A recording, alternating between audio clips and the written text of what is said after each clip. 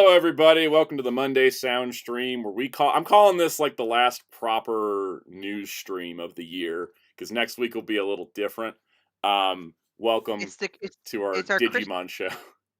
it's our Christmas dream. It is our If you want Christmas to count stream. it. I It's will. also it's slash my birthday stream because people don't know my birthday is on Christmas. Yes. So my Christmas gift is Digimon news. So thank you, Bandai and Toei. Yeah, it was funny. We have a plan for a Digimon tier list that Ryan made like a month ago, and At least beginning of this month. it He get keeps delayed getting waylaid by the news, right? Like, oh, we got corporate mergers, we got this, we got that, and this week it was waylaid by Digimon. and Jump So, Festa. also, happy early um, birthday, Master Ben. Um, yeah, so that must. No, check. No, check. My birthday doesn't suck. Birthday. I mean, like back in the day when like we did have the big parties, I got double gifts. But nowadays I just get money, which is fine because my whole family is now all over the world now. And such like I don't mind my birthday being Christmas. It honestly it makes it more fun, honestly, for me when my birthday's on Christmas because it's one of those Hmm. like it's one of those like it's like for me it's like a checkpoint. I mean, I know birthdays are checkpoints, but like to me, like for me, it's like Christmas being on my birthday being on Christmas is like one of those like, oh, I had something to look forward to the end of the year scenario like that. Heck yeah, and it's kind of fun too because you get it in the time of year where you can get time off work a lot easier too. It's not like you have Yeah, to. no, yeah, Yeah. yeah, definitely. Yep. um, no, Veloquence, definitely. we will discuss the Ghost Game Blu-ray chances for North America later in the show because there's Yeah. surprisingly news about that. But yeah, so I just want to like lay out the last couple weeks of the year for everybody on the channel because this party train doesn't stop. I can't get off Fir- of it. First, Um, first off, I'm sorry your Sentinel's not like causing damage in the background of your bed there. I thought about it, but like it's balanced, but like on soft material, it has a tendency to topple. I don't need that stress. How is are you gonna do a shore on it? I'm assuming. Yes, in fact, that let me go over what's going to be on the docket this week for everybody wondering. We're still doing a full week of videos because I don't slow down. But on Are we gonna get the return of the Aquaman Christmas special? no, I did something different. So what I did was for Tuesday's short will be the Sentinel, the made to order Sentinel. Wednesday's video is a sponsored video, and it's not going to get early access because it's a sponsored video. Sounds move up in the world. I have a video sponsored, so that'll be Wednesday's video. On Thursday, which is Christmas, there will be a short, but I'm pulling the trick I pulled for Halloween, where I made a video on Halloween that's Halloween themed, but still could work any time of the year, so that way it keeps it evergreen. So I did the same thing. So I reviewed the Batman Returns McFarlane wave for Christmas, since it's a Yeah, Christmas I mean, movie. it's a Christmas movie. Yep. Speaking, do you enjoy Fortnite just dropping Batman Beyond out of nowhere? I literally like forgot to even check if my bank account had money before I bought my V-Bucks and bought the Batman Beyond skin. I I tell luckily you, did because I've been managing my finances. I tell you, like Epic is after me and my partner's like wallets because they Mm. had the big Ninjago update early this month. Then they decided to add Bleach to Fortnite, and now they add Batman Beyond. They're like after my wallet, they're after our They're after wallets. me I too swear. because like they're dropping Batman Beyond and there's like a Sabrina Carpenter skin dropping sometime Oh yeah, soon. yep, So I'm just yep. like, okay. And the rumor of One Piece keeps lingering over me like all the time. I still find funny that One Piece hasn't gotten in. Like you now got Dragon Ball, Naruto, Bleach, and like Kaiju A, My Hero. You got all the big shonen stuff, but One Piece not yet. Like Yeah. I'm not sure just looking for.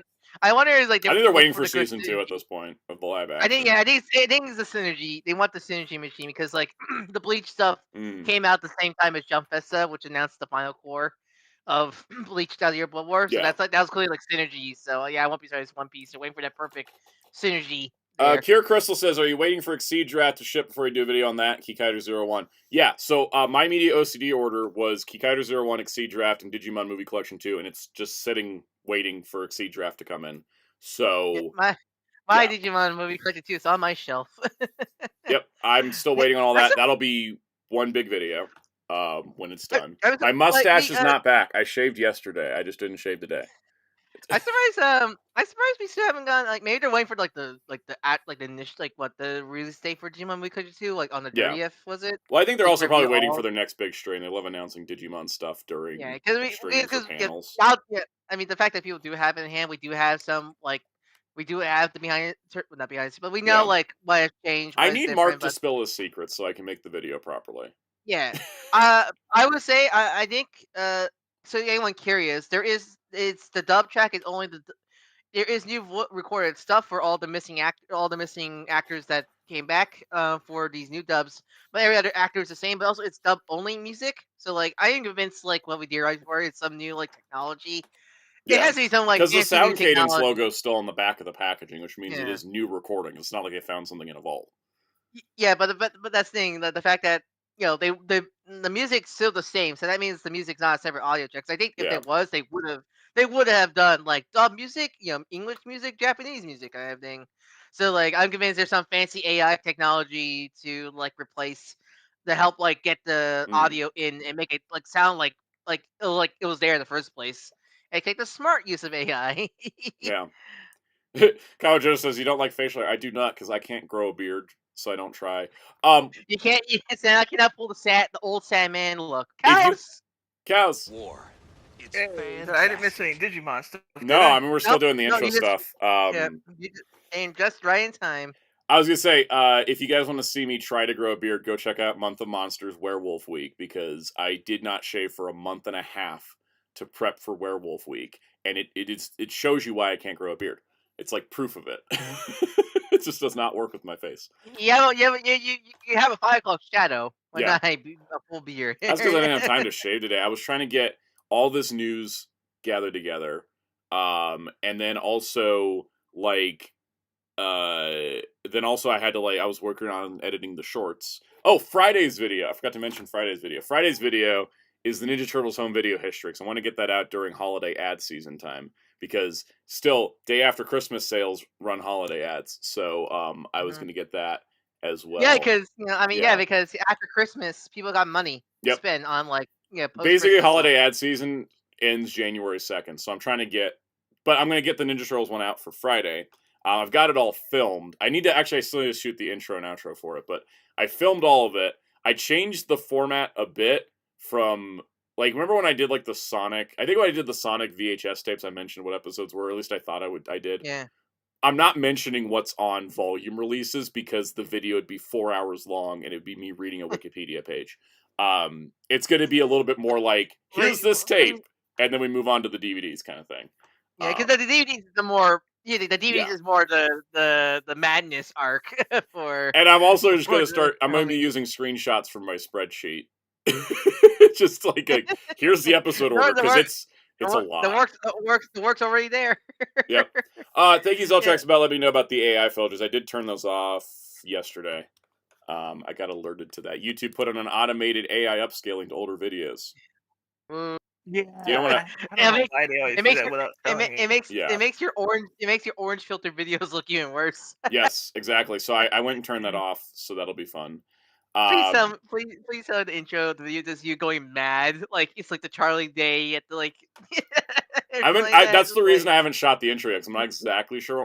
It's gonna be a comedy bit for sure. I just haven't exactly cracked it yet. I'm probably gonna do 4 or 5 takes on different gags that are running around in my head. You need to do a gag of for the 2012 for the 2012 section. You have a gag of you holding all the individual volume releases. Oh, I already got that in there. Because I have to because I have all the volumes for 2012 except for one of them that I didn't even realize existed. But yeah, no. So it's there's the 20 basically it's going to be every single movie and show for Turtles and every single release. Thank God you already did the work for 2003. Yep, I did reshoot it. I was originally going to reuse the footage, but I'm doing a completely different visual package for this one, so I just reshot it. But I had all the research already, so. Oh yeah, I think I do like a classical I remember that time where I looked through all the board. It just it goes like a trend I thought about doing it, but then I kept watching back my old footage. I was like, nah, I need to do this instead. I was just I wanted to kind of change it up, make it more consistent. But there will be a lot of sections in the video where I'm like, if you want more details, go check out this video because I don't really want to go through re-reviewing the four. every set that I've already done I mean, videos on. you just reviewed like the Arrow video set Yeah. and such like that. I'm just going to be like, I think when I filmed it, I was like, it's great. If you want more details, go check this out. It's to give you a Here's the history. It's not like a series of reviews. I went a little bit Here's- deeper on the 2012 complete sets. I never did a video on it. So Here's the Paramount 87 set. I drew myself insane. Hot Rod Shot said, thank Uh, you so much for going through the effort that you do to make all your videos. If no one has told you, it's much appreciated. Thank you very much. I spend a lot of hours on these things. Yeah, we're good. I Can't wait for really you to- appreciate hearing can't- that.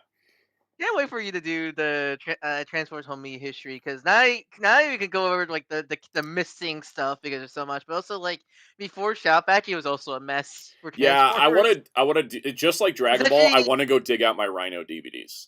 Yeah, because the Rhino, I want to dig out my know Rhino stuff before doing I that. feel like the history of the Rhino set is now not lost of time, but it's been so many years since Like, the Rhino people set, I don't think- realize that Rhino Beast Wars replaced the sound effects. That's not even listed on the TF Wiki. Yeah, like there's been so long that like it needs to be like like a full like nice Yep. documentary of like Or the fact the- that the Rhino Beast Machine set had 0 changes to the video and audio, which is unlike all their other releases, and has so many bonus features, and none of them made it to the Shout set, that I never bought the Shout set for Beast Machines because the Rhino set was literally perfect. yeah. Or like was it G1? They tried to quote unquote fix the animation errors, right? Yes. I remember right? It's I'll have to get into the whole thing when I do Yeah, the video, but yeah, that'll be an interesting Yep. video for sure. thank you, Jamie's World, as well, for appreciate the work. It's a lot of work sometimes to do these videos. Like the Ninja Turtles one, I had to do 2 separate research sessions to get all of the info together. And that was because my eyes were burning out of my sockets after looking at Ninja Turtles Laserdisc releases. Question about because this could be also because I don't think sadly this could be its own video, but how's G.I. Joe homie history? Could that easily That could be its squeezed own into a- video because Okay. Rhino's Okay. G.I. Joe DVDs were like the complete opposite of the Transformers ones, and that's really funny. Okay, because I thought it'd be like, Yeah. because I'm not sure how well that will do, so I thought you could squeeze into the Transformers one, but if The that's the Transformers case, gonna be packed as much as it is, because Yeah, like I have so to talk, I mean- because I can't even just go like, oh, and then Shout released Headmasters. I had to go like Hasbro required them to call the cassettes Use the deployers. or use all the U.S. terms, Yeah. like all the U.S. yeah. I guess if that if that Transformers G.I. Joe movie is alive, I guess that would be the perfect time to release it. I guess Maybe we'll see. Star Wars Hub video history. I'm gonna hold that off for the 50th because Yeah, and also like there's still things that could change because we're Yeah. still having that whole like what the original stuff is coming back into theaters. So, right. like, That's why I want to wait for that because it'll be more interesting. Because a lot of people have covered Star Wars stuff. It's like if I talk about the original trilogy theatrical versions on DVD being rips of the Laserdisc, well, there's like 7 videos I've seen on that. So like Is I there have to still- kind of come up with a new twist on it. I'll be the only person that there- talks about the Star Wars Resistance Season 1 DVD that came out and they never made a Season 2. Yep. You know. Is there a big Star Trek Star Trek event you could do a whole media history for Star Trek? Next year's the 60th anniversary of the franchise. Oh yeah, that's perfect timing, Yeah. honestly. Then, I want to go. I need to dig out the DVD sets in the big plastic cases. but yeah, because that's I from what I remember, like Yeah. from following some people, I remember Star Trek home media stuff was a bit up and down from what I heard. Star Trek Home Media history would also include a whole segment on exclusive bonus features. Oh yeah, I imagine that'll be a lot. There's a whole page yeah. for it on Memory Alpha because of that. So I imagine that one won't be that hard to research because knowing Star Trek fans, they're insane. So like they keep track on stuff like that, knowing them. Yep. Blade Raider, we will talk about the reboot news in the entertainment section because that was a big deal. That was a big one, yeah. What else? Okay, so for the rest of the year, for next week, it's Comic Haul and Blu-ray Haul. Gotta go chill out and just do haul stuff. It's like big push this week, because I'm almost done. I got sponsored videos filmed. The Turtles video is 90% done filming. So tomorrow is just going to be like I'm gonna go film those last couple things and then just edit all day because I've already got all the images for the Turtles video. Which, by the way, did you guys know there was like 78? I think VHS tapes. I don't remember if that's the exact number, but there's like so many VHS tapes. How many art errors do you know as well doing the editing for that question? I don't know, but I'm not going to even point them out because I don't want to spend time. I'm trying to make that Turtles home video history like a nice 30-minute like video. So we'll see. We'll see how it But goes. I mean, you gotta do the costume like I do. Get every work done, everything you get the work done, so you can relax. Pretty Mhm. much. My plan is to get everything done by the end of the day tomorrow, so that I can just take the rest of the week off. If I have to work a little bit on a Wednesday, I will. But my idea too is that as soon as the Turtles video is done and uploaded, it's going out to channel members. But I'm gonna put it. It's Christmas. I'm gonna put it out to all channel members. Like everybody gets it, all tiers. And that'll be just kind of like a little Christmas bonus. Like once it's done, if you're a channel member, you can get access to it immediately. If not, it'll go up Friday at 2 p.m. Eastern, like usual. But then there won't be early access for the sponsor video because it's a sponsor video, and I got to put all that together. I don't have to send it for approval, but I do need to make sure it's all cleared and checked. And it's because it's a sponsor video and there's certain like links involved with that. I can't put it out early, or else it just Yeah. breaks the YouTube format. So I got to Yeah, wait for that yep. to go out like public. So that's the always- cool it- part. And then That's you the get only that thing little, about little disclaimer there, right? It says Yes. this video contains sponsored. Yeah, I got to make sure I tag like this. I got to put in my. There's also like I Yeah. have an affiliate link for it, so it's got to go into the YouTube shopping Yeah. tab, and I got to wait for that to get Yeah. approved. So all that good Yeah, you stuff. need, yeah. Sponsor stuff is cool. When you get sponsored, it's always cool. But there's also, but now, which understandably, they need to get a lot of make sure things are like A lot of red to- tape there. Yep. Yeah. Lots of red tape. So that will be that. All right, let's talk about last week on the channel. Because Hellfire asked how the Metroid video did, and I think it'd be fun. First of all, we're at 32,000 subscribers. Hi, everybody that's new. Thank you. I appreciate you guys. Don't worry, Muteki. It's not a fake land sponsorship. It is. It's a legit company, and also even related better, to the it's channel. relevant to the channel. Channel, yep. Yep. It's not. This channel is sponsored by Factor 5. What? Exactly. Welcome to another episode of Cooking with Soundout. Just so you guys know, if I accept a sponsorship that feels completely irrelevant to the channel, they are paying me up front. Just so you guys know. If you were to do a food sponsorship, like a cooking thing, will you either A, do like cooking with Scorpion, or B, go Swedish Chef? That's a good question. I'll figure that out if that ever comes up. All right, so 32,000 subscribers. The anime prices video doing very well. Very good response on that. People in Europe were there was somebody from Germany who was like, and I thought anime prices were bad here, but what the hell is Aniplex? Oh man, I love that video. Just math the video. Yes, I love it. I think, like, math the video. That took me like 3 hours to calculate all the math and everything. It was a lot. I want to double check because the one set I saw you didn't mention because essentially how cheap it is compared to every other set is Dandadan released by G Kids, because that set is like 12 episodes for like $20. I've seen it go down. Yeah, and so that's the thing. I was going to use Dandadan, but then Crunchyroll had it on their holiday sale, so I couldn't get the average price. I had to fudge the Chainsaw Man because I internet archived it back to look at the original price. I was like, wasn't it $80? I was like, okay, yeah, it was $80 because they had it on sale for $70. But I really wanted to use that as one of my core examples. But there was other stuff that I was gonna use, but then it's like, oh, it's on sale. Oh, that one's on sale. Yeah, and I didn't want to do that. I didn't want to do sale price. I wanted to do what was the average price they're normally selling it at. And because so I'm not sure it's the sale price, but like so the limited edition for Dandadan, like collector edition, is like $55. That comes with like stickers, art cards, 32H art book, and I think like one of those nice cardboard boxes, and just the standards like 29. I've seen it go down for 22 at like Walmart. So like that has to be like like from at least doing the math you did, I think that's like one of the cheapest episode, like cheapest like episode per, like $1 per episode. I think like it's even cheaper than like I think the others two probably cheaper because that is literally like but it's still a like repack. I think it being a repack also makes it cheaper too. But yeah, but still like that. Like when I saw that on season 1 being so cheap, I'm like, how is this possible? Like how is this one so cheap? Like that's why I also didn't include like anything from Mill Creek because it's like that just starts. They're meant to be cheap, right? they're meant to be the budget company. Yeah, and so like that's why my G Kids example, I ended up going with Arcane because it was a Netflix show, so I could relate yeah. like how its price scaled with other Netflix shows, since that You, was you should. kind of our topic. Honestly, a follow a fun follow up could be the a tokusatsu version of the I could video. do a Like Toku one of this; it'd be really funny.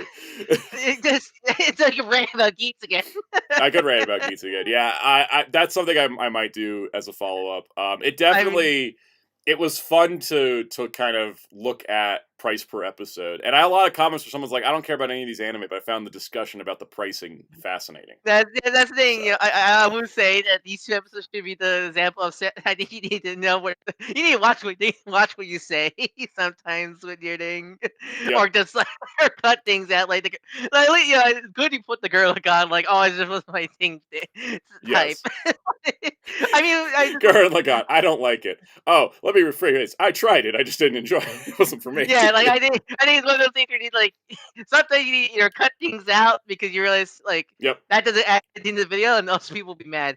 I mean, I find it funny with the Because with that one, commenter. I was like, I went back and I was like, I filmed like the cover my ass moment just to like in case, and then I was like, oh, let me see if I could cut it, and then I couldn't because I faded right It was, out. So yeah, yeah, that's the classic case of you know, like, I think it's such a weird thing with that one where you didn't yeah, give your opinions on the other stuff you haven't seen, so it's just like that was just funny. it I was mean, with just the that one comment, because it's just because like the price irritated me, yeah, I think yeah, the price, and yeah, that's what got me. I was definitely. like, I don't even like this show, and I hate this price. That's the kind of thing that happens.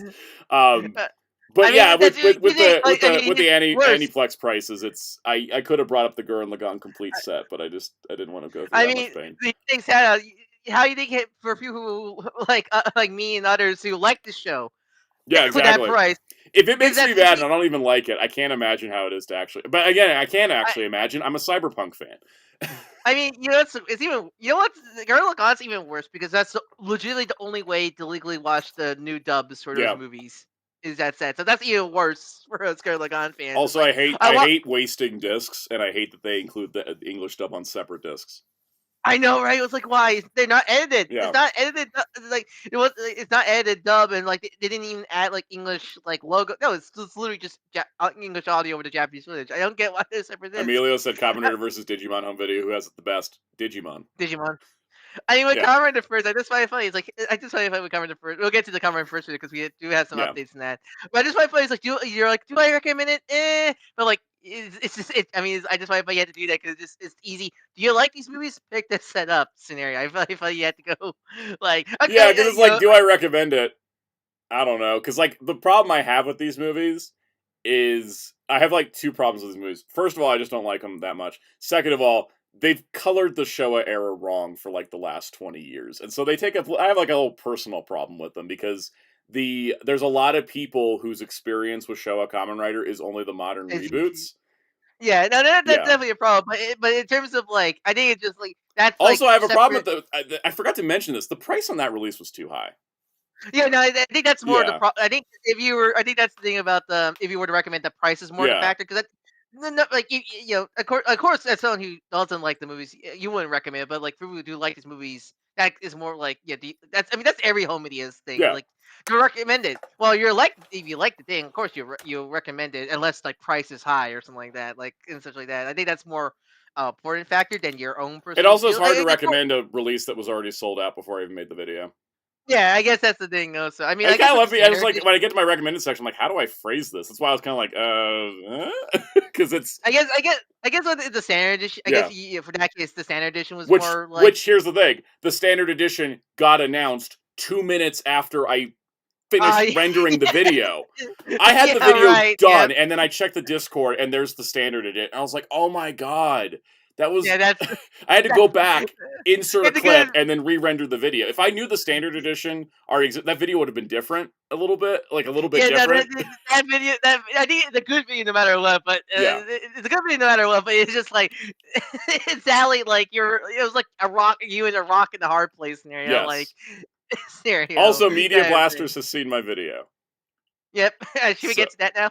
I mean, we'll get to that. Like, I do want to touch on this. Like, two people from Media Blasters commented on this. So First of Well, all, one officially, one was a contractor. yeah, one was the Contractor. contractor who worked on the bonus features for this and the trilogy edition, and mentioned some things. Go check the comments. I pinned it. It's in the comment section of that video, and I pinned it. Now, and when we were talking about, because a lot of people were frustrated with the way that Media Blasters tweet stuff out, and so the guy who owns Media Blasters, who runs social media accounts, John Cerabella, commented on my video and wanted to say sorry for the lack of communication. I think his exact words were, "I'm the old man that runs the Twitter account, and I'm not the best at it." And I really appreciate the fact that he commented and responded, and not a. I'm not going to say anymore because there's some other companies that did not take it as well. But with Media Blasters as a company, he's like, this is not Media Blasters so much as it is me for the communication. I'm going to, try to be more professional and work better. And like he tweeted out, like pretty close to when he saw the comment, like a much better description of like what happened. And he was talking about, that they're looking to fix the one subtitling error for the standard, but there's no guarantee of that. And they're trying to like find some solutions because I don't want to like dog a small company because they made a mistake, but the frustration comes through when you're like, all right, I think like the thing I've never have a problem with if there's like a problem with the release and people mention it and a company's like, sorry about that, and we can't really do anything about it. Like that's not a problem. It's the way that they responded left a lot of people, including myself, very frustrated because it wasn't the straightforward like apology response. It was like the communication is just and I think like Mr. Gigo is a good point. John, social media communication very different than old school sales. Yeah, the way that John Cerabella communicates online is how somebody would communicate in like the business space with selling things to people. But when you're communicating directly to the customer, you got to have a little bit line of communication. But the thing I'm really grateful for is the fact that they've looked at the critiques and the things we brought up and taken it as, oh, this is something we can work on, as opposed to like I've been, I'll just say it, I've had people that work at certain companies blame me for the problems that they created, as opposed to trying to figure out what the problem is. But I feel like Media Blasters, from all sides so far, I feel like the message is received, and I'm hoping that going forward it's going to be better. Like that's the thing. I feel like, and I feel guilty because even people in our own server are like this. I feel guilty when people go like, "Media Blasters, you lose the license." Blah blah blah. Like are they? Were they irresponsible? Like between the joke tweets, definitely yes, but like Tokusatsu's done the same thing, and we've ragged them for it, but they've never changed. I feel like with Media Blasters, they at least are listening. Yeah, I feel good. Yeah, I feel bad when I see stuff like that because I think like overall the quality. Yes, there are unfortunate, quality issues. Yes, definitely. But like I think especially with Media Blasters, they feel honest. I feel like, and like even though they're even if John Cerebell's a little irresponsible, but on the social media side, at least he got the message. I feel like he understand what went wrong. Whereas I think that's the thing is like we don't really have. Toku, that's it's the classic big white company versus small company thing. Yeah. We have a person, we have a the fact that John Cerebell's we have someone, we have someone that we like it's not a faceless corporation with media, but Tokusatsu slash Shop it's pretty like even though like it's sort of a faceless company. I know we know some people in Shop Factory, but it's practically like it's a big company. And they just got absorbed into another company, so now they're just part of it. They're just a cog now in a lot of ways. Yeah, where Media Blasters is pretty much the old is a small independent company that managed to get big licenses, and that's what I mean. That's and why it's a better response than Cleopatra Entertainment. Thank you, Mutaki. yeah, definitely, and that's why I feel bad when I see like people in our Discord get like really angry at them, which I get why, but also, I understand. I understand the frustrations because, like, I mean, I put my own frustrations into the video because it's just because I'm trying to cover things and I'm trying to get all the information correlated, and then when I don't get the information, I'm just like, could you just tell me what's going on? And I think that I'm hoping that with the video and with with John at Media Blaster seeing the video and commenting, I'm hoping that this is like it's opening a path to make this better for us. Well, here's the thing. Essentially, over the last week, I have I got John has a lot more respect for me, because the fact he did own up to his mistakes versus other Mhm. I'm not sure yourself, but I think it was Larian. I think it was like the Larian, the company who made Boulder Gate 3. They got in a big controversy of using Gen AI in their concept art, and of course that caused a lot of people being really angry at them, reasonably so, Yeah. because they want rewards and all that stuff, and the thing is, the guys in charge of Larian were like doubling down on it, and when a lot of people getting shit for them, rightfully so. They were acting like a high school teenager, where like they black out their Twitter banner, change their icon to like a little sad dog, and like their bios like need to take a rest or something like that. Is like you're like that is so immature. It Like is. you're acting like that is like you lose. I lose respect for when you do stuff like that. The fact that you're doing like something like a teenager would do is like you're supposed to be like this grown dude in charge of this big company that won multiple awards, have like a high selling video game. You're acting like this. Like I lose respect for Mm. that because that's not how you should act. John Ceribell had like owned up, apologized, and stuff like that. Like that, that one he earns the respect for that because he Yeah. owned up to what happened Because I and feel stuff like like that. when you have your fandom mad at you for something, you have two ways to approach it that are effective. The first way is to apologize for it and keep it simple and short and sweet. Sometimes the long apology videos never do anybody good. It just opens up the conversation to extend too long, or you just don't say anything. I think doubling down is one of the worst things that people can do when they're being called out for something, because it means that you're looking at a large group of people saying something and saying, I don't care what you have to think. And I think that's absolutely the worst thing. Like, if you're just like, this is how it was, I don't want to change anything I do, it's better just to stay quiet instead of trying to fight everybody over it. Yeah. Because then that's just like, it's playground tactics. Hmm. And it's stupid. So It's also I just will commend it's Media also Blasters and especially John for commenting. Like, John could have seen the video and ignored it, not said anything, but the fact he did comment puts confidence in me that as a company and as people making stuff, like they're looking and they're paying attention and they're looking to do better, and I'm excited to see what they do. I'm really excited. Their Garo stuff coming up, they sound really excited to be working on that, and I think that's a good path for them, and I'm looking forward to it. And naturally, of course, I'm going to give my honest critiques if there's any issues with the releases. Um, and if that's and I just hope the communication's better going forward. And I feel like we've gotten to a point where it's like, the message is received, and I think that's where going forward it should be pretty great from here. I feel hmm I've good feeling about the interaction, so that hmm is good to I hope see. I hope well yeah, I think like again, I think that's what helps us. We know people in Mia Blaster, they're human. We know that there's like we know they have seen all this stuff, and so hopefully they learn and do better. Versus Mhm. when Scout Factory screw up, who knows if they learn or something like that, or Mill Yeah. Creek. They're very much like Oh, giant corporate, or we know they're Milk giant Creek. We corporations. know Milk Creek didn't learn any lessons. Yeah, no, yeah, because they're faceless companies. They're Yeah. just like we release product and stuff like Yep. that. Mill Creek Discotek, even like because I even like compared to like Arrow Video or Leno Colbert, I even feel like Mill Creek and Discotek feel a little more home ground because I think a lot of those people working in those companies Or were Media Blasters are and Discotek. fan. Yeah, Media Blaster and Yeah. Discotek are fan. Like not saying Lena Colbert and Arrow are not also fans of the industry, but like Arrow and Lena Colbert feel a lot more corporate. I don't know what's the best way to describe it, but like they don't They're feel bigger like companies because Discotek and Media Blasters, most of their work is done through freelance contractors. yeah, and Whereas also like like they're a lot. Kino and Arrow and Criterion are like set salaried teams. Yeah, like yeah, I think it helps when you actually know who's on the both company Yeah. side, and we know that a lot of times they're usually fans of the stuff. I mean, like Mark from With the Will is literally a member of Discotek, for example, like that. Yes, but So he's we not know even in like he's not even a full time employee at Discotek. He's a contractor. yeah, Yeah. he's a contractor, but yeah, that's And it's not even that's for Discotek, it's for Media OCD. yeah, yeah, Yeah.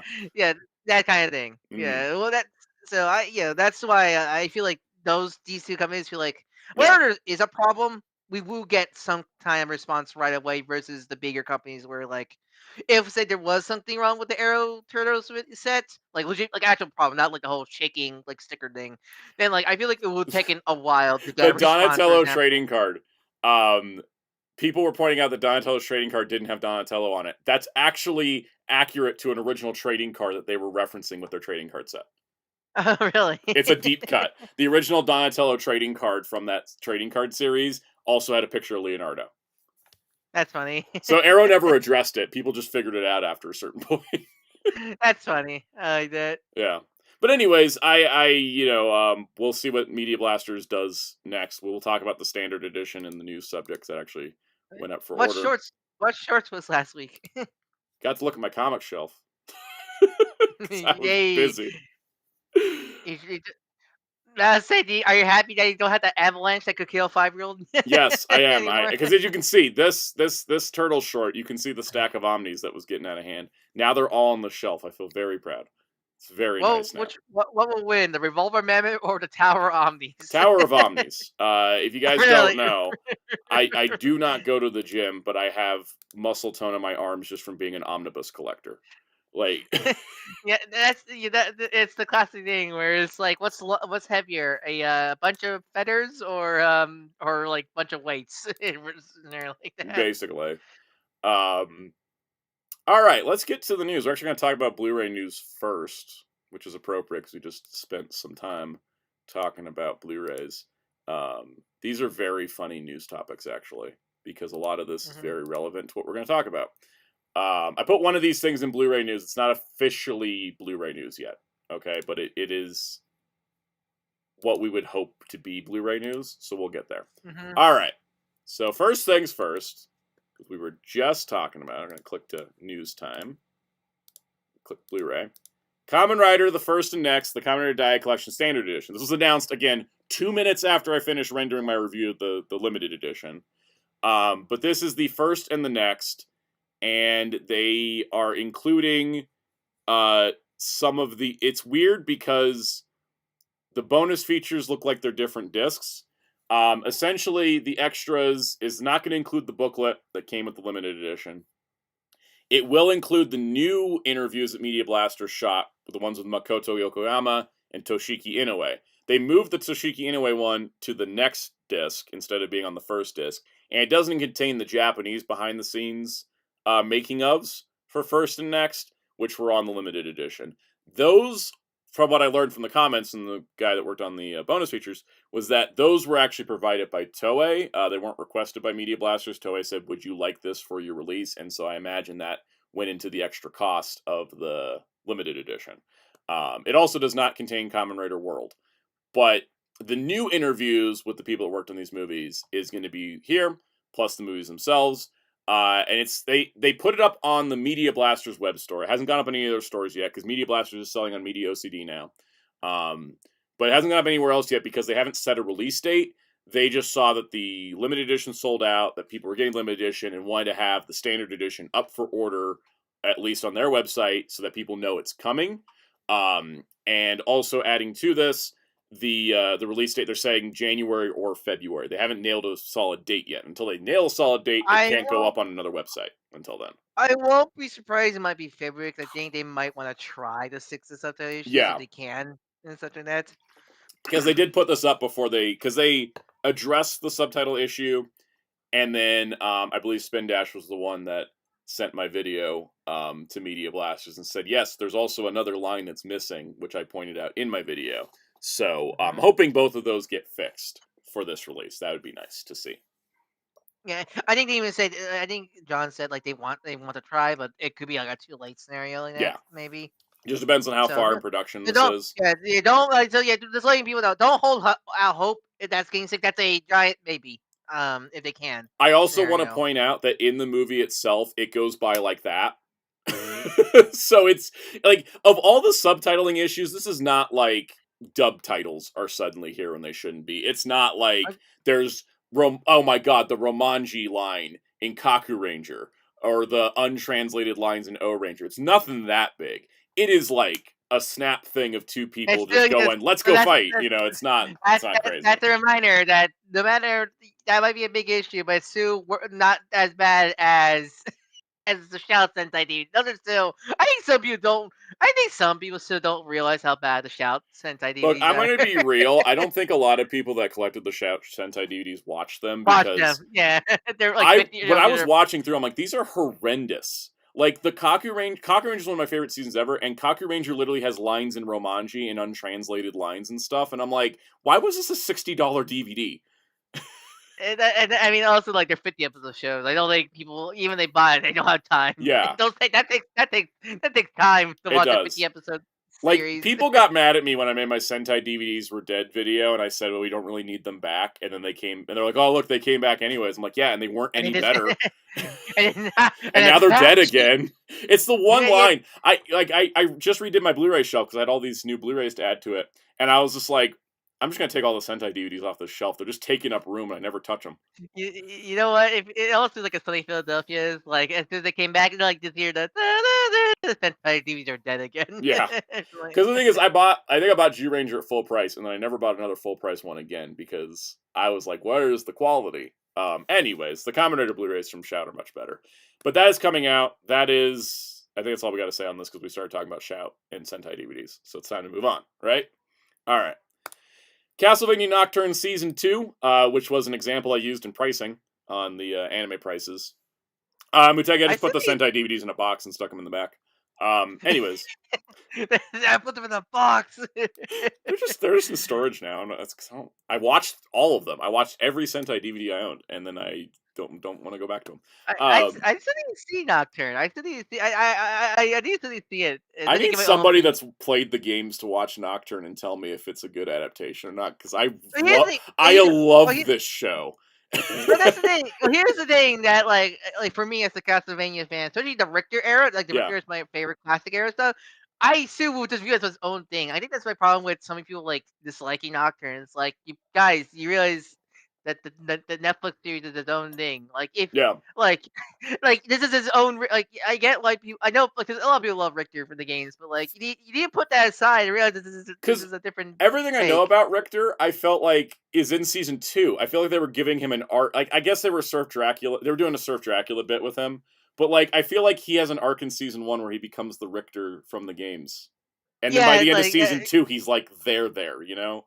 I think I mean that's the thing. I think some people like they just I want the Richter nails scenario like that. It feels like I said but I heard like such what you told me and just from clips I've seen. Like I think I'm a fan of the Netflix series, especially season 2 and 4. So like, and I think I'll probably like not because like Nocturne for me, I could throw the entire original Castlevania out and only have Nocturne and be a very happy boy. I mean, that's the whole point. Like that's the whole point of the whole Belmont. You could literally you can watch any like you can play any Belmont game and without playing the last one because they're meant to be self-contained stories. Yeah, because for me, like also here's another thing to take with Nocturne as well for people that watch it. When you watch it, if you just watch season 1 on its own, you're just like okay. But then when you watch season 2 in conjunction with season 1, it's like. Yes. Yeah, I think that might be. It definitely has the feel that it was cut in half by Netflix. And like I wonder, is this like a Masters Master Universe Revelation Revolution? That's thing what it feels like. Where it's like you can tell there was a cut in the middle that wasn't planned in the writing process. Yeah, because that's the thing. It's one of those things where like with Revolution and / Revelation, like if the show did not get cut, would it had that stupid outrage when it came out today like that? I don't think it would have because when you see the whole thing, you're like, oh, I get it. Whereas with I think it's the same thing with Nocturne. You know, like I feel like if you watch season 1 and 2 back to back, like you're like, oh, you know, because it's sort of like a bunch of stuff in season 2 pays off a bunch of stuff in season 1 that didn't like quite make sense on its own. And then when you see, and also I don't know if they're gonna make a season 3, but like it felt like a conclusive, like everybody had a beginning, like every main character's arc went across the whole thing. Because I'm assuming it's like Ronald Blood. They've defeated Dracula at the end of season 2. So the only thing they would have done next would have been actually I don't think Dracula showed up. Okay, there's his own thing then, because that's the thing. Because I don't think it'll work because like in continuity wise, next thing would be Symphony of the Night. Yeah. But like, but Matt, if I'm assuming if Nocturne's different, which actually, no, it has to be because the way how the original series ended, I don't Symphony Night can't Also, really happen the the whole same. thing takes place in and around the French Revolution. Yeah, and like Yeah. in Round All Blood and Symphony of the Night, it's kind of just a big old timey play, like old Mhm. time. Like they would have a date, but there's no like reference to anything more surrounding it. Oh, So I also, don't. I remember this show. That's the thing, is I want to know, like, from a Castlevania fan, if there's stuff that doesn't work about this show, because a lot of the criticism of the show got completely drowned out by the grifters complaining there was black people.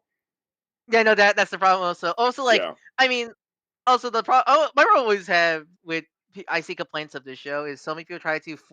It's got my problem. It's my problem with media literacy nowadays, where anybody hear clips they think MCU dialogue, and like, you Not know, that like, Richter Belmont has a legacy of his family of yeah, cool badasses that fight vampires, and he's heard legends of them the whole time, and he feels like, oh man, I got to be a cool badass too, or else I'm not worth anything. yeah. It's a character flaw, I am, it's yeah. not a, it's not I'm getting so it's not a sick of. writing tick as much as it is a character flaw that he has to like I overcome. I am getting so sick and tired of like MCU dialogue criticisms. I think Metro Prime 4 broke me with that. I think that's the Especially final straw because with. every time I see people throw that criticism, it's never like the MCU doesn't have dialogue like that. I'm always like, tell me, show me the MCU thing that you think they're Like, what written is like the this. example? What is the Yeah, example? And it was and like I feel like if it's either a Josh Whedon movie or Thor: Love and Thunder, and that's only if that's the case, that's only 2 movies yeah. or something like that. And the thing Uh, is, I think like the thing with Castlevania Nocturne is that like I just really I like the characters, I like the setting. I actually think the animation is a huge step up from the original Castlevania.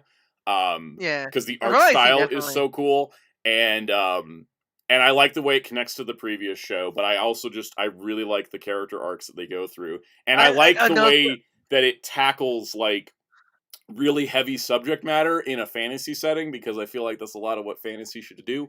Um, Also, yeah, just something to realize that the games that the first series and this series are based on are old 8 and 16-bit games where story was a big thing. Big thing. Rondo Blood's fun, but mm, like the story of Rondo Blood the way of Rondo Blood is pretty much classic shonen, 90s shonen at the very least.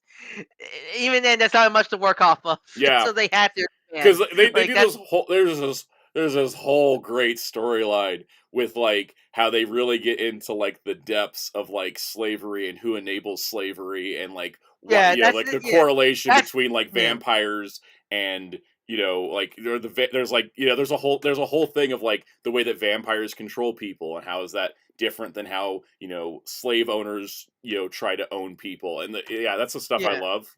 But Yeah, it's like I totally get it if it's not like stuff from the games and people don't like it. I totally get that too. well, I Um, mean, I think it's when it comes to adaptation like this, yeah, and I think it'll be the last thing I'll say before we go to the next thing. And when it comes to adaptations, when your source material doesn't really have much to work off of, then I don't mind when they just do something new. kind of like how I Castlevania wish the 3. Mario movie would have added literally any layers to the Mario Yeah, universe. that's the thing. Like Castlevania 3 and Rondo of Blood doesn't really have much story besides beat Dracula and such Yeah. like that.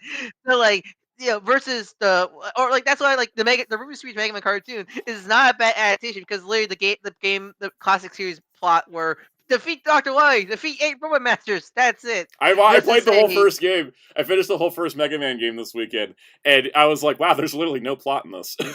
yeah Like versus the a cartoon had a lot to yeah. work with. Yeah, Yeah, and even then, like it's not even. It just like this, classical like Saturday morning defeat the bad guy superhero thing. yeah. Like it's not that hard. Versus say like the Darkstalkers cartoon, where there was actual like lore and Lauren, story, yeah. really story for Darkstalkers at the cartoon. Like that's like to me when like when there is stuff that the adaptation could actually expand on, Mm, and no, that's when it's a bad adaptation. But when it's just super like go hard, go wherever you want. Just like build upon it and stuff like that. And that's mm, what the Castlevania Netflix series does is and stuff like that. And again, it's the games they're basing it off on are the ones that don't really have a story versus like the Metroidvania ones, for example, yeah. and such.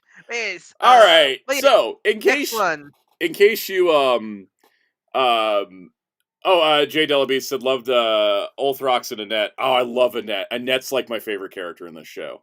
Oh, she's like the Yeah. coolest.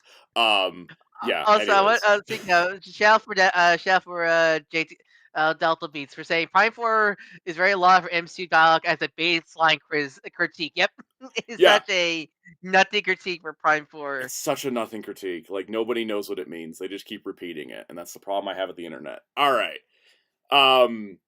So, in case you go to next month's Gundam double feature screening, you watch Gundam Wing Endless Waltz in 4K with the English dub, and you're like, wow, I'd love to have that experience at home. Crunchyroll says, too bad.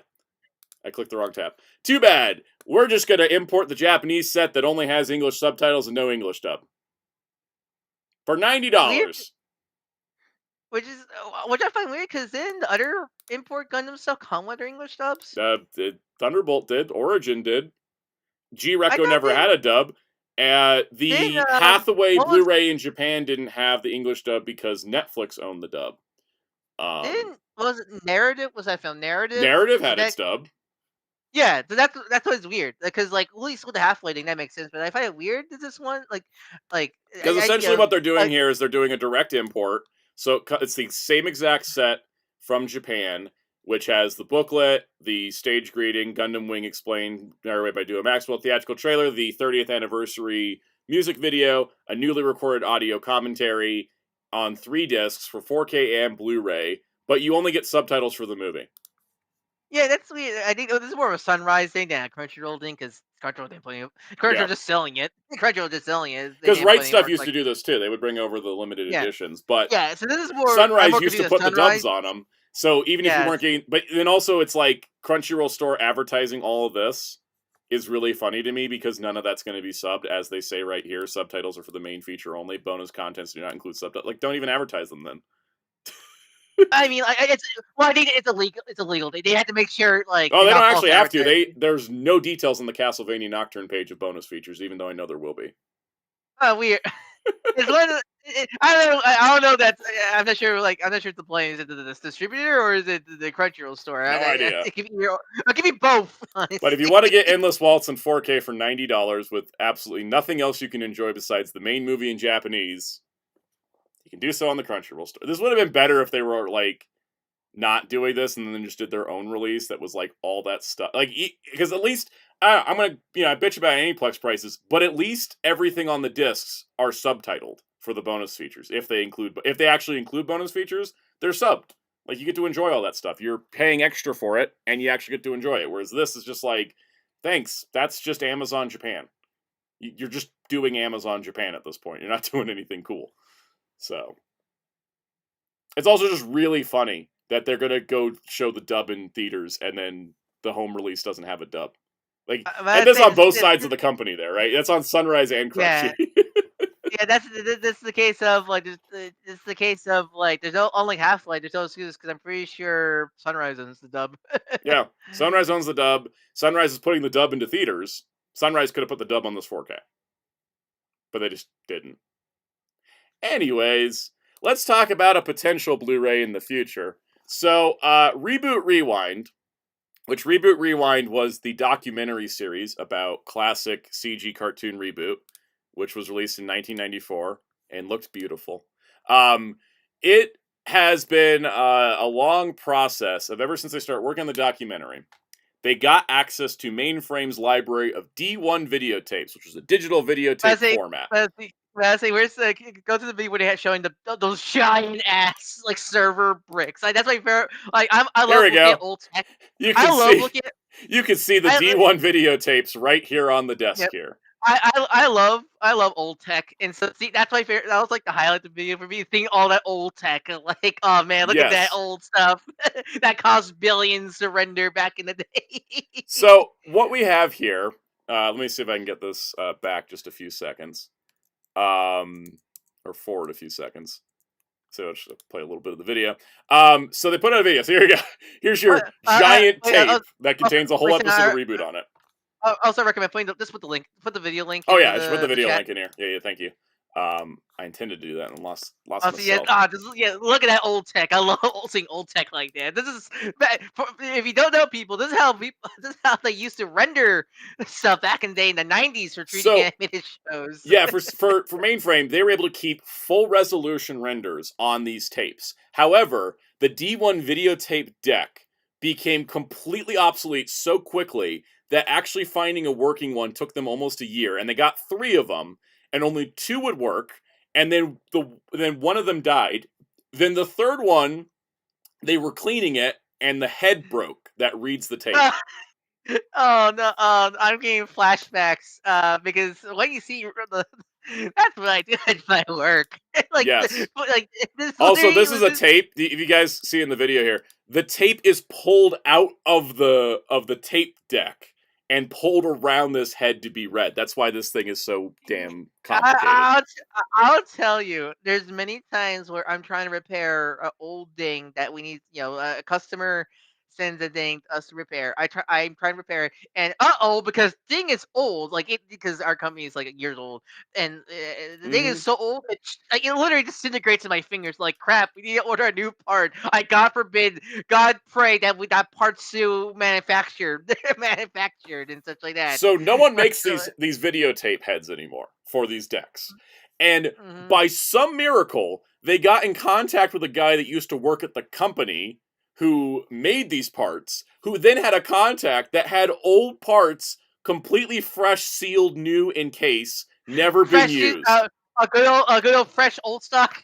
Fresh old stock, and they sent it to them. So now they have 2 working machines, and they're able to transfer tapes a lot quicker. That being said, transferring the tapes does result not in a perfect image loss. They've transferred every single episode of Reboot. However, they're not quite done because the post-production process means that they need to clean up the digital noise. Not everything transferred exactly because it's still tape. Tape degrades. And they've been doing a lot of post-production work. So there's They're technically making a copy. They're still making a copy. Yes. Technically. So and when you do that, there's gotta be some errors in it. So it's gonna take take still a while to iron things out. Absolutely. Like that. And now that my face has turned green with a shot of Enzo, you can kind of see how the original video footage that we got off the DVD was very fuzzy around the edges. Soundout12 got pelted by radiated Yes. gamma ray. I am now Enzo Matrix. So anyways, you got the you can see like the edging is not super clean, but now it's sharp. It's sharp there. It's so good. You can also now see the polygon clipping Yes. they used to do back in the day. And so basically, they've been working on this for months to years. I think they've been working on this project for like 2 years at this point to be trying to restore and remaster Reboot. And they got like 1 full episode done that they put out on YouTube. They did a whole documentary on the series. Now they've been working full time on this. They said they've gotten more done in the last 3 months with these new tape heads than they've gotten done in 2 years. That's the thing. Once you have a thing that helps the process twice, that automatically speeds up the process. Because when you have one machine, because I imagine because it's old tech, trying to copy this stuff takes forever because these are old machines. These are old machines. They don't have the chips in such a modern day PCs that make this stuff faster. Because that's the thing. You think rendering stuff takes forever now? What was it? I think once, not even like a full minute scene. I think even like a 30-second clip back in the day, full HD takes like 24 hours. I'm pretty sure to render. Yeah, render it. And then after they render it, they have to go back and fix errors. They have to rescan some of it. It's a whole process. And you can see a shot of Megabyte. Those season 4 is gorgeous. Look all you can now really appreciate all the texture work on in the bump map. The texture and bump map work on the model, really I can't Reboot wait was for 48 episodes for everyone wondering. That's gonna take a lot. Yeah. So they've officially said they've captured one tape of each episode so far, and they've also been going through and they've been working on getting like promos and extra animations that were made for affiliates and commercials and all that stuff. They want to transfer everything because they have tapes of everything. I forget Yeah, did the reboot video game have any cutscenes it did. from? So Mainframe I want. animated the reboot video game and 2 theme park rides, which would also be included in this archive according to the documentary where they showed clips from it. And I'm like, you have clips I've never seen before, which means you have access to something. I say I really they have those. Yeah, they could get those. Like I imagine you could include those in like Yes. bonus features stuff like that. So the current status is they don't like Mainframe Entertainment owns Reboot completely. So they've given the Reboot Rewind team full permission. Just go on, get it remastered. We'll worry about the distribution part, right? Yeah. Because I think like for example, like the Shout Factory release is out of print. It's now, still in for print, example, actually. yeah. Oh, really? Someone asked I me. got. They reprinted it like 2 years ago. Wow. I'm Yeah. surprised. And honestly. Shout still streams it, but it's still the Yeah, it's DVD quality. Yes. Yeah. I've been meaning to do a I haven't seen Reboot in like years. When they put this documentary out like a year ago, and I watched the whole documentary, I was like, I need to watch the show again. I ended up binging the whole thing again. Yeah, I want to. I really want to watch it, but so it's like I was like, do I want? I think I'm probably just gonna watch it sooner than later because again, this we're not. This is gonna take. This could be years, like I another imagine. couple years out, right? Years, yeah. But I imagine that, maybe Mainframe will be like, hey, Shout, would you like to handle the Blu-ray and streaming of this like you did before? And then maybe they work out a deal. But I think that, this is still a process of getting it finished on the remaster. Mainframe's going to work on the distribution side. Now, the crazy part is they also just dropped this little tease at the end. They have the master tapes for Beast Wars and Beast Machines and Hot Wheels and everything else Mainframe worked on. Did they have Spider-Man? Did they have Spider-Man? They didn't say Spider-Man, but they said they have tapes, and they've checked the tapes, and because now that they have these working tape decks, they can actually check more of the tapes. They have the tapes for all of the Mainframe stuff that was done. Oh, that's good. But as they said in the video, if you know anybody that works at Hasbro or Mattel or Jakks Pacific or these right holders, please send them our way because they can't do anything on those. They could hypothetically remaster all of Beast Wars, but unless Hasbro's going to let them release it, there's no reason to spend all that time and money doing so. That's the frustrating point. We know how Hasbro is with home media now. They think ain't nothing. So that's the most like it kind of like Hellfire and I we've been hitting up people going to conventions talking to Hasbro reps, be like, oh, wouldn't it be great if we could get Transformers on home video again and all that. And the Hasbro reps for the toy side are like, you got to talk to the franchise team. We don't know who the franchise team is or who to contact, and we're trying to find that out. Because I really want to find out who's in charge of the Transformers franchise team at Hasbro and send them this video and be like, look, here's money. That's the most frustrating thing. It's like I can't blame of course the design, of course the design team are separate from the people, the brand. Again, those just need an email. Something because but just we just want this is just this will make money. Like your people because I think essentially the Transformer fan base. Also, Beast Wars turns 30 next year. It's a good time. Yeah, and also the Transformers fan base, I remember they went nuts when the Shout Factory sets came out. Those were the talk of the town. So I'm pretty sure majority of those people will literally buy them on Blu-ray. Again, if they can. Absolutely, especially if it's going to be looking as good as Reboot does, right? And so I think I'm gonna keep trying to figure out who at Hasbro is going to need to be the ones to talk to get us our Beast Wars in HD. I don't know about Marvel with Spider-Man because that's Sony and Marvel. I don't know if Spider-Man would be able to do it. I need to look, because I think if I remember right, the stuff on Disney Plus when Spider-Man the animated series was on Disney Plus, it was Sue. I don't remember. I think it was Sue. Well, because the way that the Spider-Man rights work with the TV shows is that Spider-Man the animated series, Spidey and His Amazing Friends, the '80s Spider-Man cartoon, the '60s Spider-Man cartoon, and the Disney era Ultimate shows. and Marvel Spider-Man, those are all owned by Disney. The new Spider-Man, the MTV one that Mainframe did, Spectacular, and the Marvel animes are still Sony. Yeah, so I don't know who to talk to there, for example. Yeah. But I remember when Mattel's I hope Mattel's heard about the Hot Wheels movies because people have nostalgia for those.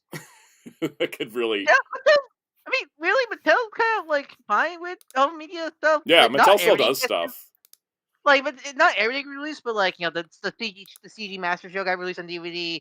I keep wanting to say Masterverse. The Revolution got Blu-rays. Yeah. I think most Barbie stuff gets to home media. So I think so. Like, Mattel's pretty okay with home media by the looks of it. No, definitely. And I was also to say, like, they did show some other clips. There was one show I didn't recognize. This one, I don't know what this one is. Oh, wait, do they have Shadow Raiders? Oh, I would love to see Shadow Raiders in HD. Yeah, so it's the same thing. Mainframe owns Reboot, but it doesn't own any of these other shows. But they have the source footage for them. Oh, who owns Shadow Raiders? No, they mentioned Jack Specific. Maybe it's Jack Specific. Because Shadow Raiders was Trendmasters, but they don't exist anymore. So I wonder. I think Jack Specific might own them because they mentioned Hasbro, Mattel, Jack Specific. I guess yeah. Damn, it's only Wheels in here because he knows the Trendmaster. Blade Raider said that is Jack's. Okay, yeah. Oh wait, Blade Raider said Jack's. Yeah, I believe it. Yeah, no, that makes sense. Okay. Anyways, this is potential Blu-ray news, but it's very exciting that they have obsolete technology, which even the Discotek people were like, I don't know if you guys are ever going to find working D1 decks. And we've gotten from they got them working to now they've replaced them with brand new parts, and they're willing and able to they feel like Dr. Frankenstein. They feel like Dr. Frankenstein when they got all their equipment. Oh, totally. Oh, totally. You can see if you guys watch the video, it's like 10 minutes goes into all the technical details on it and recaps it and stuff. It is amazing. You can see the joy. You can see the joy in this man's face as he's talking about getting these parts. You can see the joy in his face. I love how the desk setup is like loaded up with like Windows 95 and a Tamagotchi and a Toy Story VHS. It's like it's so 90s, like not just 90s like Ultraman, 90s like office animation stuff. Exactly. I mean, I would be the same feeling. Not just happy just to have the whole show, but just happy that like, oh thank God, this makes our jobs easier. Yeah, exactly. Blade Raider says there was a Trendmaster toy line called War Planets. Jax bought Trendmasters long ago. Okay, so Jax is the one for Shadow Raiders then. Yeah, War Planets is the regional for Shadow Raiders. I think it was like called War Planets in other regions, but it's the same franchise no matter what. War Planets, Shadow Raiders. Yep. But yeah, okay, that makes sense. Jack Pacific. So anyone out there is watching and you work at one of these companies or know somebody that does, start asking around because they just need rights clearances, it sounds like, and a bunch of shows could be given their time in the sun, which is not a very common thing that could happen. Go back to your old Jack Pacific email and contact them. Oh, I should. I don't know if that email's still active, but I could try. Try it. If you don't know, you don't try. Scenario like that. Yeah. So, anyways, we're gonna keep up with that. Hellfire's got maybe a lead for us. Well, we're gonna kind of work. I feel like I know. I've talked to enough people at Hasbro, and I know people that have talked to people at Hasbro that I feel like we could if we can just get the email through. I don't know. We'll see. I have ideas on how to do that actually, especially since, as you know, I live close by. That is true. Cal just walks in with on his iPad. He's just playing the video, and he's like, "Look what you could have." It's that clip of that record show clip of Rigby on top of the car with the speaker, but it's Cal's with the iPad. Yes. With HD Wars. Like, hey, we have HD version of Beast Wars. It's very exciting. I gotta tell you, like, you know, we're hitting a point where like a lot of 2000 shows and our 90 shows are stuck where they could never be HD because of like videotapes and all this. So when we get something that can be HD on an old format that was essentially dead until like this year, like the last year when they got the tape decks working, it's just insane. Especially 3D animation, because people don't know 3D animation cannot just be remastered from the master, like from just you have the masters. You need the raw files. To remaster a 3D show. Because from what I understand, a lot of the masters for 3D shows, they rendered them out and put them on a VHS tape. Yeah, because the way how HD, when it comes to 3D shows, how they make them HD, they just render them at high resolution, which takes forever. Well, when it comes this is why I wish everything was like Mr. Driller. The animation for Mr. Driller in the old games was done with vector, so it was super easy to just scale them up, and that's it. Yeah.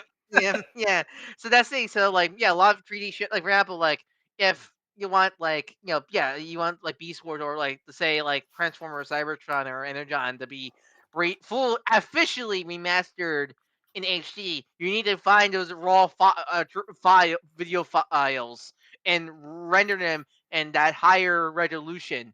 And the And who fact knows how long. Mainframe kept all these tapes despite that format going completely obsolete and them having no way of using them is just, that doesn't happen. That just doesn't happen, you know? This is one of those insane. this feels like the Indiana Jones moment, doesn't it? You found Yeah. like the lost, we found it, the Ark of the Covenant, or something like Yeah. that. It basically is. And then like it's like also if you had to like you couldn't open the Ark of the Covenant without like having a specific device that hasn't been manufactured in 30 years. Yep. Yeah, it's Which it's reminds me of exciting. a Lost Mia game preservation stuff. Like there's a story of the Mega Man Battle Network community. There was for a long time. There was a lost mobile phone game for the franchise that Mhm. were split into chapters, and this was back in the day with like flip phones, where you had to download it from a server, and like that server went down. So a bunch of the Battle Network fan base bought all these old phones with each chapter in it and tried their best to recompile them to work on PC to restore them and such as that. Like it's stuff like that, where it's like it takes a lot of time and money to get Yeah. stuff like this working and such like that.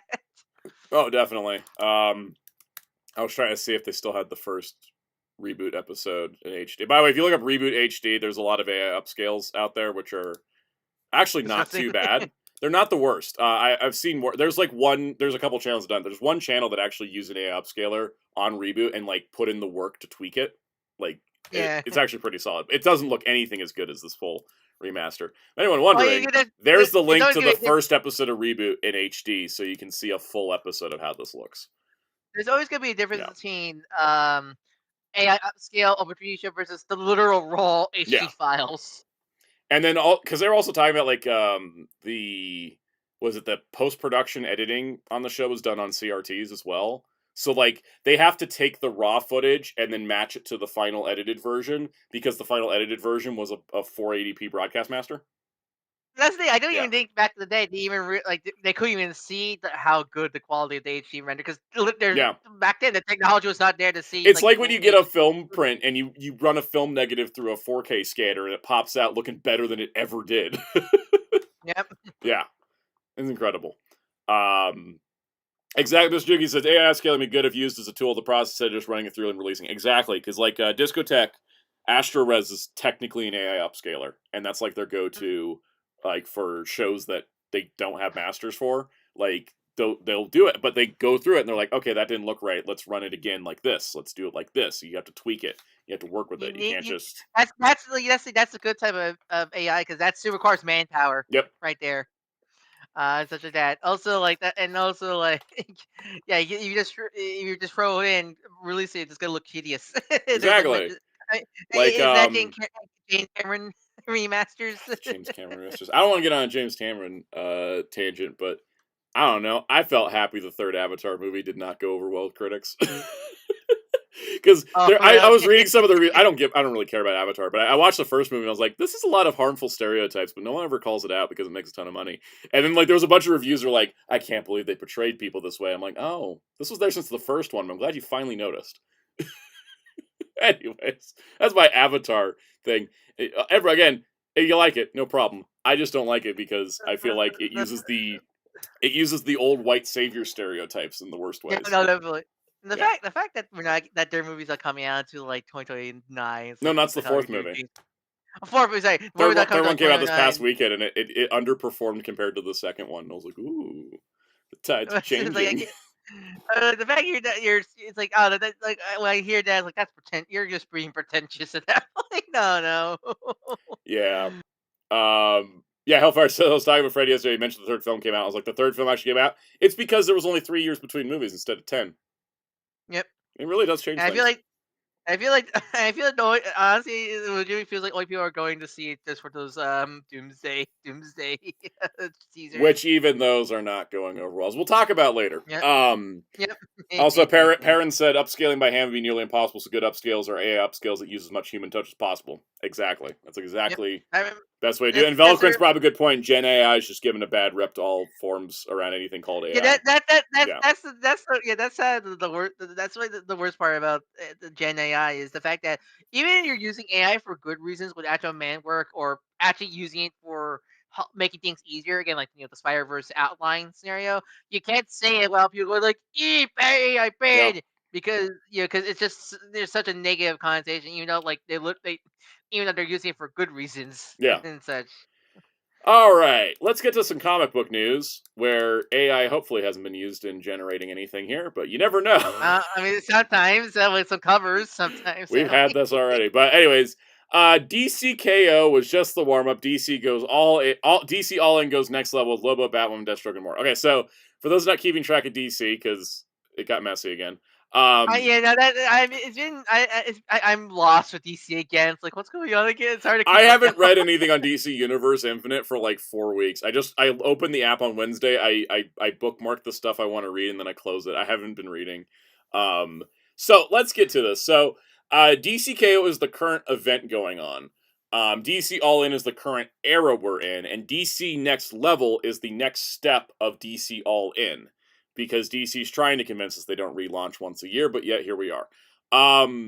So we got some new books, which is exciting, because new comics are fun. But basically, we're getting, Lobo. Lobo's coming. Why is Lobo getting one? Oh, I don't know. Is he in a movie next year? Yeah, you about to say movie synergy. Ahoy! That being said, it's written by Scotty Young, and the art's going to be done by Jorge Corona. So, banger. Scotty Young. Interesting. Scotty Young's writing? That's kind of cool. He had a great Rocket Raccoon series, and Jorge Corona just came off Transformers. So okay, yeah, because I think Scotty Young, I think his artwork, so it's kind of cool to see him do. I think Lobo's a perfect character for him to write for. Absolutely. He has this kind of chaos energy to his work. I'm very excited for this. Also, oh my God, Greg Rucka's back on Batwoman finally. Greg Rucka wrote an arc for Batwoman in Detective Comics right before the New 52 relaunched, and then he didn't get to come back to the character because he was away from DC for a long time for a lot of reasons. And Greg Rucka's back writing Batwoman with Danny as the artist. Danny's a great artist. This is exciting. Sign me up. I love me some Kate Kane. This is good. We have not had a good Batwoman in a long time, like since they basically, if you read the Batwoman omnibus, that's all the good Batwoman. So I'm very excited for this. Greg Rucka, the DC comic of Batwoman, that's Greg Rucka, right? Yes, that's the Greg Rucka. Batwoman Elegy is like the template for all Batwoman stories. And Greg Rucka's never done any more, and now we're getting more Greg Rucka Batwoman. I'm very excited for this. If you guys want to lead into this, even though I don't know about continuity and stuff, just a lead in like style, read Batwoman Elegy. In compact and trade or whatever is great. Love it. All right, Deathstroke the Terminator. We're still giving him comics, I guess. People really like that 2003 cartoon version of him. Okay? Seriously, Tony Fleeks with art by Carmen Di Domenico. That looks good, but I don't ever read Deathstroke comics because I just don't get the appeal. It's a personal taste thing. Deathstroke is a character where I think he's a fine antagonist, but like it's like how some people feel about Red Hood, but I think Jason's compelling enough of a character that I don't mind reading comics about him. Deathstroke to me, like, he's never compelling enough where like I don't mind like story arcs with him being a lead in like Titans or whatever book he's in. But like, I never read a solo Deathstroke book where I was interested the entire time. Yeah, when he's the solo lead, I never have interest with him. What do you think, Cass? What's your take on it? Deathstroke's one of my favorites. All right, tell me more about Deathstroke. I don't know. He's the biggest, but he sucks as a solo lead, and also the things that I don't want to remember with him. We don't the talk Judas about contract. Yeah, I don't want to remember that. I always hate when stuff like that happens because it's like what hangs over Deathstroke and Colossus every single time they do things. It's the elf in the room. It's like, yep. I don't know what was in the water in the 80s in comics, but like there was too many uncomfortable age gaps, and it hangs over people. I think sadly just they didn't thought about it. They didn't think about it. Like that. I mean, the thing is, when Marv Wolfman was writing Judas Contract, somebody asked him like, "Oh, did you ever think it was problematic that like Deathstroke was sleeping with a teenager?" And he's like, "No, because Deathstroke is a bad guy." Yeah, no, it's the classical. He's the He bad never guy. expected Deathstroke to be like a profitable character that would need to lead solo material. Yeah, that's the thing. That's always the sad thing is like when like the guy is like, oh, I'm gonna make it like the bad guy. I'm gonna try and be like legitimately a bad guy. He's got to do some like unhorrid things. Yeah. That guy becomes popular, and they want to market him. There's that giant elf in the room with the character. I think it never happened in the new continuity. I think they got rid of it. Yeah, but people will still bring it up because it's a blood. It's an elf. It's literally the elf in the room. It really is. But that's I don't mind Deathstroke the character. I just never think he's good. I don't think he's strong enough to lead. Yeah, he's not really. Even though I like him, he's not really leading man. Yeah, you're right. He's not. Yeah. And like everybody says, it's the 2003 show that made him this way. Yeah. It's that cool fact. It's that cool fact. It looks like fair. Veloquin said the most uncomfortable age gap. Yeah, exactly. Veloquin said the most uncomfortable age gap, in their opinion, is Magneto and Rogue. I don't mind Magneto and Rogue as much because they were both adults when they met. Yeah, I have a problem with Kitty Pryde and Colossus because she was 13 and he was 18. Yeah, there's a difference between two consenting adults getting together, even when there's a giant age gap. Also, nobody mentioned Reed and Sue. That was just John Byrne's weird fetish, and it got retconned. And also, that was a retcon to begin with. Yeah, that was like John Byrne retconned Kirby and Lee's stuff, and then everybody retconned Byrne's stuff, and it. Yeah, that was the weirdness about the '90s film. I changed it, and everybody was like, "Let's change it back." Yeah, I changed it back because remember the '90s film. The '90s film does the uncomfortable age gap too, and it's because they were that was the current continuity version. Yeah, that was the problem. But yeah, it's like the Dr. Manhattan meme where it's like, but it's comics accurate. The comics weren't good. All right. Exactly. Yeah. Yeah, but like, it's just fair because look, there's many characters where it's like, I like him because he's just that cool. Yes. Scenario with Slade and the 2003 cartoon. I do think that like as a villain, Deathstroke, but I also hate is when Deathstroke is Green Arrow's villain or Batman's villain. He's a perfect Titans villain. Yeah, he's Dick's villain. He is. He should be the villain of all Dicks. I was about to say, I do love I do love unanimously. Everyone thinks there's 3 Tims in Fortnite now. I also like the description of Return of the Joker. Veloquin said, no, Colossus has never been canonically gay, surprisingly. That would actually solve a lot of problems, to be honest. Anyways. Yeah. Iceman was the one where it was like, oh, why does Bobby have no luck with women? Because he kept thinking he liked women. How'd you say about Return of the Joker Fortnite? Return of the Joker in Fortnite has this description where it's like, I think it says in like, this little birdie has a secret. Like, what a great way to not spoil the movie, but also spoil the movie. All right. I also love you posted in Discord the demented little Tim. Yeah, look at the little demented like brainwashed Tim Drake in the backpack. It's so fun. It's so twisted. I do love the Batman Beyond guitar. That's also a pickaxe. Like they advertised it as a guitar. I'm like, okay, yeah, guitar for festival mode. That makes sense. But then they're like, it's also a pickaxe. I'm like, that is the coolest thing ever. I have never dropped $20 on Fortnite faster than when they put those up last night. Like. It was just no thoughts, Batman Beyond. All right. That was me with the Bleach collabs. Like the Bleach collabs here, go spend $20.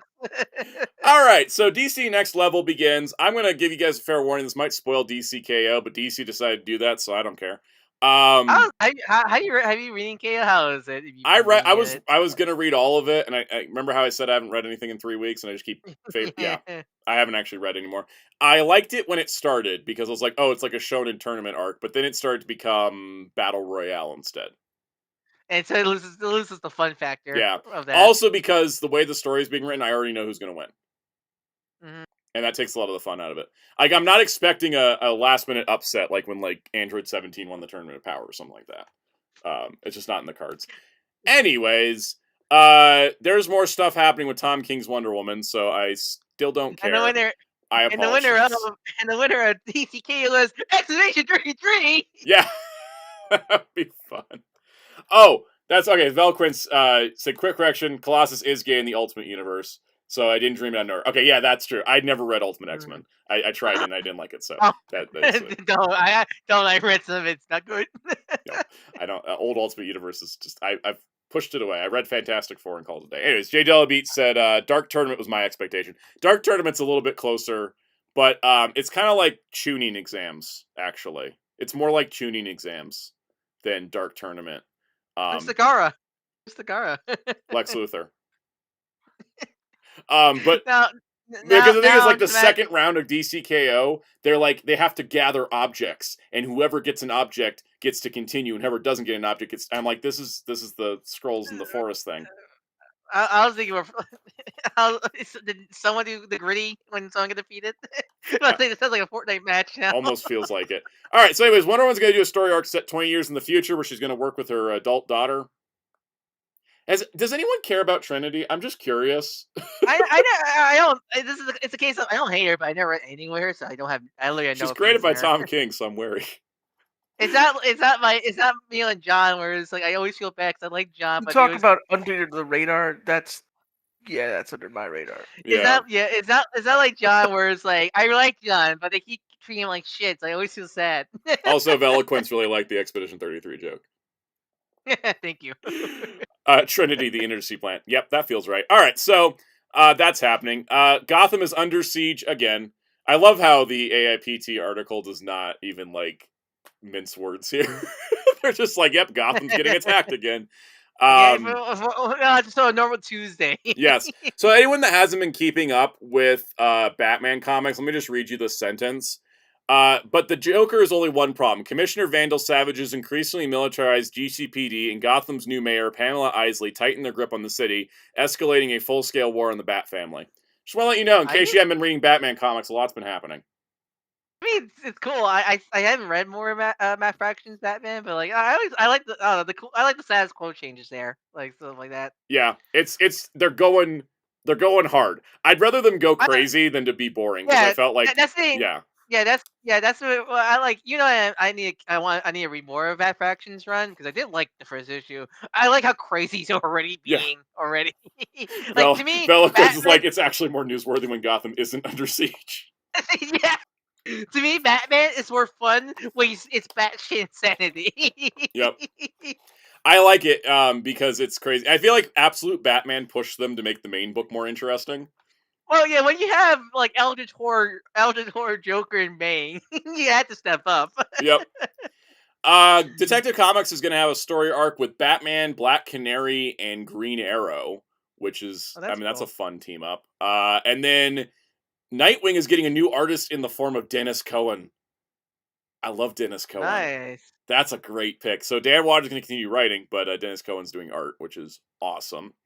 Then Selena Kyle's coming back to Gotham in Catwoman 85.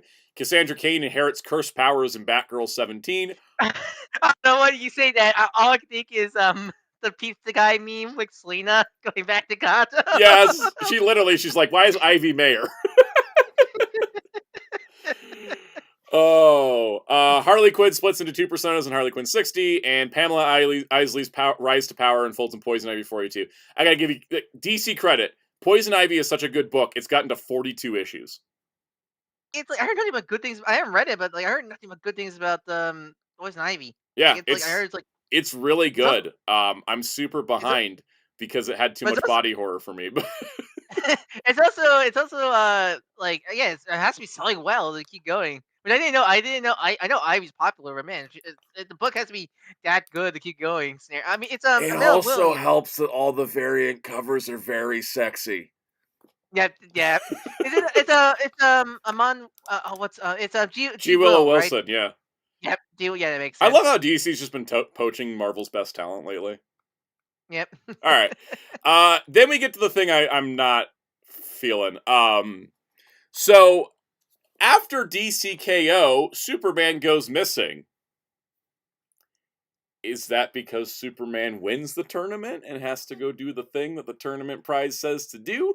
Did you just spoil the whole event where Superman's been the lead character, so it kind of makes sense for him to be the winner? Which one had? I wonder which one had that very popular movie that came Did out. you say Mario is missing? Oh no, it's Superman.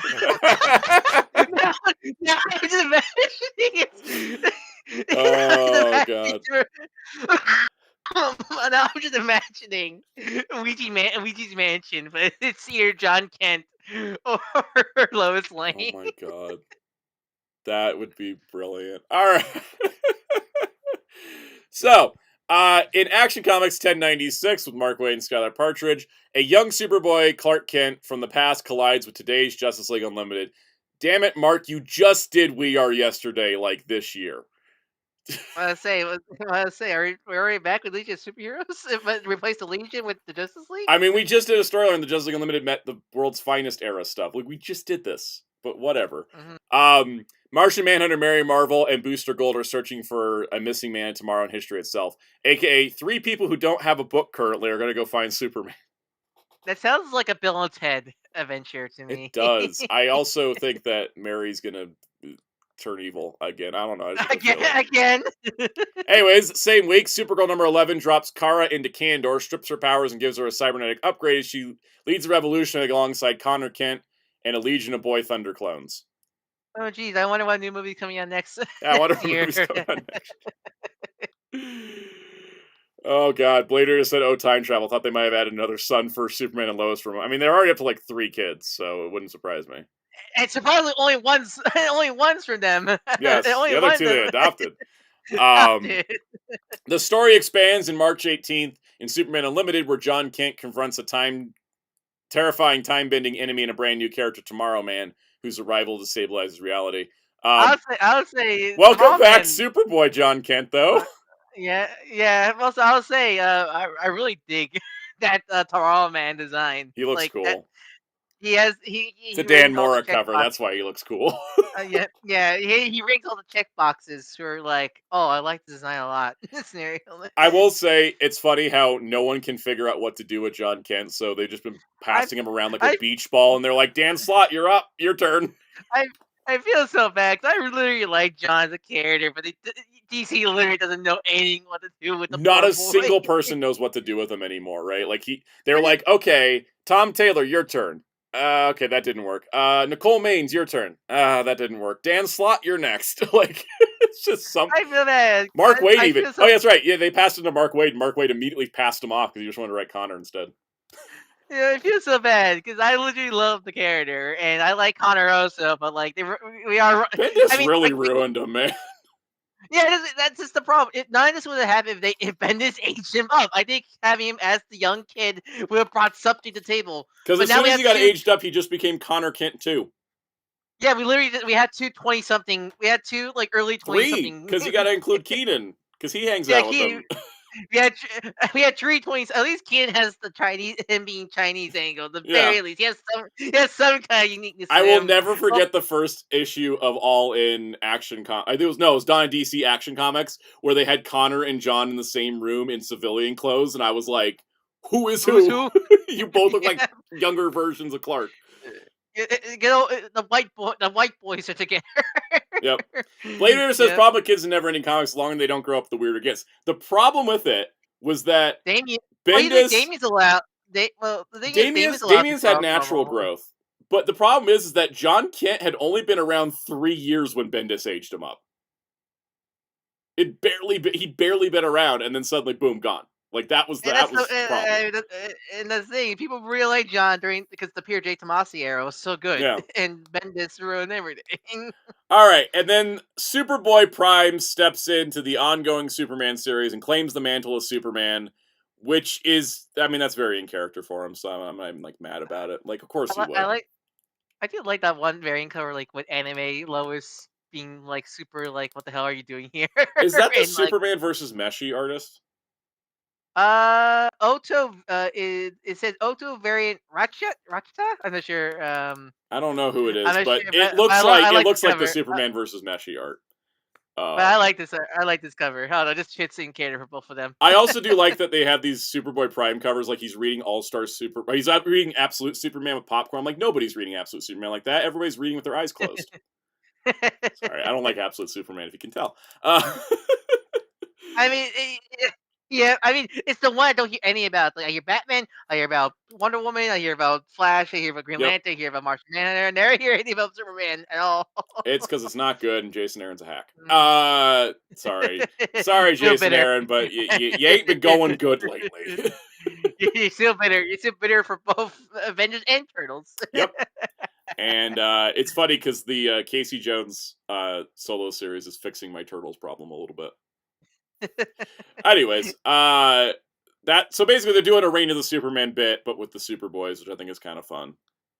All right, then we get to this thing, which is that Green Lantern 33, which will be the 600th issue of Green Lantern, is going to be a big celebration, and Kyle is going to be the lead Green Lantern again, and his costume is ass. What the hell is this?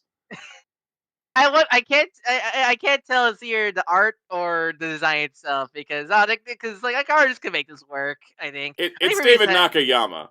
I think the problem's the design. I think honestly, for me, level 6 is have some white underwear, white belt, whatever, something to break up all the black. Also, give him a mask that isn't just Hal's mask. Oh yeah, I was like Kyle's like iconic mask is the big wide mask. I think he needs the whites. I don't think Kyle looks good. I don't think any Green Lantern looks good with the domino mask with the eyes exposed. They need the white eyes to me. They look better to me personally. But seeing Kyle's eyes, he doesn't look natural to me. He doesn't, and it bugs me because I love Kyle. But is this Jeremy Adams writing? Yeah, Jeremy Adams is still staying on writing. There's also going to be extra stories by Ron Mars, Zermanico, Daryl Banks, and more. So it's going to be a big anthology. I love the cover where Joe and Jessica together, like two queens can coexist. Yes, and I like Green Lantern Corps is also going to be continuing, and this is cool because look, all the Rainbow Lanterns are back. I'm actually really happy with that. Some people were like, it's pandering. I'm like, no, it was fun when they were all around. It was dumb they killed all those Lantern Corps off. Mm-hmm. I also like that Arkilo's in charge of the Sinestro Corps instead of Sinestro. That's just a fun. It's a fun thing to do. Also, I always call him Arkilo, but technically his name is Arkilo. It sounds try hard when you say Arkilo. I think Arkilo works better. I don't know the way you say it. It sounds like one shout like a Ben, like Arkilo. Exactly. It's like a Ben 10 man. Arkilo sounds like a Ben 10 alien, right? Arkilo sounds like you're trying too hard. The other big news, let's see, Aquaman. Aquaman's going to space. Oh, he's going to space. That's why he's writing Starro. Okay, that's kind of fun idea. That's actually kind of cool, like because space is also another ocean. That's actually kind of cool idea. So they haven't done that before. All right, I would say the Flash covers creep me out. Something about how they've been drawing Wally, like something about Wally's modern looks. He always looks creepy. He looks uncomfortable. I know, right? Like, but Ryan North is gonna write Flash. Okay, I like Flash again. I might like Flash again because it's Ryan North, who's also getting poached from Marvel. But it's like I see that it's like okay, am I gonna like Flash again? Maybe. And then Justice League Unlimited 17 picks up directly after DCKO, and they're doing that thing from the end of Forever Evil where they put villains on the Justice League because they're good guys now. I like Pasta Man confused as hell on the back there. As he should be. I'm confused. We already did this. It didn't work. I love the story behind behind King Shark. I don't know why I love him. That's Jarro. Look at him. Jarro's great. Jarro. But yeah, they're putting King Shark, Jarro, Lobo, Harley, Lex Luthor, and Cheetah on the team. I think the only ones that have never been on a Justice League are Cheetah and Shark. I mean, I know it's all the characters are kind of like doobies, like in the middle, not like pure evil. And they're also being good guys in KO, so it makes sense. And also like Heart. I mean, Heart is Heart. Like, do you even really need to make a big deal? Heart. She's been on the Justice League. I feel like she's been on the Justice League multiple times just playing Harley. Titans is being retitled New Titans with issue 33. And they're going to get a new roster, which looks like it's got Stephanie Brown, Tara, maybe Cassie's back as Wonder Girl, and then is that John? Is that I think John?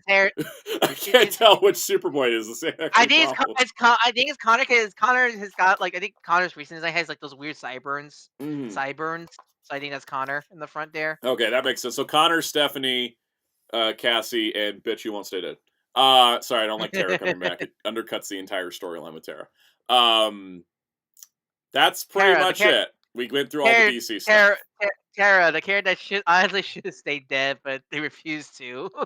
She was dead for a long time. And also, I never liked her. I was reading the Judas Contract DC Finest, and I was like, am I going to enjoy Terra before she turns evil? I'm like, wow, she just sucked the whole time. Terra?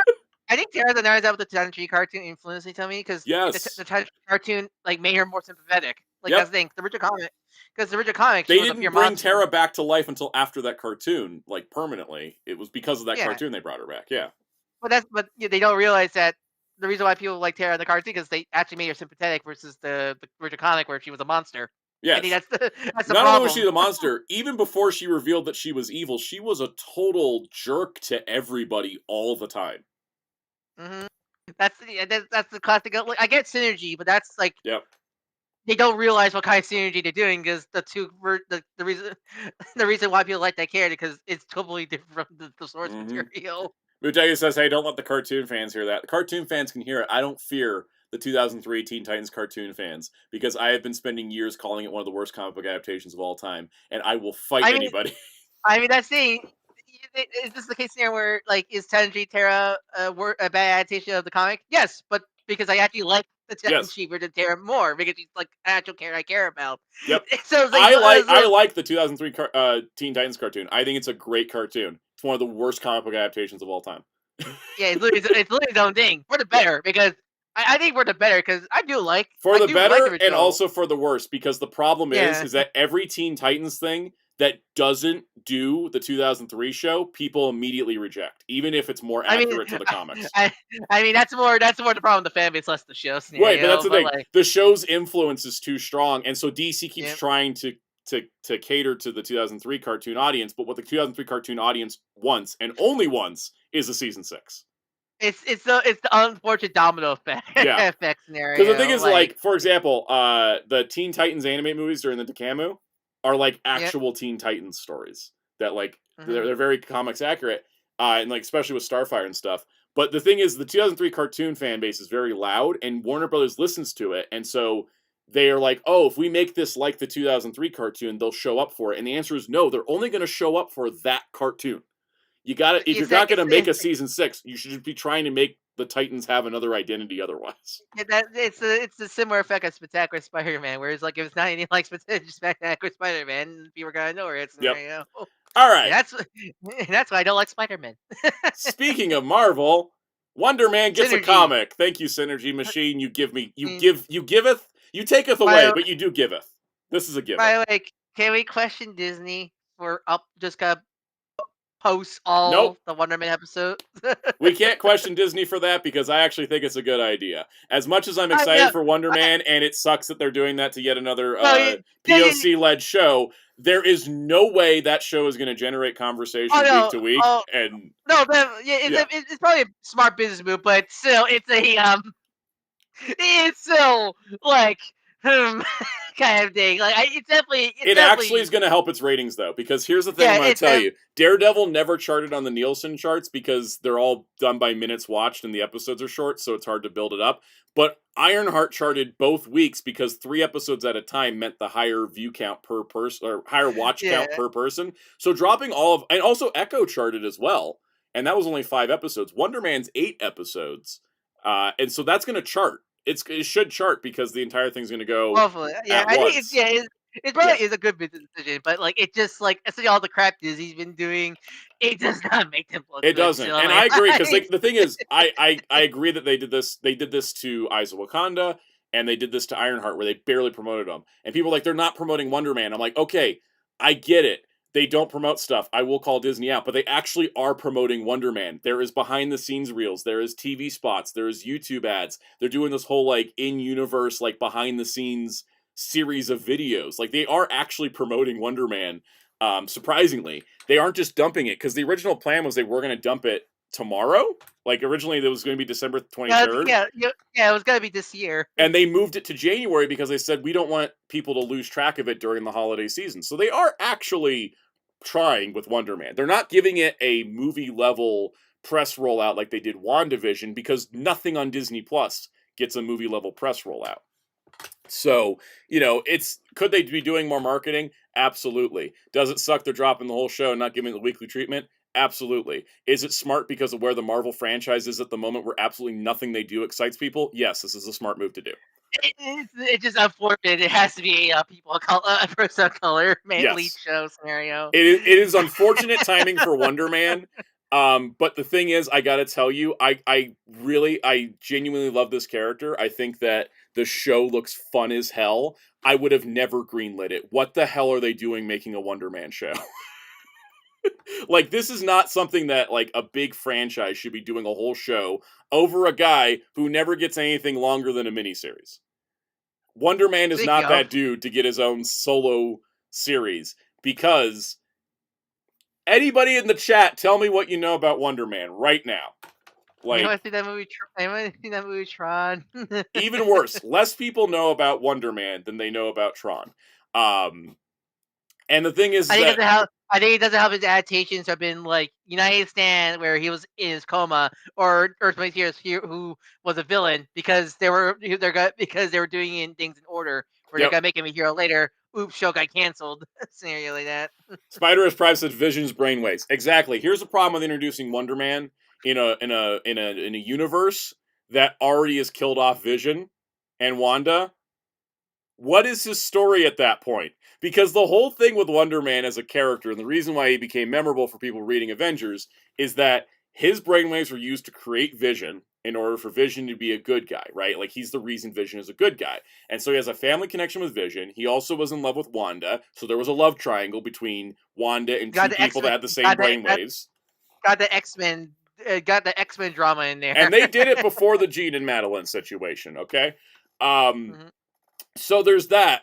And then, like, on top of that, the character going forward has suffered, because as soon as that storyline ended and he stopped being on a team with Wanda and Vision, they're like, okay, what do we do with him? All right, he's on the West Coast Avengers. He's an actor trying to be an actor and an Avenger, and it was great. And then he became friends with Beast, and that was kind of fun.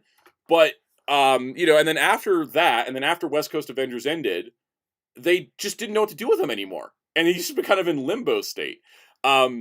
And so I'm excited that there's new Wonder Man stuff, because he's basically gotten to do nothing for the last 20 years, and it's only happening because of the show.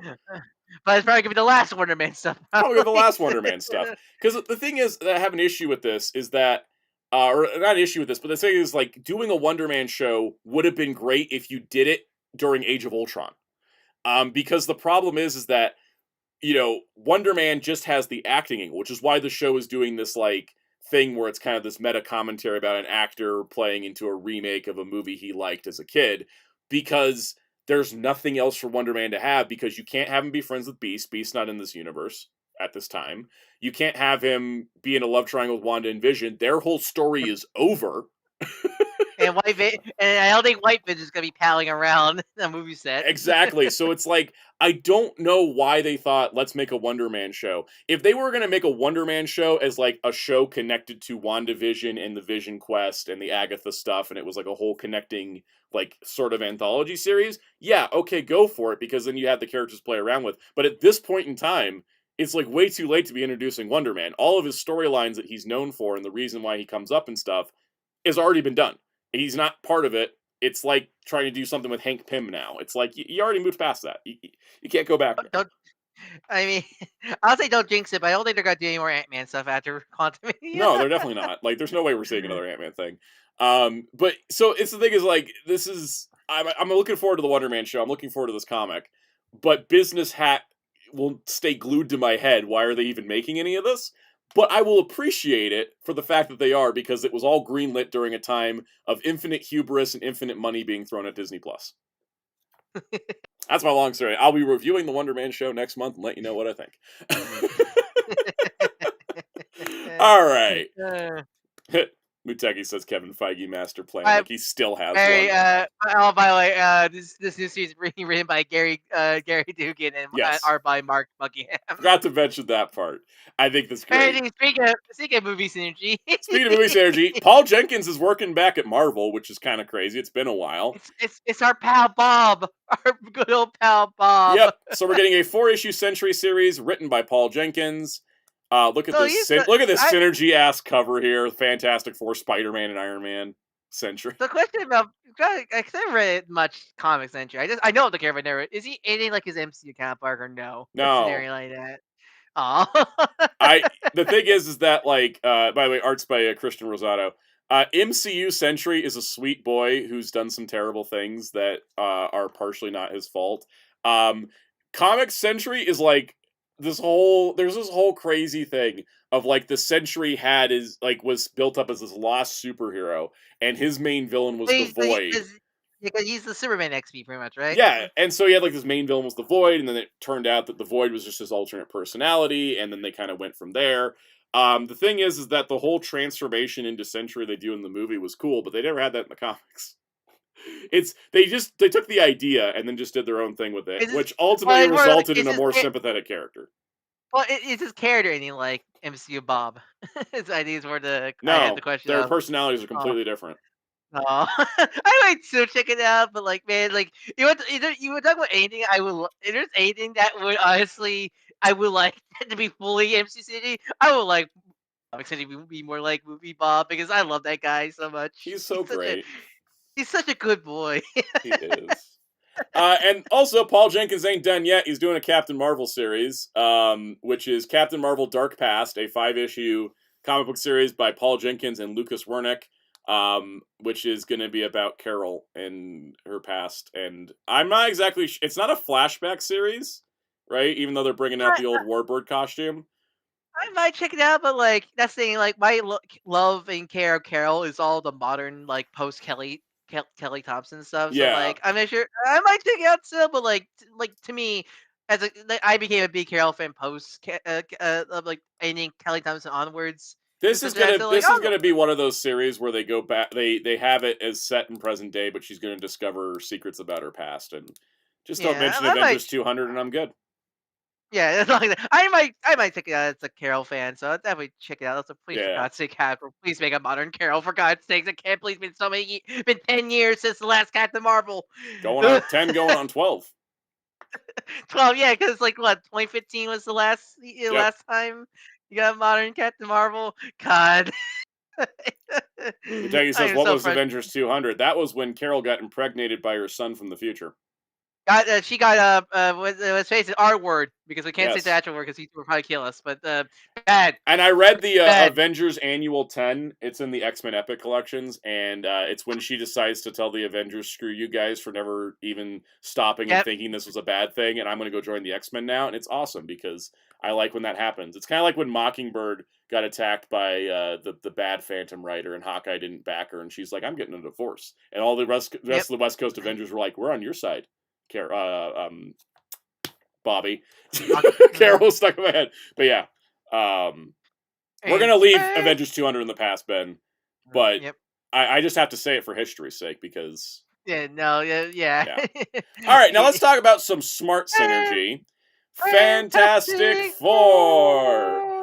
First Foes will be a comic where they fight the Mad Thinker, and it's going to be one of 4 one-shots next year coming out each quarter that take place they basically take place during the movie between the part where they become the Fantastic Four and then before the movie starts. There's 4 years. Montage? Yeah, you know that montage during the beginning of the movie? It's going to be this in comic form. Yep. Which I love this first cover because it so feels like the Hanna-Barbera. Wait, who did the first? Was it Hanna-Barbera? Yeah, it gives that vibe. So this is great because they already did the First Steps one shot that did the Mole Man story, basically.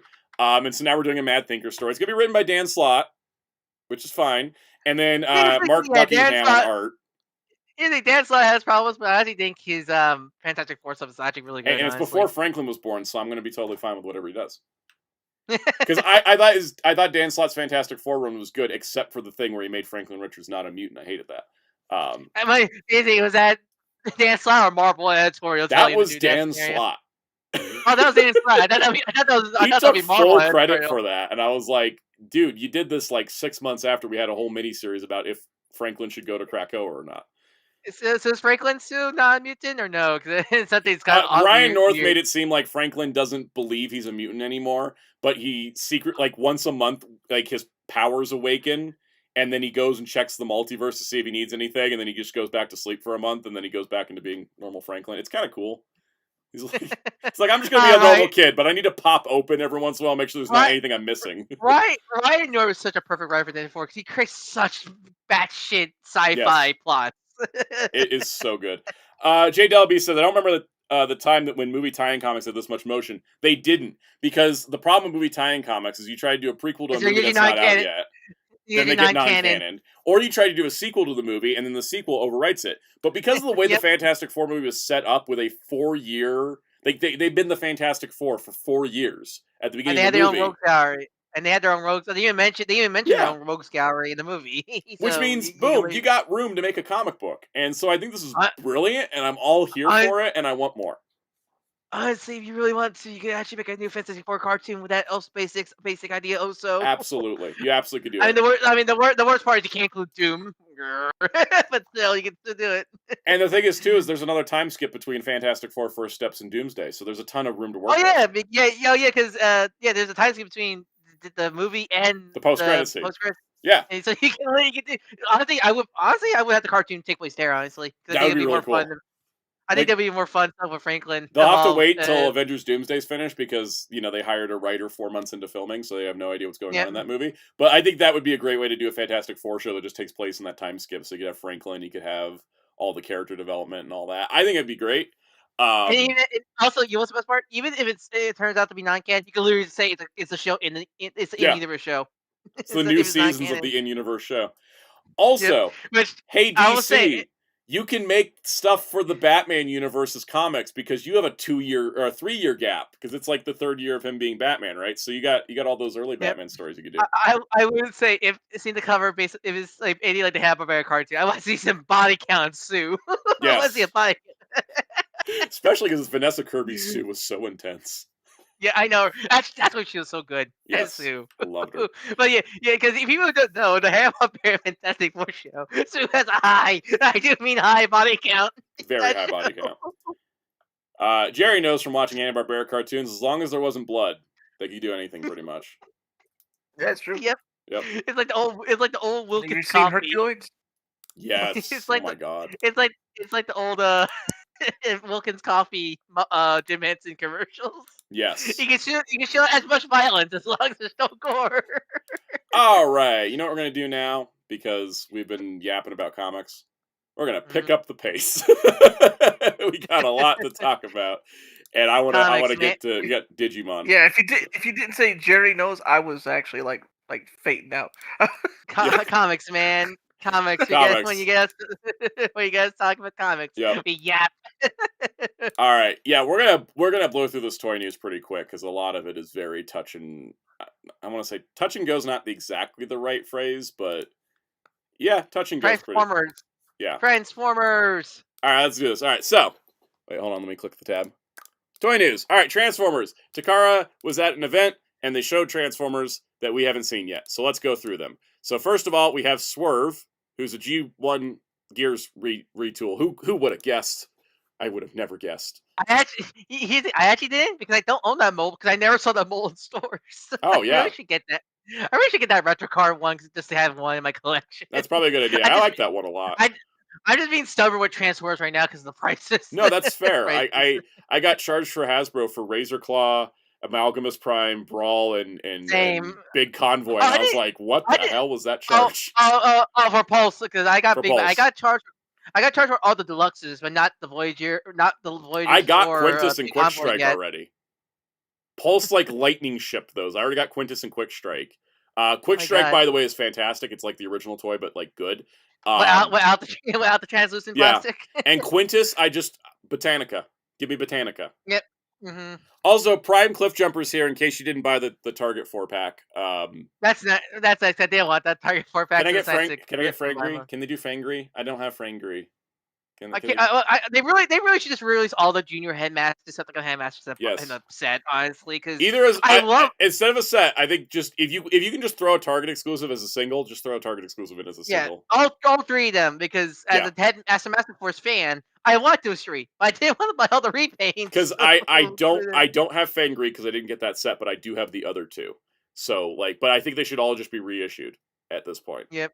So, all right. And Next up, Power Glide, my boy. I my love Power boy, Glide. Look at him. please tell. I hope that chest can open up so we can see that heart. It looks I like really it. hope It definitely is cut out. Like you can open it. Yeah, I can't wait because I love Power Glide. He's such a good boy. He's such a good lad. There's also a photo here in this article. Let me see if I can find it real quick. Someone showed the underside. And Yeah, it's the first photo. It's the first photo in the gallery. yes, if I could stop clicking one at a time and get to the point. There we go.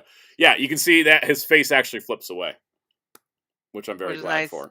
Also, here's a better look at Swerve. I realized I had the crappy look at Swerve. Swerve looks good. I mean, Yeah, Swerve he looks nice. got stepped on by Triptychon. That's like his whole claim to fame.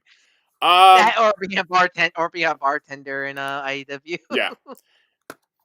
Prime Smokescreen, who's actually a new mold. Unlike Prime speaking of, it does look like Prime Smokescreen, but also like, hello IEW Bumblebee repaint, because like I all I can see is this easily being remolded to IEW Bumblebee. I also can sort of see Knockout. I would love that because I hate Legacy Knockout. Yeah. I'm not sure if I want him yet because I haven't been doing any of the Legacy Prime stuff. So I mean, also maybe just I'm not sure just this version, but he looks a little too prowly for me for my taste a little bit. I feel like there's a lot of mistransforming going on with that chest. Like something's off. Yeah, I'll wait for like proper photos because he looks a bit mistranslate. All right, most surprising retool, as in, oh my god, it actually looks good. Animated Ratchet, who's using Hoist. The Hoist Trail Baker mold, which I don't like that mold, but honestly, this looks a lot better. Mostly because they came down the kibble. Came down the kibble. For a retool, like, this is really solid. I'm actually pretty impressed. He also looks like coming all his like toy tools on the back, which is really impressive. Yeah, like, they're not like painted this time, but that's fine because he just comes with them. Well, the original the original weren't painted either. They're all black plastic. Black plastic. But and also he actually comes with show accurate magnets. He does, which magnets now. It's not a new mold, but I don't think it needs to be because honestly, it does the job. It does the job. Yeah, I mean, honestly, can we get like an animated bulkhead? I know at this point we get him, and I'm done with like. With because that's the main crew. That's literally the main crew of animated. Like this because I know we have a legacy bulkhead, but that's Prime. It's Prime bulkhead. We need an animated. I want so like make him round just this him. time. Yeah, please. Make it round and then done. Yeah, you don't need like. Well, I like to see like Sentinel, someone like Sentinel. Yes, like, but like as long as I get the main crew, I'm happy. Oh, I would say if you can do it like a core class, no, core class is dead. But like, so like find a way to get Sari. I would like Sari. Like find a way to get Sari out. Psychos, is it super relevant? Because I'm moving on from this topic. All right, Hot Rod leaked the Transformers 1986 movie.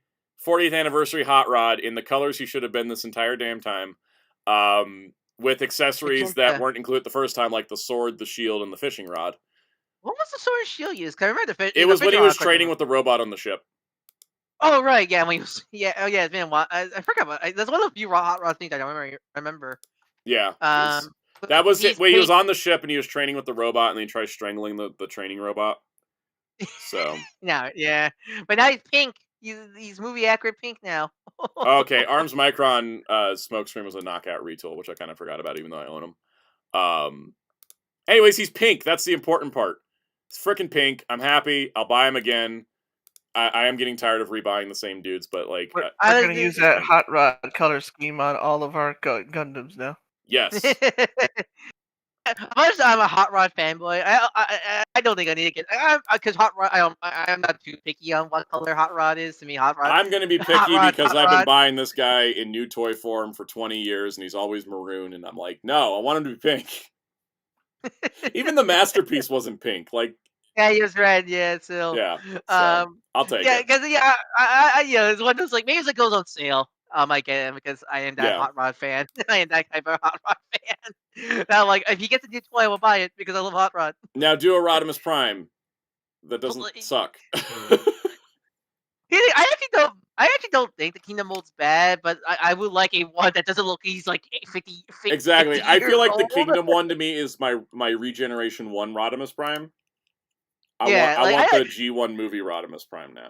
Yeah, where he's still like young adult, not Yeah. 50. Because you're 50. Yeah, because I And think also, please fix the wheel wells in the legs because they terrify me. I don't like that you have to stretch the plastic to do it. Yeah, they don't feel great because I'm a defender of the Kingdom Hearts Ronimus figure. I do agree that price is kind of ridiculous on that. Don't compare it nowadays. I guess it's a little more better sometimes. But like I do, yeah. Like I do think that does deserve an upgrade. It does, Also, and it can be a retool. It doesn't have to be a brand new mold, but yeah. it Like just I want the face. like The face is one of the biggest problems for sure. like a CU Springer scenario where they retool it, that kind of scenario. Yep. Veloquent said, "What character have you purchased the most? If you had to guess, it's probably Wolverine. I I own so many Wolverines, you have no idea. I made every Wolverine I own short, and it was long. I have a lot more than that. I just couldn't find them. I was say that's not even everything. And I also bought like freaking 20 more of them since. I do love you bought a movie Rogue figure after your big talk about the. Yes. My comic shop had a sale and they were selling stuff, and I saw the movie Rogue in the costume with the trench coat, and then I was thinking to myself, I'm like, do I actually have I know I have a carded one of these because I have a carded figure of every one of the original Toy Biz X. My dad bought a carded set back in the day, but he also bought me like singles. I don't know if I have this Rogue, and her package was kind of crushed, and she was like $750. So I was like, I'm just gonna get her. That's like the Wave 2 with the Chrome X stand. Yeah, it's the Chrome X stand, it's the dog tag, and it's her in the battle suit that she never actually had in the movie. Fun fact, that's a retool of I think it was the previous Rogue 90s. I think it was like the Battle Armor Rogue. It was like one of the older. Yes. It was one of the 90s era, like late 90s Rogue figures from Toy Biz. Which is funny to see what Adam Packer's head on that figure. Exactly. Yeah, Veloquent is the ones we were looking at last week. It was just so funny. I walked into the store and I was like, oh, stuff's on sale. What should I get? And I was like, I should grab this Rogue because I can't remember. I know I have actually. She's in I have a box. So I'm trying to collect all my Toy Biz X-Men into a box for like video purposes. And I found the civilian clothes Rogue, but I was like, do I have the battle suit one? So I've got the battle suit one now for sure. All right, let's get to the next piece of news. There's a brand new toy line. It's your favorite One Piece. One Piece. So One Piece season 2 for the Netflix is getting a toy line from Moose Toys. So Moose Toys, they actually done toys already for the Netflix series, like post show. Like you can see those in Target where like they did like the plushies and stuff like that. And these little minifigures. I have a couple of them. Moose Toys is the toy company known for like those popular modern toys like those like Gujitsus and those like you 50 like 20 surprise eggs or whatever like that. But now they're actually doing a full like toy line, which is actually kind of cool to see. Yep. So what we got here is we got some 2-inch action figures, which are of various characters from both the Heroes and the Baroque works. This is gonna be discord to just this toy line in general. They're going very much a cartoony style because I actually don't know if they have to like this right. They're also very much going for the Drum Island part of the season because they're like, we need to make all the Chopper because look at this Chopper plush. Yeah. Look at him. Isn't he adorable? So sweet. We'll talk about the ship in a moment. You get a Chopper hat. I mean, you got a license to make a Chopper hat. So, Blader says, isn't Chopper a reindeer, not a moose? Yes. We'll talk about the action figures next because these are actually 6-inch action figures, which the first series will include Luffy, Zoro, Chopper, and Wapple. By the way, that's like Wapple's first ever action figure, I think. Yeah, first ever action figure, Wapple, baby! Yeah! I like that Luffy comes with his wanted poster, and he comes with 4 stretchy limbs. Zoro's got the swords with 2 different heads, so you can do 3-sword style. Chopper comes with faceplates, because everybody looked at the Bandai Anime Heroes Chopper and said, let's just do that, including Bandai. And I like his backpack can actually hold things. That's really fun. These figures look really fun. I'm not sure how much these are going to be. Like, I'm not sure these are going to be like 15 or 20. Probably 20, honestly. Yeah. But they look fun. They like, honestly, these and they come with really stands. I like the stands. Yeah. They really give me nostalgia of getting toy lines like these during the 2000s. These look like what the Mattel One Piece toy line wished it was. Yeah, because the Mattel's One Piece line was so like gimmick heavy. Yeah. And stuff like that. These are just like fun action figures. Yeah, these are like $20. I'm probably just gonna be buying these regardless, but I'm gonna be picking these up because these look fun. I want some fun action figures that don't cost me $100. No, not surprisingly, because it is a line definitely aimed for young kids. No Nami's allowed. I won't be surprised. That being said, it does say Adventure Series 1. Like Series 2 could be Nami Usopp, Usopp, Sanji, Sanji, and then I don't know, somebody. Smoke, Smoker? Smoke, Smoker's probably right. Yeah, Smoker's probably right. Chaser. Chaser. And then there also is a Going Merry ship that comes with a 2-inch Luffy figure because it's designed for the 2-inch figures, and that looks kind of fun. I'm always surprised it's not only just like one of those like cool display pieces, but it also might be like a storage case for the 2-inch figures. They're calling it the Deluxe Collector Ship. I do love on the box they say it's not a bath toy. Boat does not float. Yeah, this is not a bath toy. I think these look fun. I think it's great we're getting One Piece merchandise that's affordable and isn't, figure arts. And, because even Bandai's been doing some good stuff, but I feel like it's nice to get a full toy line by a company that's not a subdivision of another company. I mean, also the fact that like I think the Anime Heroes figures are so good, but the fact we're getting like a Luffy with the same articulation with the stretchy limbs that look like they might have wire is actually really cool to see. I think it's great really because I think it's good, especially for the younger crowd as well to get toys like this is very good. They really give Jack Pacific vibes, don't they? They do. The same vibes of their great figures for kids, but also like so good toys for collectors still. Yep. Like with the and such like that.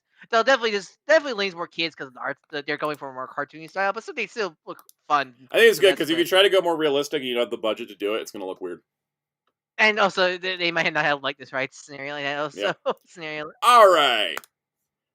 In other toy news, we've been on I don't know what is in the water right now, but Storm Collectibles released a Karas Otoha. Yellow Park has a Karas Otoha Regenerate figure, and now Storm Collectibles is doing Karas' predecessor from the one flashback in the anime. Is this a repaint or newly sculpted? Newly sculpted head and collar, newly sculpted chest emblem, and then everything else is basically just the same figure. That's probably why it's a semi-easy figure to do. Like I know, but like I don't know how many people. I mean, not many people watch Karas. We know this, but like this, I had to go. Wait a second, what the hell is that? And then I had to remember back to the flashback to be like, this is the previous Karas. It's the Taiga for Tukoga. Yes, he doesn't even have a name. His name is Predecessor because there's no actual name for this character. It's been a while since I've seen Karas, but reminds me of you play Twilight Princess, right? Yeah. Remember the Ghost Warrior that teaches Link's all the new moves, but like if you look up, if you do the lore research, that's actually like Ocarina Time Link. Yes, it's like that. Reminds me of that, yeah. Totally. Weird as it is, that being said, I did pre-order it because like Karas. But you're the only guy that would do videos and care about them. I checked. There's 3 other reviews of Storm Collectibles Karas out there. 3. All right. For our monthly Mafex, we have Bluenum. Because I guess Mafex was like, oh, if Hasbro can do it, we can do it. I would say I think the shade's a little too much on this figure. Way a little too much. It's not. It's not Marvel vs. Capcom enough. It's not. Yeah, Capcom. it's a little. Yeah, it's a little too the shading's a little too hard for me, my personal taste. Speaking of shading, I don't like their brown suit Wolverine colors. I think because they kind of shade and pound line the outlines of suits, and honestly, it doesn't look as good as also the brown and tans are like drabber. They're not. I like the Hasbro vibrancy more.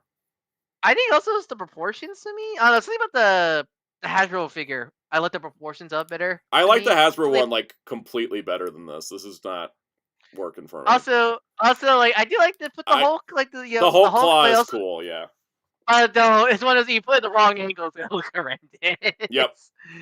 Also, like the Hugh face looks funny to me. I don't know. It doesn't look he's ready. They give you 4 of them. The one where he's got the claws, but I always thought he looked weird in the movie with that expression. So I love Hugh Jackman. I love Hugh Jackman as Wolverine. I love Hugh Jackman as Wolverine, Deadpool Wolverine. He looks weird as hell in some shots, and I'm not exactly sure what's going on. That's one of them. I think it's the hair. It's the hair. But yeah, I'm not gonna be picking that one up. And there's another Gal Gadot Wonder Woman. That's Mafex. Moving on. All right, for Figure Arts, Kamen Rider Zets' new form and Nazma Plasma is already up for pre-order on Premium Bandai. I gotta tell you, I like how Kamen Rider's moving fast these days. Is this the first Zet form we're getting, or no? Yes, this is the first Ultra form. I guess it's like your early super form and such as that. So because I feel like if they were gonna do the other forms, they might be multi-packs. The other forms don't change enough to, I They don't don't think, use them enough justify. either. Yeah. Yeah. All right. I Bardock, based on the Bardock Father of Goku TV special. He looks so good. Also, counts Bardock. Bardock. Well, yeah, but He looks so good. he, Like, hold on, he does. I'm gonna put on the stream chat. There's a comparison to old figure art Bardock. He also comes with a naked baby. Naked baby Goku. Look at him. You want to see comparison to the original figure art Bardock? There's actually a lot more new than I thought there was with this figure versus the original figure art Bardock, because it looks so much better than the original Bardock figure. Because it's actually surprising how much better he looks. Like, the only thing I wish he came was his energy ball. Yeah. I forget the Pyro Wow, Breaker. that really is a big upgrade. Yeah, like I'm not sure it's the lighting, but like I'm not sure it's just the lighting of the old figure looks bad, but like I don't know, just the new figure looks so much better. Wow. Well, You know, AR said the Goku's inaccurate. He's not crying. He didn't cry when he was in the space pod. When he was asleep. Yep. Yeah. Like, you actually see Pod's also Goku great. in the special, because this is specifically based on the Bardock special. Everything. Yeah. Play Xenoverse, you know what I'm talking about. That, the only thing he's really missing is his energy ball effect, which the original came with. That's like weird. It's kind of weird not to come with it because it literally like he only used that attack during the his final battle. Bandai will make sure there's some way that you need to own every single figure art that ever exists, isn't there? Yeah. I think this is this will be I think I saw this is gonna be bringing Bandai US also. So like, you know, it's like $75, which is actually not too bad. Yeah. Especially compared to other Dragon Ball. I actually might cop this one because the Zarbot and Dodoria 2-pack, that's 18,150 yen. Which, I mean, like, it's a 2-pack. First off, our first 2-pack in a long while for figure arts. I haven't seen a 2-pack in a long while. I don't count Thief and I was gonna call him Safari Joe, but that's Thundercats. The two guys from Sandland. I don't count that because Thief was just a static figure. Oh, Thief and Yeah, see? see? Let me freaking the character. I can't remember. Yeah, it's words because I love that character. Why it's been so long? Sandland. The general. The main. The main. Oh. What the hell is his name? Bro, what was his name? The old man, dude. right? Yeah, the old man. I feel back. He's my favorite character. He's like one of my favorite Toriyama characters. Sheriff Rao. There we go. Sheriff Rao. There we go. Yeah, but you see the stat. Or General Shiva. Yeah, that's a good. He's also named. That's where was our brains canceling out. We had both names in our head, and they were just fighting, and they couldn't. Yeah. Neither one made it out. I love that Dodoria comes with just like a ton of accessories, and Zarbon's just I got hands. I mean, yeah. This is just because you missed them out. There's a nice release. So these also figure DLC for Bardock because of course there is. Oh yeah, the face. These guys will be on P Bandai. Also, they're $165 on USB Bandai, which is fair. It's a 2-pack between the two, and these guys. It could have been a straight 200. You know? Yeah, so it could have been worse. So like, again, if you missed the two, you missed them the first time, and you want to complete that Frieza saga set. There you go. I think they're just re-releasing first form Frieza also. Like he's not getting a yeah, we thought it might be a new one, but I think it's just a re-release because he didn't go up with the others. Mm-hmm. But yeah, the Bardock's really tempting because I love me a good old Bardock with especially the battle damage look. All right, it's Todd time. McFarlane Toys had another one of their weird, awkward streams, and here's the reveals. First up, we have Blackhawk, a.k.a. we needed to reuse that Steve Trevor body. Yeah, there's like this whole too specific. We need to find other characters that have similar-ish body. I will take a Blackhawk. Elongated Man, we need to reuse Plastic Man parts. Yep. All right, Cosmic Boy, why does he not match the Lightning Lad we got? I say which era is this one based off? This is pre-New 52 Paul Levitt's era during the Earthman arc that I despised. I really do wonder what Legion cares. Did they just throw a dart at the screen of which looks feels like it because the Lightning Lad was a Bendis era one that had a variant to be the classic 70s, and then this is just the 2010s. Question, like, is the so like if they were I think if you were to make another Cosmic Boy, would it be the Bendis era just to match the Lightning Lad? Even though Cosmic Boy was, as the kids would say, chopped in that era, yes, because I just want consistency. What's this because I mean this is just a John Kent repaint, you know, using that team body, because the same body Static has. Is that design easy to do in this body type? Technically.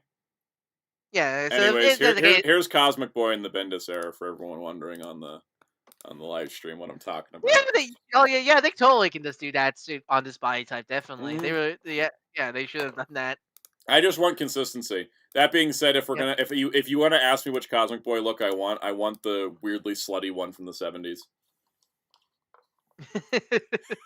I just want to see the reactions when they make a toy of this. Man, slut. It really is funny. All right, so I'll still be buying Cosmic Boy though, because Legion. Professor Pig. Is that the Colin Farrell penguin body from the Batman? Because like I see, like he's like seeing a joint. Not like, definitively, I'm gonna say yes, but I think yes because because that's the only other figure that has a body type like this that I can think of. Also, I think it's a fabric apron. It is, Cool which makes sense because Alfred had a fabric apron. Mm-hmm. Here's finally the Zatanna and the Detective Chimp. Now, unfortunately, I don't know if this is because she was originally announced as an Elite Edition and they changed her to being a Collector's Edition. Painted. Now the fishnets are painted and the boots are painted. And I think if she was an Elite Edition, it would have been stockings. But it's probably a budgetary thing. Because this whole thing's like $30-$35. So yeah, which as much as that would be cool, cheaper Zatanna is I prefer. Yep. Plus you get Chimp. Also, I hope she comes. I hope she comes with a wand, and I hope she comes with a magnifying glass. Mm-hmm. Why these two together? They were both on the Justice League Dark at the same time. Yep. Not in these looks, mind you, but whatever. Marvel, I see your boy in the Marvel statue line. Gambit made it to the Marvel statue line. Gambit can't be stopped. No, he doesn't look like he needs to take a poo. That face looks like face does look constipated. I kind of like that they're doing all the X-Men #1 statues, but it's like not consistent at all, like how they're releasing them. So I'm like, I don't know if it's a series to collect because they've done like 3, but where's the rest? I ain't curious how they're gonna line up, honestly. Yeah. Also, I'll say. Also, that lizard statue looks really. That's them old school McFarlane right there. That lizard statue. Totally. I kind of dig the lizard. Also, Juggernaut. Juggernaut looks cool. Actually has hairy arms. Yeah, it's a nice touch. And there's Doctor Strange. Give him the side eye. McFarlane's side eye is back, right in the streets. Then we got standard ass Barry Allen. Hey, you missed the Barry the first time because it was a Target exclusive, and you missed the Speed Force one because it was a red platinum. Here's another chance to get classic Barry. Yep. Again. Also, here's the red platinum Chase Jay Garrick, which is just it's just the Jay Garrick MOBA in the darker color scheme, which was similar to the Rival. I'm pretty sure. Yep. And such as that, so another chance to get that. I think these are page punchers. I won't be surprised. These are page punchers, and here's Hal Jordan. And we'd already gotten. They already announced Jessica Cruz was going to be his red platinum Chase variant, but I don't think they showed her this time. Yeah, God, this one's like we got so many McFarlane Hals. This is on the Jon Stewart body. Has the weird like fabric texture on it. It's like it feels like Hal's on every single Green Lantern body type now. He's on the detail one for the first year. Then he was on the Blue Beetle Buck, and now he's on this body. So he's like God, Hal. Today will be Gotham's reckoning because they're re-releasing the Bane Build-A-Figure. I'm no longer a Build-A-Figure. Have decent paint job for once because the Build-A-Figure had pretty bad paint. I skipped all the Dark Knight stuff, but besides Batman and Catwoman and Alfred, and I got the Tumblr. I did get Alfred. No, there wasn't an Alfred. It was Lucius Fox. Yeah. So you might as well. I might as well get Bane since he's single, and also fine. I'll buy one more Heath Ledger Joker. I mean, this one is so much better than the previous one because now he has the lining. Well, he has the lining in his cape. The original was just plain purple. Hellfire Mattel takes over collector stuff in 2027. Yeah, this has a lot more going on for him, and I like it. Yeah, he has the lining in the cape. His chain's actually painted, and it also comes with better accessories because the original Build-A-Figure one just came with a stack of money. Two-Face and Scarecrow, please. Yeah, please. Especially Two-Face with better painting space scheme. Also, if you missed the Christopher Reeve Superman, he's coming out again where he's basically the same figure except they added a smiling head, so I think I need to buy him again. Yeah. I'll just give one of them to my mom and be like, here you go, have the smiling head. Because she always is like, why does every Superman look upset? I know, right? So, yeah, that's a good thing to get back out again. There's Black, White, and Green Turtles. And then, of course, the 89 Joker that, as we predicted, is not a Jack Nicholson Joker from the movie. It is an 89 comic book Joker from the one variant cover.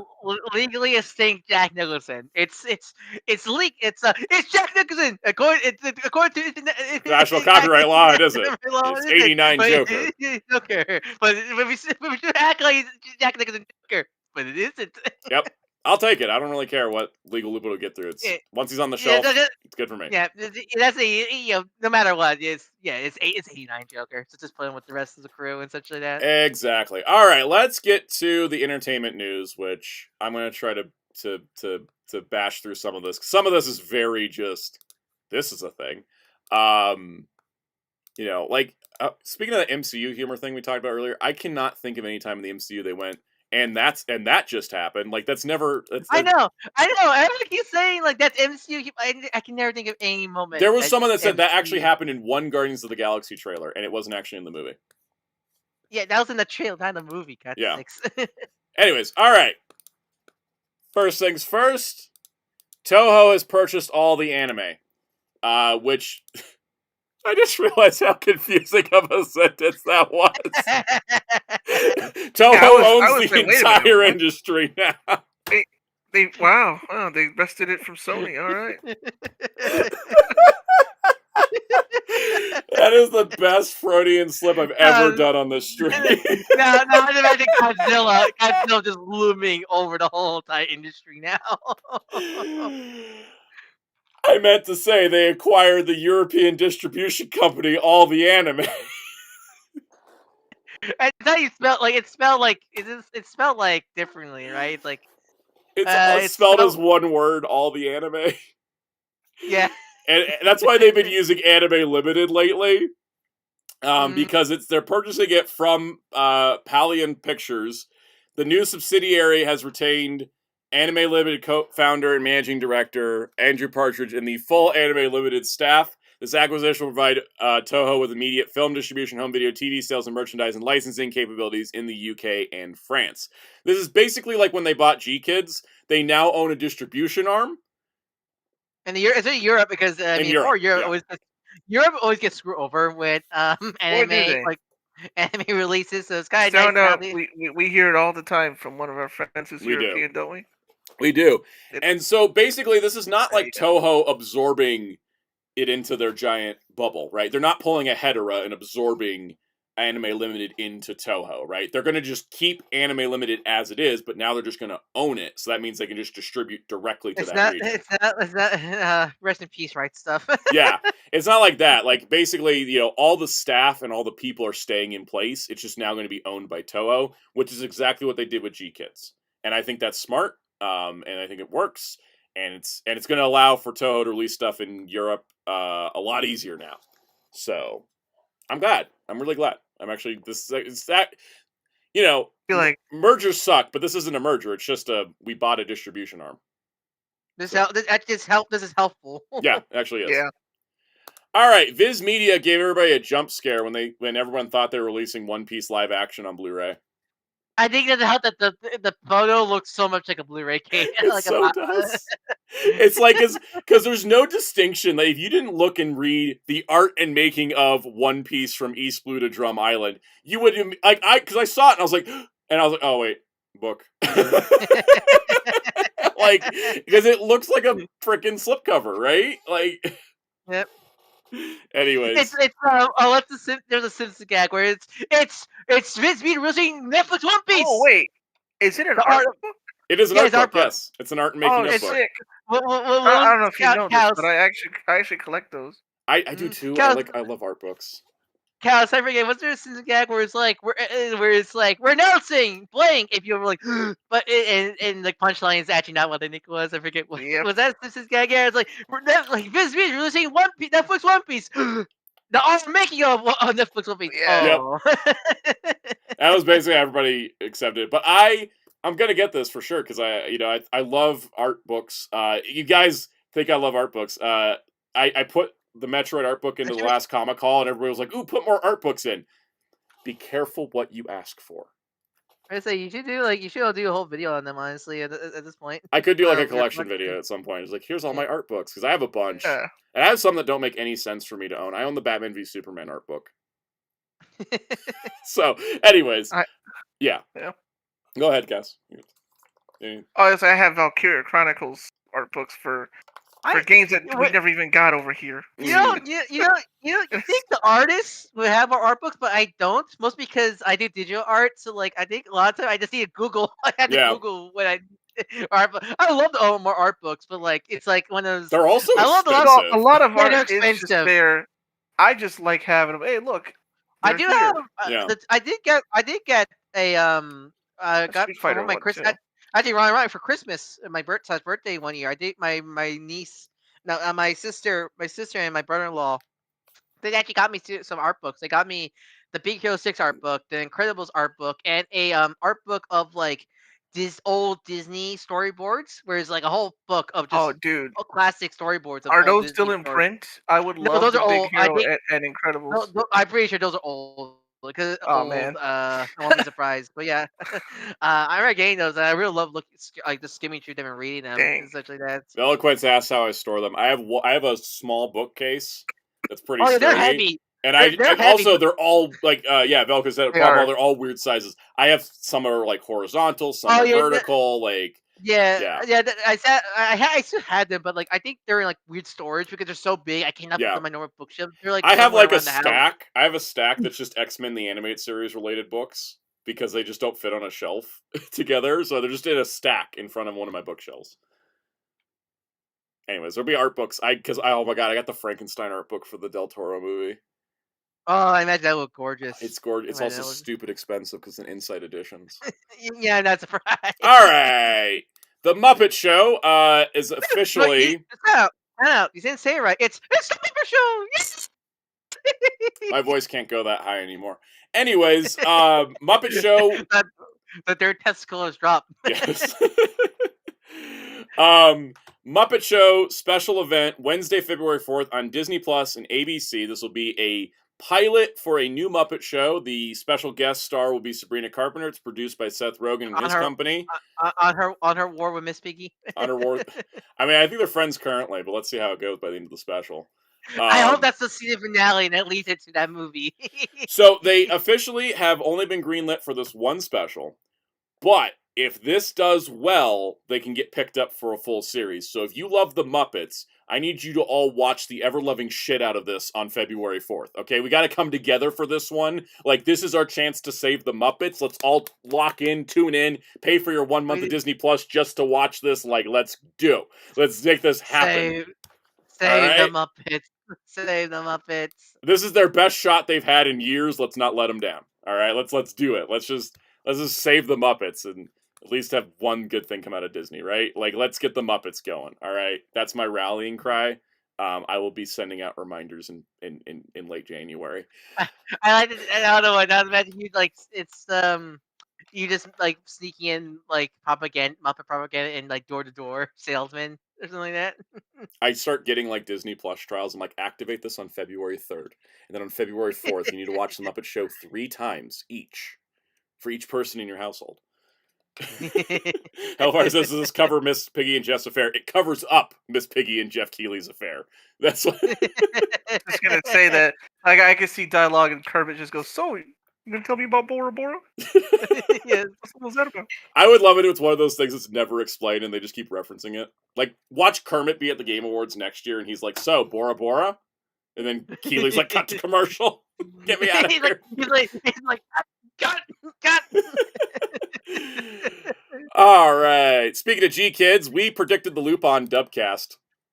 Yeah, because it's as you described, it's it's in this specific continuity. So we have Keith Silverstein as Lupin, Christina Vee as Wichiko, Lux Lane as Goemon, Dan Warren as Daisuke, and Richard Eckhart as Zenigata. So yeah, it's cool that it's cool that they are continuing with this cast with this specific incarnation. And it's very funny. We have now like multiple incarnations of Lupin now. When is our Lupin generations? I don't know if that could leak. Like that might have a tone problem. like regular anime Lupin would be doing like some goofy stuff, and then like manga-esque Lupin to just be like shooting somebody in the face. Like we need a power skill the Lupins, and we know Pink Jacket's like the most like because Pink Jacket's like Toon Force, right? So he's like the most powerful one. This is in theaters in the U.S. January 4th to 6th. It is, I believe, dubbed on the 4th and subbed on the 5th and 6th. For those wondering, I'm gonna go see it. I have my stack of Discotek Blu-rays for all these things, and I'm gonna binge through before then. Wait, so is that the homework? It's the homework. Yes, I got a 13 episode TV show and like 3 movies and an OVA. So I do like the designs for most of the kids, but Fuji always weirds me out because it's such a. It's not.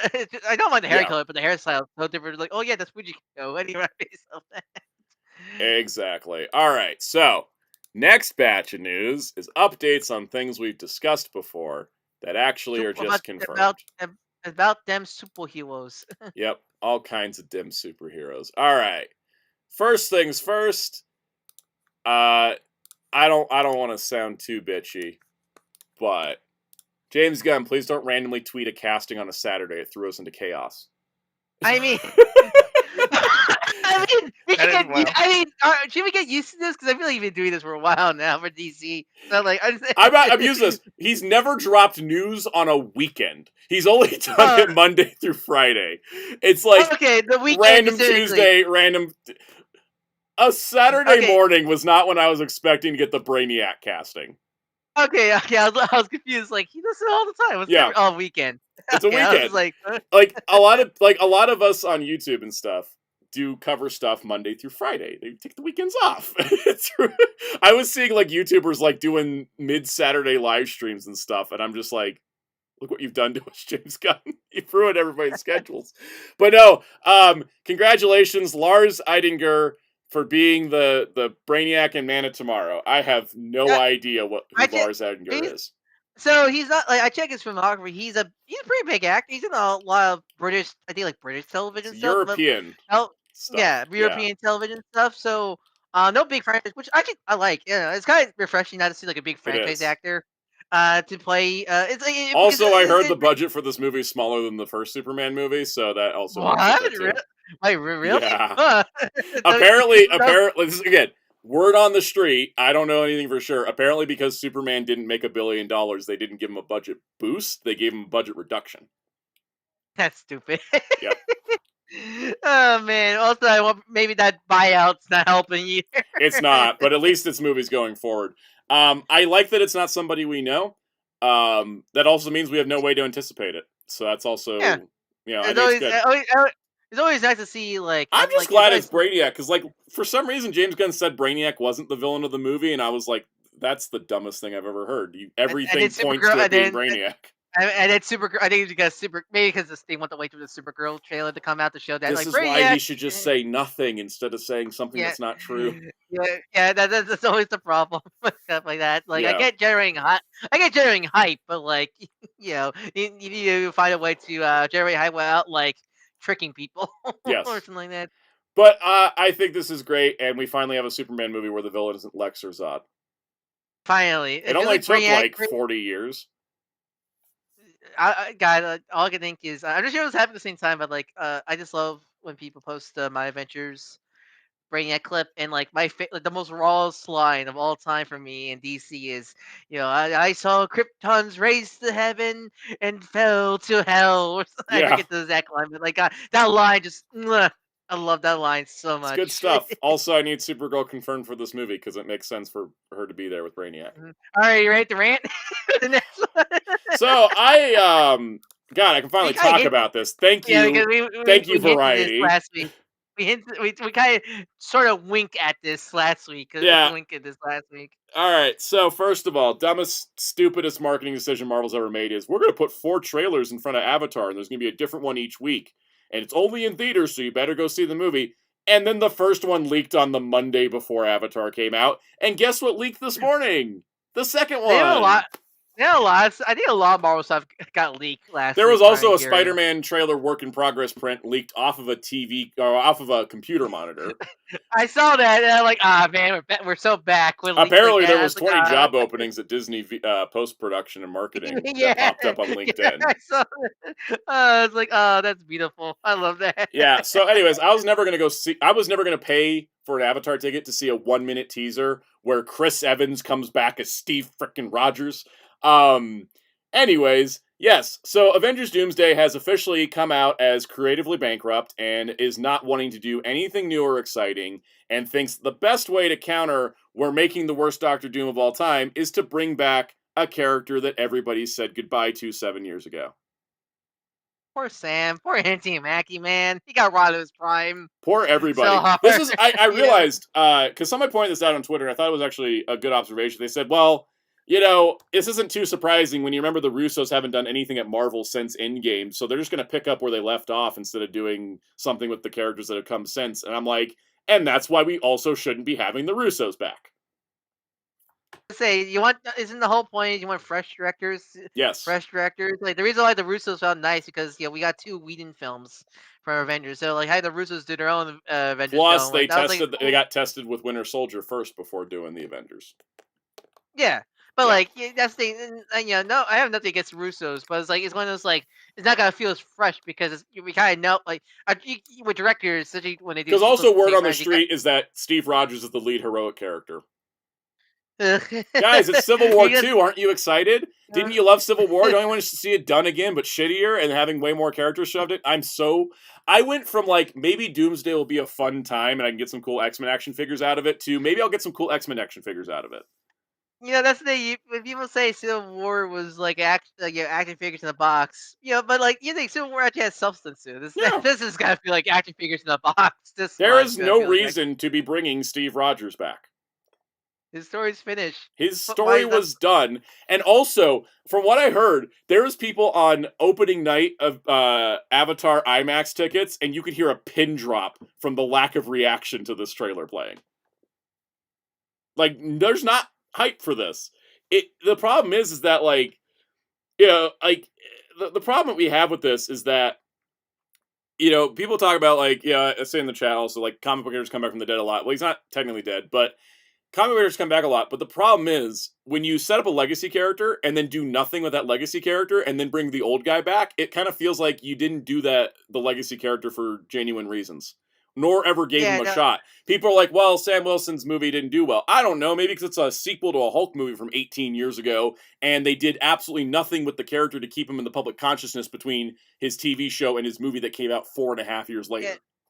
As someone who does enjoy Brave New World, even knowing his flaws, it's not a Sam movie. It's not a movie about Sam. It's a movie about following up stuff from Hulk. And which, like that. By the way, following up stuff from the lowest box office MCU movie of all time is not a play anyone should be doing. Marvel's whole issue, like the whole reason we're in a situation like this, is because Marvel had so much massive hubris that everybody watched every single thing they made and remembered every single thing they did. I remember. I just feel bad, man, because like legitimately, I think like Anthony Mackie, because even though like Brave New World was not like a great Sam Cap film, I thought Anthony Mackie carried the film. He really did carry that film. His back must be tired from carrying that movie. Yeah, so like seeing that, it's like, I can totally see. Like, I want to see an Avengers-led film with Sam, and it's because like I thought this movie was going to be like Avengers versus Thunderbolts versus X-Men versus Fantastic Four, but then they all have to work together because Doctor Doom is here. What do you mean Steve Rogers is back? Like, there's already 27 freaking people in this movie. Why are we adding a 28th? And also, why are we adding Steve Rogers when we still have any confirmation that Monica Rambeau's in this when she's the connection to the X-Men? Yep. What's the Sabrina controversy? Is he Sabra mentioned? Sabra, the Israeli character in Brave New World. I don't want to get into that. No, she's not back. She was in Brave New World, and that was a cause for a lot of the reshoots of the movie. Okay, I thought that was okay. I thought they were talking about Doomsday. No, she's not in Doomsday. Well, as far as we know, she's not in Doomsday. If she's in Doomsday, this movie's even more cooked than I thought.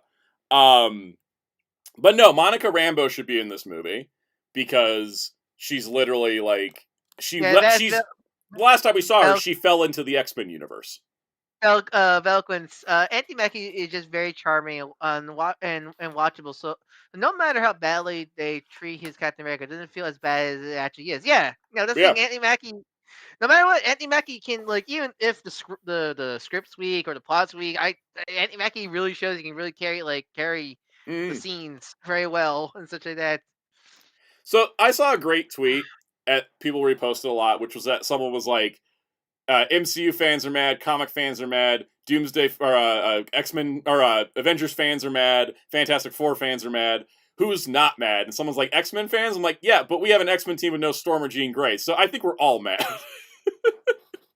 Like, this just seems like there's way too much going on, and the next teaser for the movie isn't like, here's the X-Men, it's Thor being back, which is fine because we had that confirmed, but like, is this just going to be a Chris Hemsworth, Chris Evans, Robert Downey Jr. movie again? Because we've already done that, and I thought we were moving on from that. And if we're just whiplashing back into it, I'm done. I don't care anymore. I've enjoyed stuff from the last couple phases of Marvel. Not all of it has been great. There's been a lack of cohesion and a lack of planning, absolutely. It's not like the first 3 phases were well planned out. There was so many pivots going on around there, you could make an entire racetrack.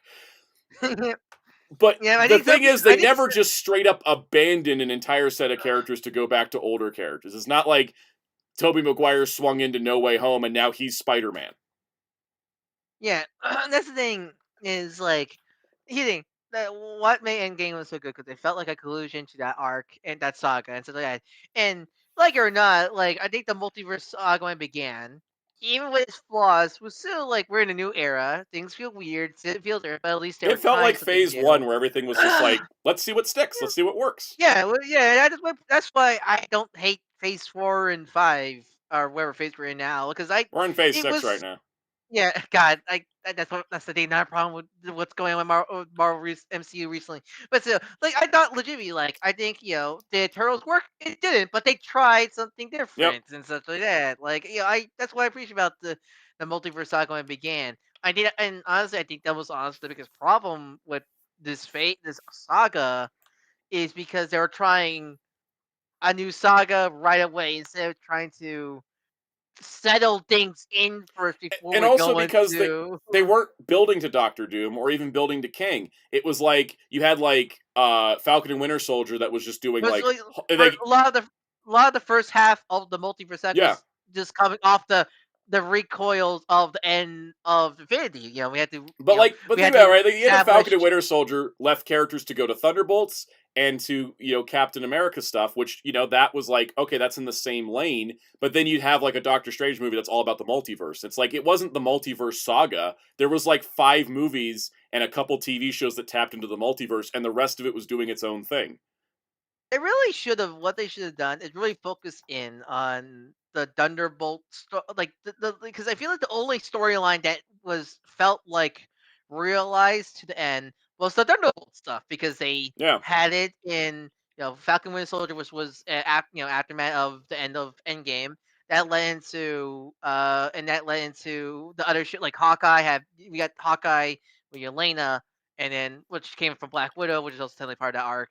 And then that led into, and also U.S. Agent John Walker, and that led into Thunderbolts and Brave New Thunderbolts World. picked up all these pieces, including Julia Louis-Dreyfus stuff from Wakanda Forever and all that. So like all I forgot. Oh yeah, I forgot she was in Wakanda Forever. Yeah.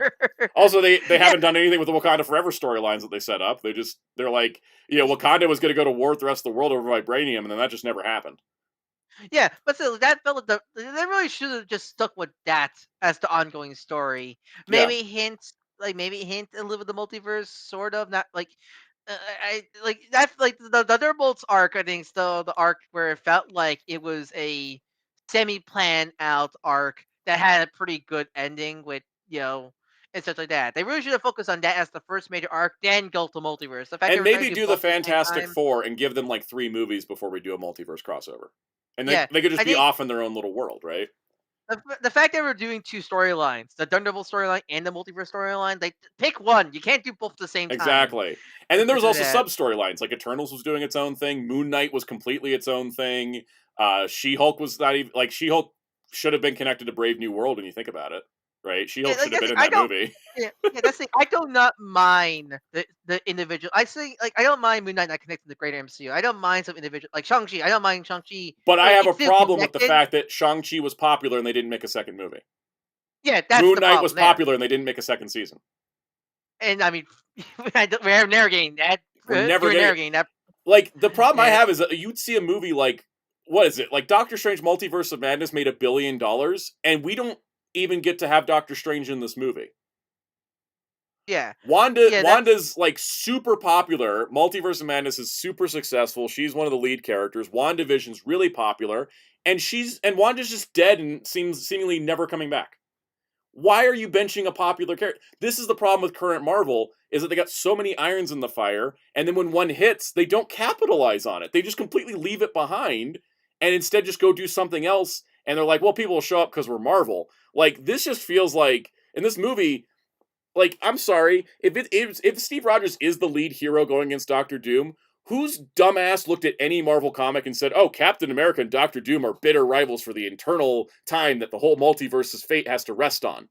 Because that ain't ever happened. The only time that happened is Chip Zdarsky run, and even then, like that was less like Steve has a thing against Doctor Doom. The way how Chip Zdarsky wrote it, where Chris was just going into the mission on Bavaria because it was the post being freeze out thing. That was, but even that, there's no rivalry between the two. It's Mr. Fantastic and Doctor Doom. Right? If Doctor Doom's eternal rival and bitter enemy is Mr. Fantastic, and the fact that none of these 4 rumored trailers have anything to do with the Fantastic Four drives me insane.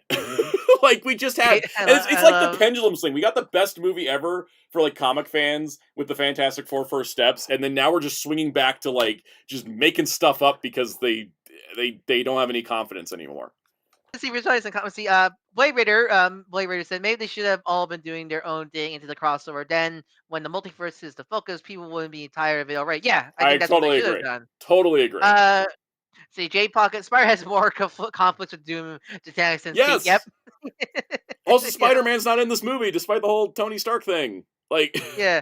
Mateki blame. I don't blame fully on Kevin Feige. This is definitely Disney. There's a lot of factors involved, and there's not one singular person to blame. Yeah. Like at most made the higher ups Disney, but they can blame everything to the higher ups of Disney. So like, that's the. I just gotta tell you that like I went from this movie's going to be a mess because they're hiring writers 4 months into shooting. They've shot it, so they've already done reshoots. They're already.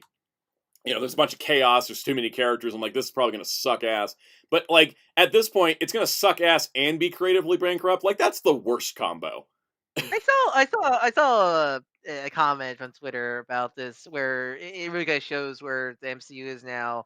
When Endgame came out, me and my friend were at 5 o'clock, like waiting 5 o'clock in the morning to watch the trailer. We were all excited. Then when this teaser stuff happened, they said I had no reaction. Yeah, I think that shows where sadly the MCU is now. I've been a strong soldier. I've been trying to push through. But like, this is good. All right, we can work with this. Like, I've been a supportive fan. I'm done being a supportive fan. I can't support this. This is just clearly desperate.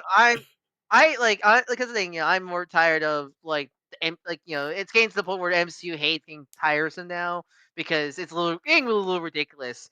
But like this is the example of why it's the problem. Like when it comes to like MCU humor, because again, like I think a lot of the problems people have with modern MCU films isn't an MCU problem. It's just I think either people's tastes have changed or just not vibing with the characters, or they don't have that stuff.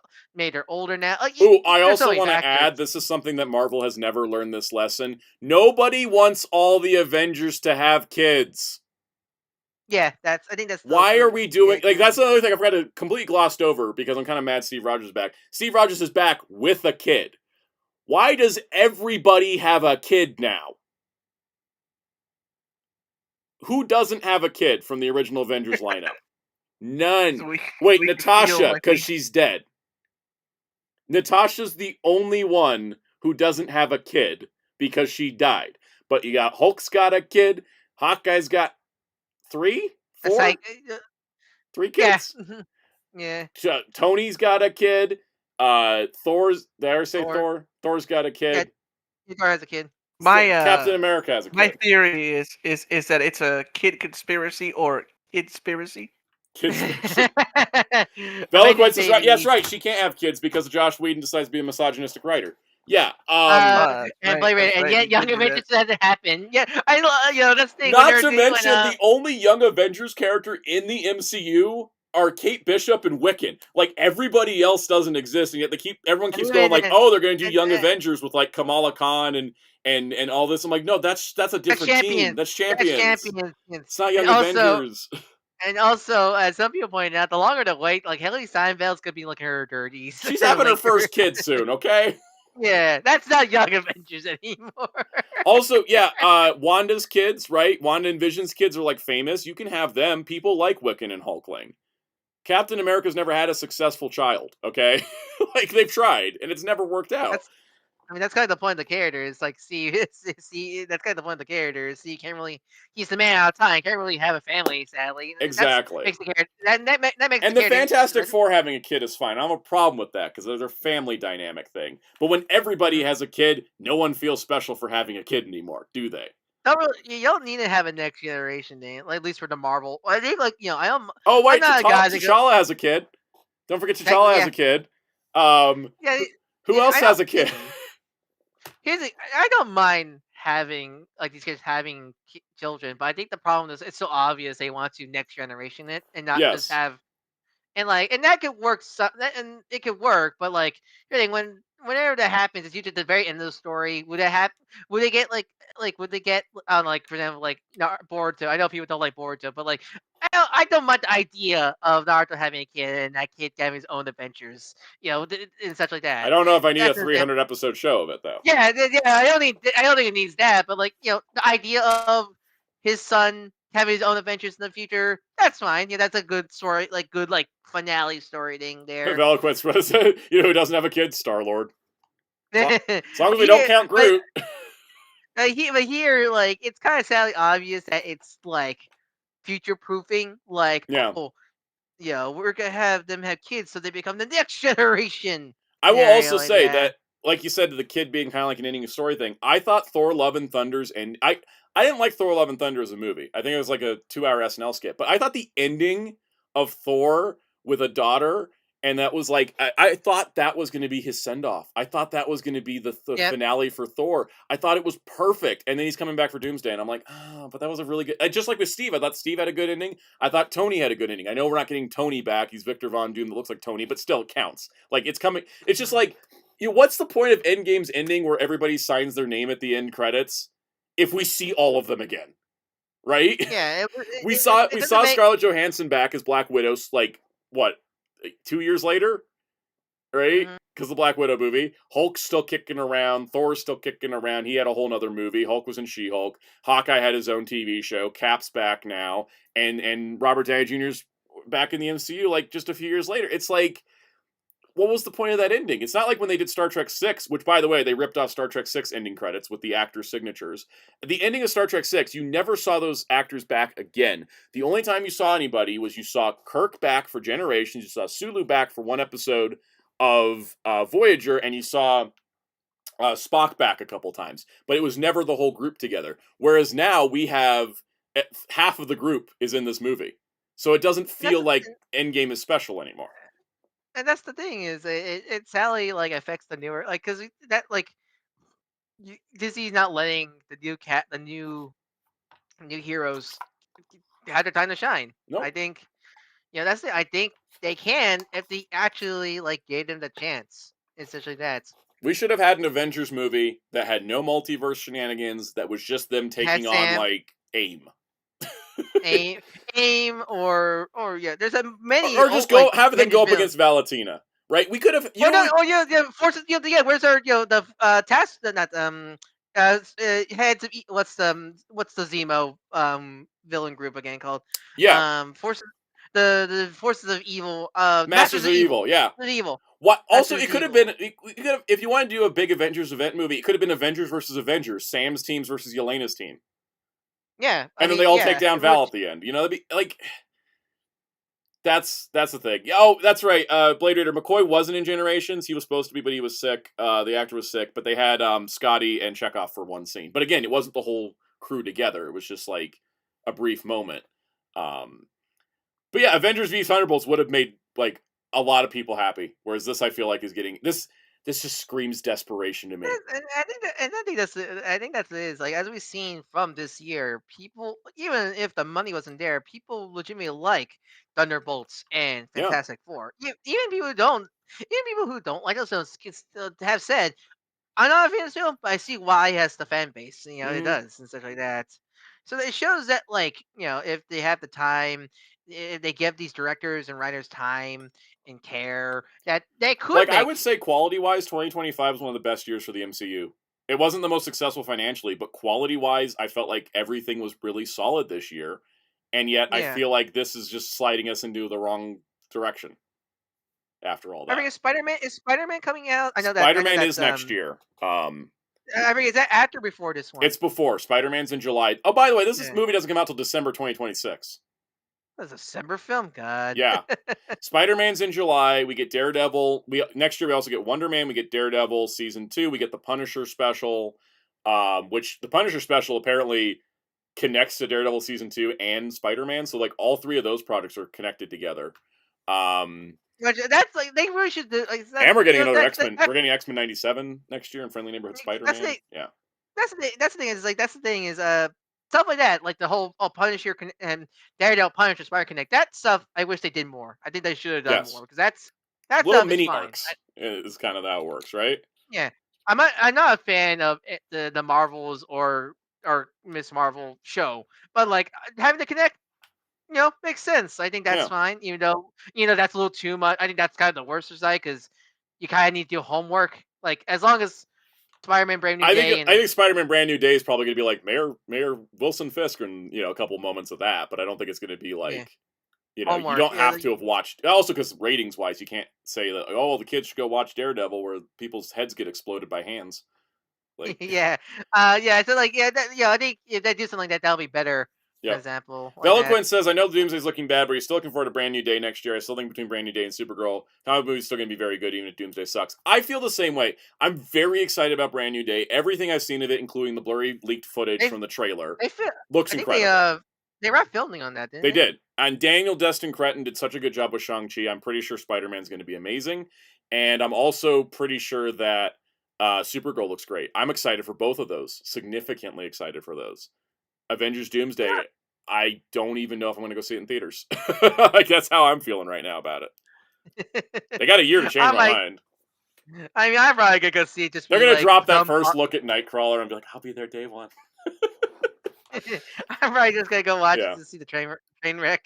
Yeah, it's going to be. I'll probably go see it because it's not like I can't wait till Disney Plus comes around. But I think Spider-Man looks really good. The rumor about the villain that's making everybody upset, I'm just going to let Daniel Destin Cretton cook because he's given me a good track record. Every single thing the Russo brothers have made since Endgame has been garbage. So I'm not really that confident in them at the moment. Clayface is coming out next year, supposedly. I still think that should have gone straight to streaming because I think it's a brand dilution problem to stick it in theaters. But you know what? Might be good. It's got good talent behind it. So... you'll definitely go see it. We'll get one X-Men trailer in like August. You'll pre-order a ticket right then and there. Yeah, no, I will. I totally will. I totally would do that. I think also, the thing is, the problem, as we've seen for like Marvel Rivals and other Marvel stuff, is not the Marvel brand is the problem. The MCU. People still legitimately love them. It's the MCU, essentially how they've been treating the MCU lately is causing this problem. Because like people still love these characters. People do, and you can see the outrage. Muteki said like you're only mad because you care, and I'm like, yeah, I agree because like. That's the thing is I do still care about these characters, and this feels like a slap in the face for all my years of being a fan. Right? I take it as a slap in the face to be like, oh, we're not focusing on the new characters that we've been following for the last 6 years? Because I thought that's what we were doing, right? That's my thought. But do we going to do any more on this? Because we've spent a lot of time on... Yeah, let's do it quick. We didn't get to Digimon. We didn't get to Digimon sooner than later. We haven't even touched Digimon. Anyways, I'll just say that I don't know. Okay, so like the rumor that they're going to reboot after Secret Wars is a funny one to me because why would you wait if you were going to reboot? Why wait till after Secret Wars? They want to have the big event film. But here's the thing: you're going to do the big event film. If you're going to bring back Steve Rogers, why are you not waiting until the reboot happens? Because now if you reboot right after Secret Wars and you bring back Steve Rogers, hey, I didn't say it was a smart decision. I know. I'm just saying, like this is the problem with the MCU. This is the problem with this decision. Let's go with that. The problem with this decision is it's so desperate, it's ruining future plans already. Mm-hmm. All right. Tojima Wants to Be a Kamen Rider is going to run through winter 2026. They are doing 2 consecutive curves of episodes. This is officially confirmed. It is going to begin airing the second part on January 10th. So pretty much it's continuing just where, the quote-unquote last season ended. So nice to know. I think there's like confirmation a few weeks ago, but it's like fully officially confirmed getting a second core. So God knows it's going well. Also, Kamen Rider Zets will be entering its second arc about the same time, which I think is kind of funny. Just timing-wise. I don't know, maybe it's been a while, but is this... Kamen Rider's been doing arcs since 01. It's really the first time where they're actually advertising into the next arc. They were doing it starting with Gotchard and then into Gav. They started making posters for each arc. Okay. And now we're getting more push because they're streaming it globally. So maybe that's why I'm not noticing now. Yeah. All right. There was Jump Festa this weekend. You want to explain to the people what Jump Festa is? It's pretty much Shueisha's big convention to announce all the new Jump-related projects, either anime, games, any all the multimedia stuff for their series, pretty much. So we got a lot of new anime announcements. The ones that it's not covering, but we got a new trailer for Bleach Thousand Year Blood War, the final core, and Black Clover Season 2, which is super weird to call it that, but it makes sense because it is the anime original series ended, so it's a new season. I got a trailer also. Bleach. For Bleach fans, Thousand Year Blood War Part 4 will air July. Black Clover did not get a date. Is there any Dragon Ball news? There was no Dragon Ball news. I looked. There was nothing. That's January is the time for that. That's why. I just want to because I think I saw Jump Festa was advertising Dragon Ball stuff on their things to be announced. Yeah, they had meet and greets and stuff, but they didn't actually have any news because it's supposed to be January. But there was the announcement that the Reborn anime's 20th anniversary is kicking off with a new visual, a trailer, a whole bunch of merchandise, and no confirmation of that anime remake we've all wanted for years.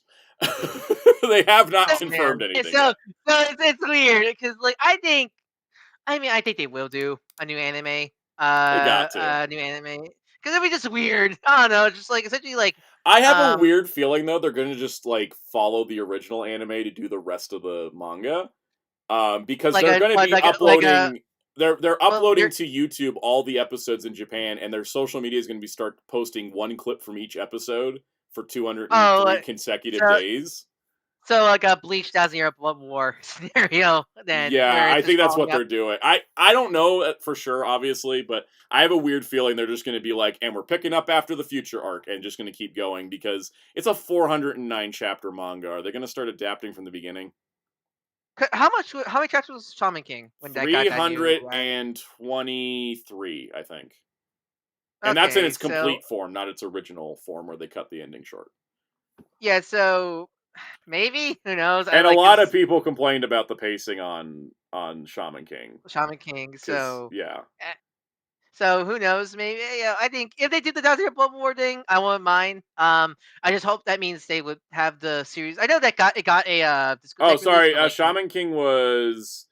Let's see. I did put it in here. It was 288 originally. Yeah, it was 280 originally, and they added 33 more chapters, so it's actually closer to 300. Okay, so that's more reason. Okay, that makes more sense to have. Okay, so I think they might do another Year Blood War treatment. Then I hope. I know Discotek released the home media. It is. I think they're going to be. I think it's streaming on Tubi. Somebody said somewhere. I hope it's somewhere available. I'm gonna check it right. I'm going to check it right now. Cause watch. Yeah. If they were to do a new anime pick up with the last anime pick up, I actually would like. Kind of cool. They actually got the dub actors without sample discs to actually like quote unquote reprise their roles. Yeah.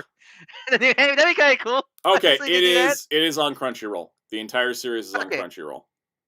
Okay. So, Actually, yeah. how is the anime? Because I am except because since the manga is not easy to The manga's read. way harder to get. I've been Yeah. watching the anime. I've been doing like this thing. I've been watching like 2 episodes a day, just to kind of have a little taste of it each day. It is different, but I at first I was like, ooh, this is kind of different than the manga, and I was like, ooh, I don't know about some of these changes, but it actually was really smart because what they did is they did a similar thing to what Yu Yu Hakusho did, where the early arc in the manga is really damn slow, and the anime just kind of gets to the point quicker. Okay. Because like the Okay, I was first gonna 10 say, episodes get you the whole main cast, as opposed to it taking like 5 or 6 volumes. Okay. So it's a pretty.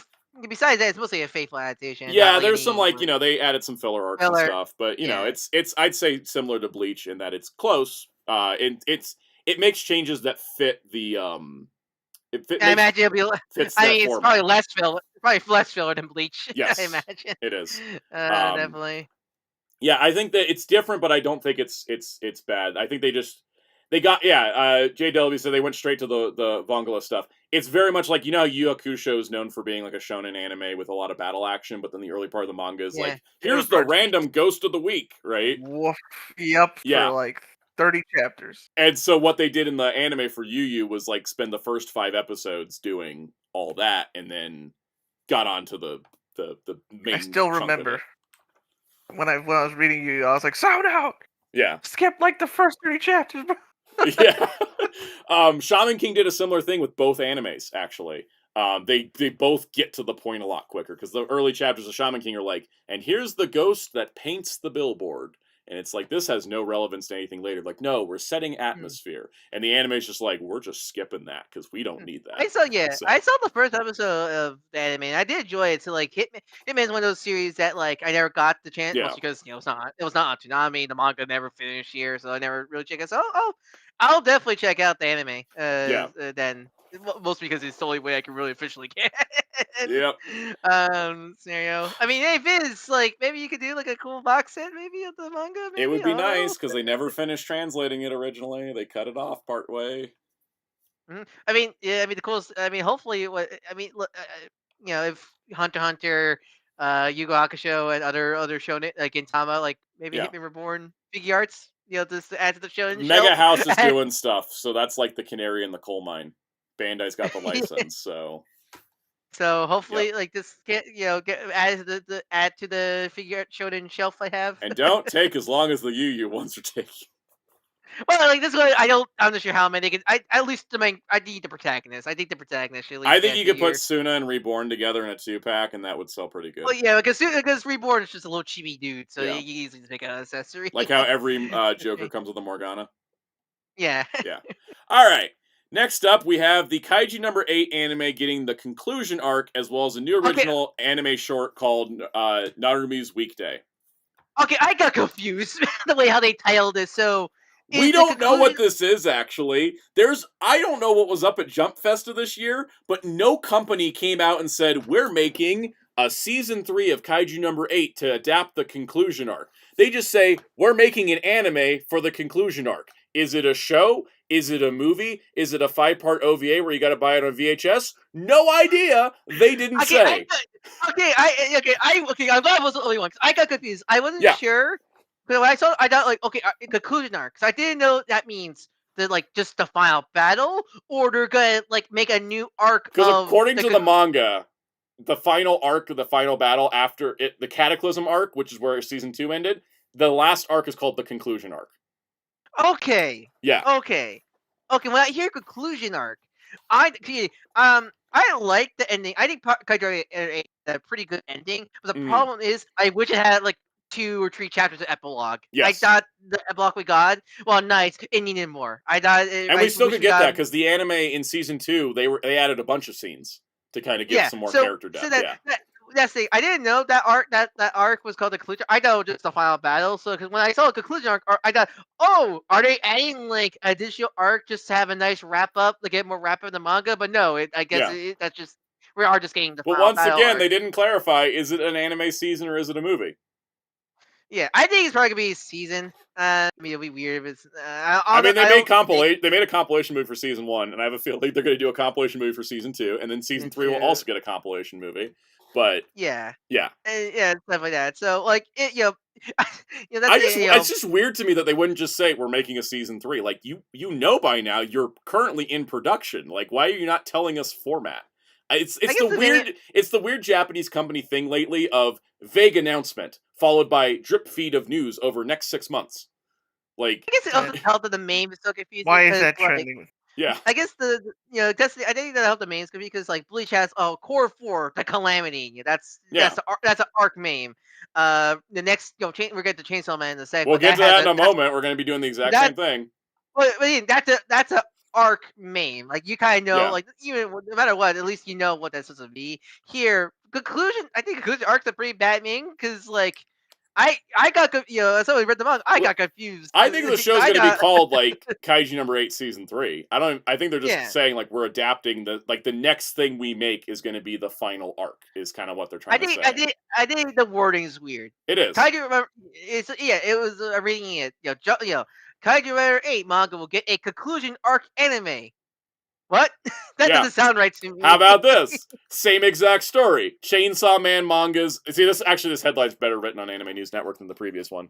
I think this one. Kaiju number 8 is great Veloquence. It doesn't fall into the same shonen tropes that you would expect. And if you're an old shonen head, it's really great too because the main character being older immediately is good. I would say check out Kaiju number 8. Highly recommended.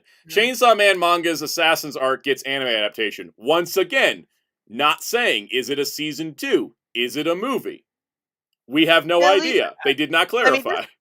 I mean, this is the case where I don't mind this one because at least I think the problem, like with the Kaiju number 8, is conclusion is such a weird word to say for an arc because, like, is that like? But it didn't say like battle? Kaiju number 8 manga's conclusion arc is getting an anime, right? Like the headline is confusing. This one's obvious. The Assassin arc, which by the way, it's kind of nice to know what the name of this arc is because I have so many. I always call it like I had so many different names. This arc was like the Denji Wanted arc or whatever. It's nice to know I have a name for this arc now. Yeah. But this one's simple. It's Assassin arc in anime adaptation. Whether it's gonna be a movie or show season, we don't know. It's conflicting reports. Some people wanted to say it was a movie. Others say I think it's probably a season because that arc's pretty big and like I think the question is it going to include the Gun Devil arc as well? No, I don't. I do not think they should have. For me, I say, the Assassin arc's gonna be up to the end of like after all the. What's the best way to say without spoiling? It's the end of when Denji defeats the villains is the best. And then I feel like the Gun Devil arc and then the arc and then that kind of merged the Gun Devil arc and the final arc of part 1 to one bigger arc. That makes sense. That should be the final. I feel that's the final season because I do not want that. I feel like they crammed that. If they crammed that into, because I saw people saying they should.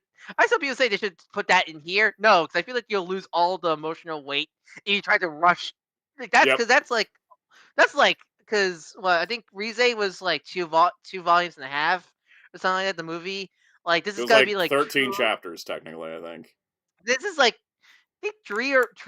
Well, it was 11 volumes in total. The first season did about 4 volumes, so 4.5.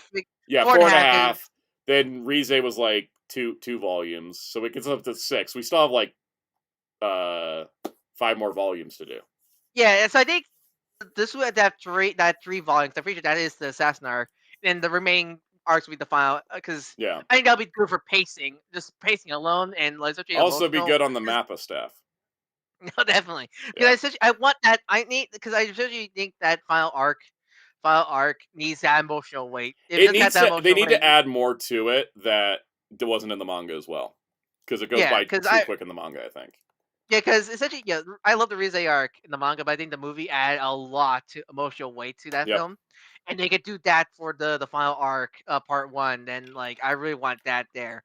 I also hope for this arc because I'm not a big.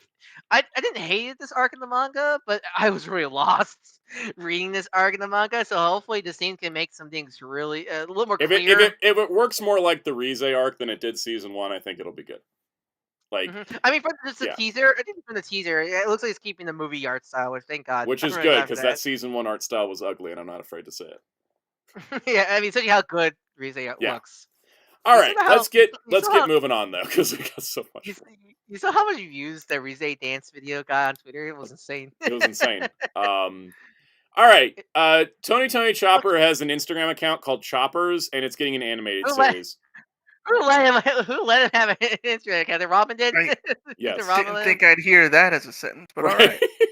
If you go on the Chopper's Instagram, it's just Chopper like going on the bus, walking into a grocery store. It's cute, and they're like, "Let's just make a little anime out of it." I'm like, "Okay." Is he filming it? Like, is he filming it or is someone else filming I him? think someone else is filming him because he's always full I body think in it's Rob. the shots. I like to think it's Robin. It is Rob. It's got to be Robin because the thing is, like the whole lore behind it is that Chopper gets isekai into our world, so he can go to events and stuff. It's so weird. I love it though. All right, the One Piece Elbath arc is starting in the anime April 5th because we got told One Piece is going seasonal. Are we on break yet or not yet? One more episode of Egghead, and then we're on break till April. So this will be 26 episodes starting in 2026. Only 26 episodes a year. And here's our first visual for Elbath arc, and it's confirmed April 5th will be the premiere date. By the way, no news on that. Whatever happened to that Witch Studio adaptation? Who knows? All right, we also got a new clip for One Piece Season 2, the live-action series, which basically was showing not only Michaela Hoover voicing Chopper, which we knew, but all the international dub voices for Chopper. And then also I had to scroll through so many tweets about this video because everybody was talking about how Iñaki has abs now. He really did go to the gym like he promised. I was like, guys, you're supposed to be talking about Chopper. Stop talking about the abs. Did they have a Japanese dub? They do, and the Japanese voice is the Chopper voice from the anime, just like all the Japanese dub voices for the live action are the anime voices. That's nice. Oh no, I hope they don't get to Frankie then. Oh god. Yeah. Anyways, cute little clip that we got to see, and yeah, when I was trying to find more information, I was like, guys, people on Twitter, just turn the horniness down for 5 minutes. I'm trying to get information here. But also, it's the clip's fault. It's like, here's Luffy, like, muscled up, flexing, and totally dripping wet. Like, of course there was going to be thirst tweets. All right. I can't wait. Trust me, we're going to get a lot of those when Ace start doing... Have you seen Zolo? Zolo's built. Yes. Also, like, if anybody's been following him on Instagram, he's been at the gym for, like, the last 8 months. I'm pretty sure he lives there now. I mean, Zolo's been doing... training since the Cobra Kai days. Like, that's right. Okay, so Oda had a message at Jump Fest where I felt like he said a bunch of things he shouldn't have. Oh no! This is very funny. This is very Robbie Williams coded in the fact that it's like publicists are in fear of this man. So he wrote this message where he said, "I asked my editor to list everything we have planned coming up in the next year." And it ended up a very long list, and he tells me we can't talk about this, this, this, or this. Guess we can't say anything. But looking at the list, it does look like many of our projects are aimed at a global audience. Needless to say, that includes Japan. It's like Japan, so he's like, just in case, don't worry, Japan, we're not leaving you out, just because we're also grabbing money from everybody else. The previously announced anime readaptation, The One Piece, is made for a worldwide audience and is well in progress. That's the Wit Studio remake. So, all right, so there is some news. It lives. Sort of. And on March 10th next year, the live-action One Piece Season 2 will finally launch. We will finally get to see Chopper. Every time I see new scenes of him, I find myself saying, so cute. Next March, all of you will be saying the same thing. I hope you also enjoy seeing all the quirky new cast members, as well as seeing how perfectly Iñaki and the others embody the Straw Hats. In fact, filming has already begun on Season 3, which will conclude the Alabasta saga. Please look forward to it. So, that confirms Season 3 is going to be all Alabasta. Which is good, because we pretty much guessed that, right? I think that was... Yeah. All right. As for the new anime film, which they announced last year at Jump Festa, they haven't said I'm allowed to say this. I must have missed that news. I must have missed that news. Yeah, it's in the middle of his statement here. As for the new anime film that they said they haven't said I'm allowed to say this. I can't say it's going particularly well, but maybe saying this will light a fire under everyone. LOL. Oda, did you just call out the art team and the animators for not taking the movie by now. He says, but it's about something I'm sure all of you will be very interested in, so I hope you wait patiently for it. He's like, I said last year we were making a movie and it's not done. What's wrong? Get to it, LOL. Like, what? That's amazing. I hope to be like that if I ever get a show made. I don't know why. Why does that have the energy of the ranking bass Rudolph? Why were you in elf practice? It's like, why isn't my movie done? All right, so he said since this is Jump Fest, I should talk about the manga on Jump.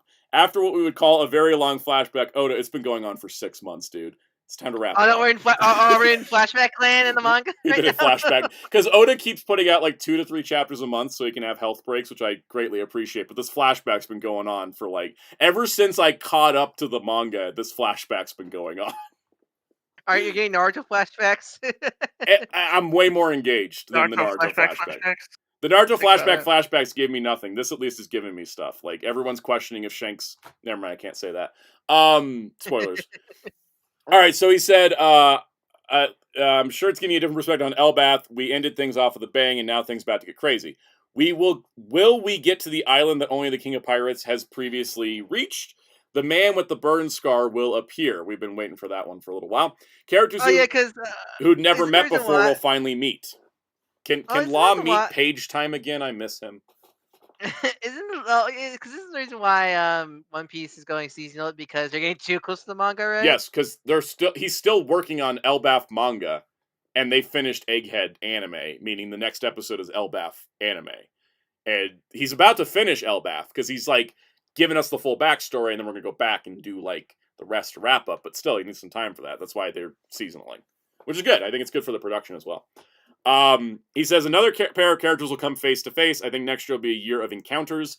The story will be moving at a breakneck speed, but since I've aged, much to my chagrin, I take the liberty of maintaining my own health as we continue sailing next year at the fastest One Piece speed. I have this like, damn, I'm mortal. He's like, I'm old. I can't crank out 10 chapters a week anymore. Damn it. I love Owen's like, I love this is like Owen realizing he's a mortal being. Yes. Festivities ahead. Get ready for a spectacular. I love when Oda makes statements like this. Because he was like, he starts with, "Oh, they told me these things I can't say. I'm gonna say a thing I'm not allowed to say because I want people to like." He's like enabling the fandom to be like, "Go tell them about the movie." He's also like, "There's gonna like." He basically tells at the end here, "There's gonna be more manga breaks. Don't blame me. I'm old."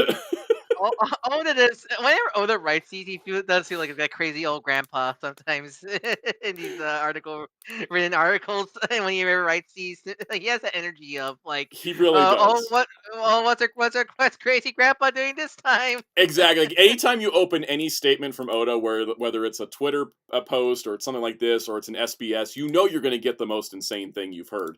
It will never be boring. I mean, he might as well be the crazy grandpa of Shonen Jump. You know, all the newer mangas grew up reading his series. Yes. Also, all of them ended. Yep.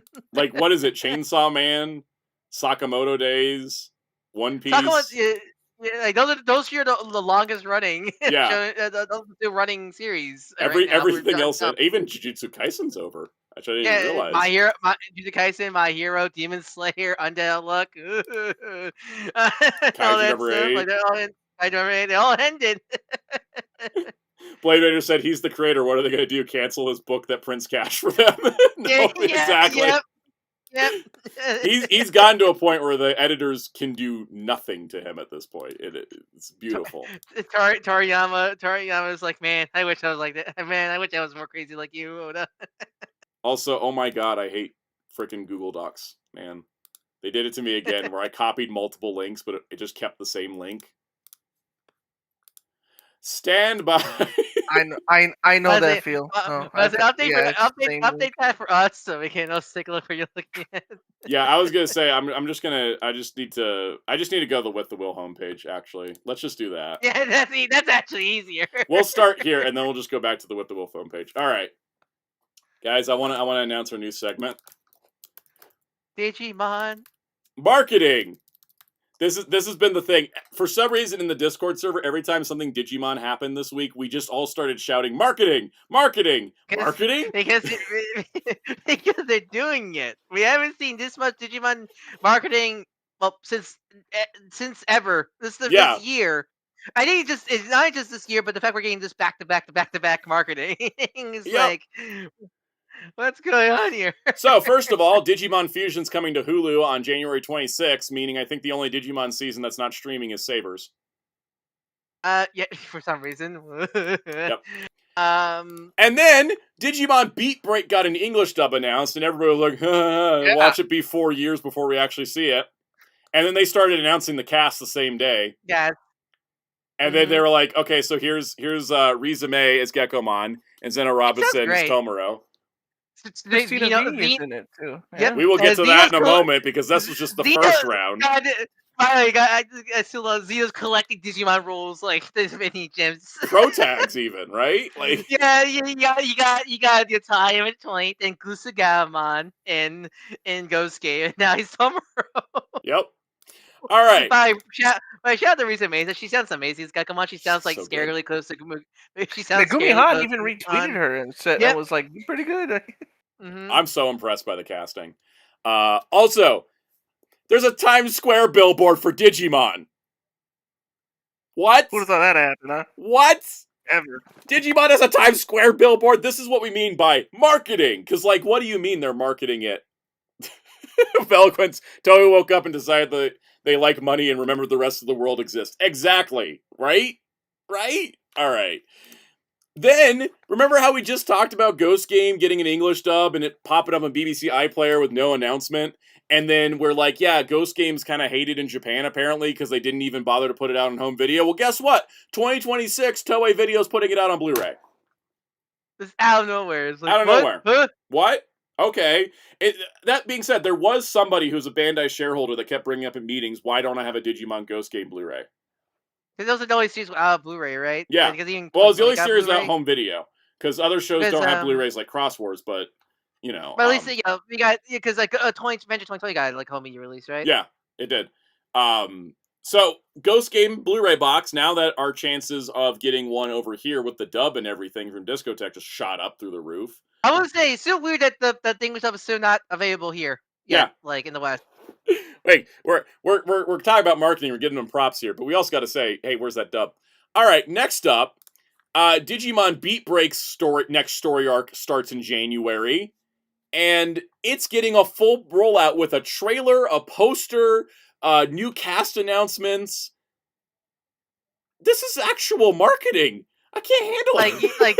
I mean, also, like, the first time ever we haven't got, like, in a while that we have arcs again. Yeah. Because, like, because 2020 and Ghost Game didn't really have arcs, really. Well, that's because they always felt like shows that could get canceled the next week. I mean, because I know 2020 is a little more story heavy than Ghost Game's episodic, but like, I mean, from what I've seen of 2020, it doesn't really have arcs really enough. Like, it's things just happen. Story heavy. Yeah, things just happen, right? You just sit there waiting for the megas to show up. Yeah, so like the fact that we got a whole we're getting arcs again. First also my boy Gigasmon for Frontier Rip, baby. My boy Monodramon's getting a starring role finally. Ludomon, who's if you don't like Ludomon, who's part of the Legend Arms, like Azumamon, he's always been like ghosted by Bandai because they always put like Zubamon in the games, involved in Randamon, but never his counterpart. Which I find weird because don't you want Ragna Lordmon in your video games because that's another Jugrush fusion you can add to the games. We also got the casting news, so we got a new character. So it's going to be called the Tactics arc because they're going up against the Tactics team. The Tactics team. We got our rival team again. Yeah. We've seen this concept happen a couple times. We had the biohybrids in Sabers who were supposed to be like a rival team, but it didn't really work out because of budget. That's why they didn't last long. Okay, budget, because that was paying 4 more voice actors. Yeah, yeah. Then in Cross Wars Hunters, we had rival teams, but that didn't work because Hunters was terrible. So I can't wait. I can't wait till I get to. I'm so excited. I can't wait to talk about somebody that actually watched it. So, anyways, we got So we got a rival team. So we got Raito Soda, who's going to be played by Toshiyuki Tsunanga, who was Rei in Atmon, so that's a returning actor, which is fun. We've got Hotaruko Kanuma. Hotaruko. Also, it's also nice to see some again more older Digimon tamers also. Adults. Sakura Kawaguchi is playing her. She was various characters in Adventure: Ghost Game, and already played Beat Break as the younger version of Tomoro. That's a clever use of voice actors right there. Yeah. Frontier had rivals, but they weren't human rivals. They were Digimon rivals. Yeah, so that doesn't fully count. It sort of does. Mitagi says really budget was Saber's toy sales not great. Saber's toy sales are so bad that the got toy line canceled. got canceled. The Burst Mode Digivice came out because they actually made some and they stopped production partway because of how bad it was selling. All right. Also, I'm convinced that Cross Wars got fully canceled because like there's too many evidence that we're gonna make Omega Shaman and Z Greymon combining figures. I'll get to that when we talk about the Granite, played by Marina Inoue, who is known as Tagiru in Cross Wars Hunters. We just talked about that. She was the main character. Emma in Ghost Game and Yuki Kanan in Time Stranger. Also, did they confirm the gender of this character, or are we in non-binary gender? I can't tell what the gender is or this character. We'll wait till the subs give us a pronoun. Yeah, because this one's like you could be either or. I mean, either or. And then we have the muscular man, Sarafi Naito. Kafka Himino went to the gym. Yeah. Ryota Taguchi's playing him. He is known to Digimon fans as Dark Rizamon in Ghost Game. Then we've had Kaito Kutsuna, who we've seen in the show already, played by Junichi Nakamura. Best known to Digimon fans as Chairsmon in Atmon, Ryuji in Hacker's Memory, and Revelmon in Time Stranger's Prelude anime short. He's the goat. He's the goat. Yes, he's Yuichi Nakamura. We also got Honaka Sakai, played by Rii Kugumiya, who has been Ikkyo in Sabers, Ukomon in Adventure 02, and a few other characters. Our favorite from Fairy Tail. Yeah. Welcome Wheels. Then we have Rose Woodville, played by Ryoko Shiraishi. Best known Digimon as Akari, Chibi Kamemon, Mervamon, Apasmon, and more in Cross Wars and Hunters. The player character in Redigitized, Soren Adventure: Yukiha in Survive, and Minervamon in Time Stranger. So yeah, she has one of the biggest Digimon credits. Yes. Then we have Clay Arslan, voiced by Satoshi Mikami. He's joining Digimon for the first time, but he's known as Fanzel from Black Clover and Byakuya from Dr. Stone and more. Then we've got Genjo Kanada, played by Hiroshi Kamiya, best known as Koji in Frontier, Craniumon in Sabers, and Strabimon in Adventure: Hiroshi Kamiya is also just badass. And then we got Chairman Wong, voiced by Akio Otsuka, who's one of the most famed voice actors alive. He was Paimon in New Century and Survive, Apocalypse in various Adventure 25th Anniversary game collaborations, and yeah, that's a pretty known. Because Apocalypse doesn't really talk in Adventure Digimon. He just growls. Yep. Right. So there you go. That's the next arc of Beat Break. Hot damn, they're cooking over there.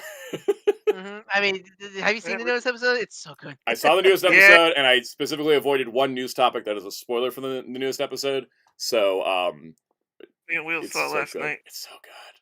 Also, what would have been? You know what would be great if we weren't in Shangri-La. Where in Shangri-La? Because of Ryu, one of the monster Digimons are from specifically. It's Digi-server stuff. Okay, I don't care. Moving on. I hate Digi servers. I hate the Digi. We know, and we're moving on. We do not have the time to be going down that rabbit hole today. Digimon Beat Break is getting plushies. They're not the greatest. They're kind of like your keychain plushies. They suck. All the merchandise for this show sucks. Because we can't get it. It's all Japanese convenience store merch. But anyways, what are you saying? It's all garbage. But I mean, the show is better for it because this show is clearly not made for merchandise. This show is meant to be made for a show. Yes. That being said, I would say we do need to have. We will get the good. I mean, we'll get the good merchandise sooner, but like it's probably this game didn't even get merchandise. It sucked. Yes, it did. It got some. It did. That thing's the Vital Brace show. So that's the merchandise. Outside of that, we did get the 3 little minifigures and the 3 plushies, which they're okay. But that's a Bandai problem in general. I don't think that's just specifically Beat Break or anything. That's just Bandai. It's just a Bandai problem. Let's go back through. There was more because this was a Digimon Times presentation, which I forgot to mention. So we also had the second DLC pack for Digimon Story Time Stranger. Features all the band shows. All the band shows.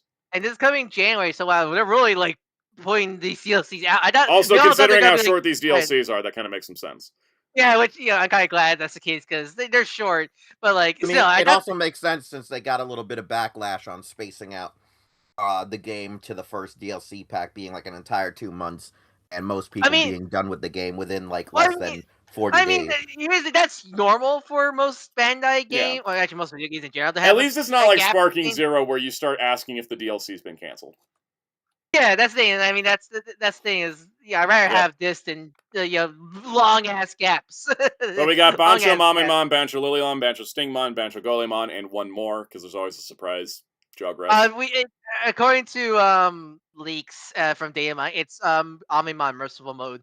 Oh, that makes sense because we didn't have enough Mamemon yet, so I think it was good. Yeah, I know, right? We're so lacking on Amimon. It was good we got another one in there. We got another one, yeah. Yep. Next up, we have the All Digimon Are Here project, which is a project to transcend the boundaries of series. The project is themed on all Digimon and looks to be art and merchandise specific. First installment features Agumon and others in an American comic book style. I will see when I believe it, because like that, the way how they said it, that means we should get more merchandise of anything that is an adventure. But I will see it when I believe it, Bandai, because you want, if you really want this brand to really be big, you need to branch out. not just do the same adventure stuff all over again. Guys, we got Gigasmon and Liberator Beat Break crossover. Don't you see? We got Gigasmon. We're getting that's not merchandise. That's just, not the merchandise side. Digimon Con is coming back in 2026 in March. Sorry, Pateromon. You got killed for. You got killed by Geckomon in the weird thing from Digimon Elysium that's still not out. We better get a release date for that.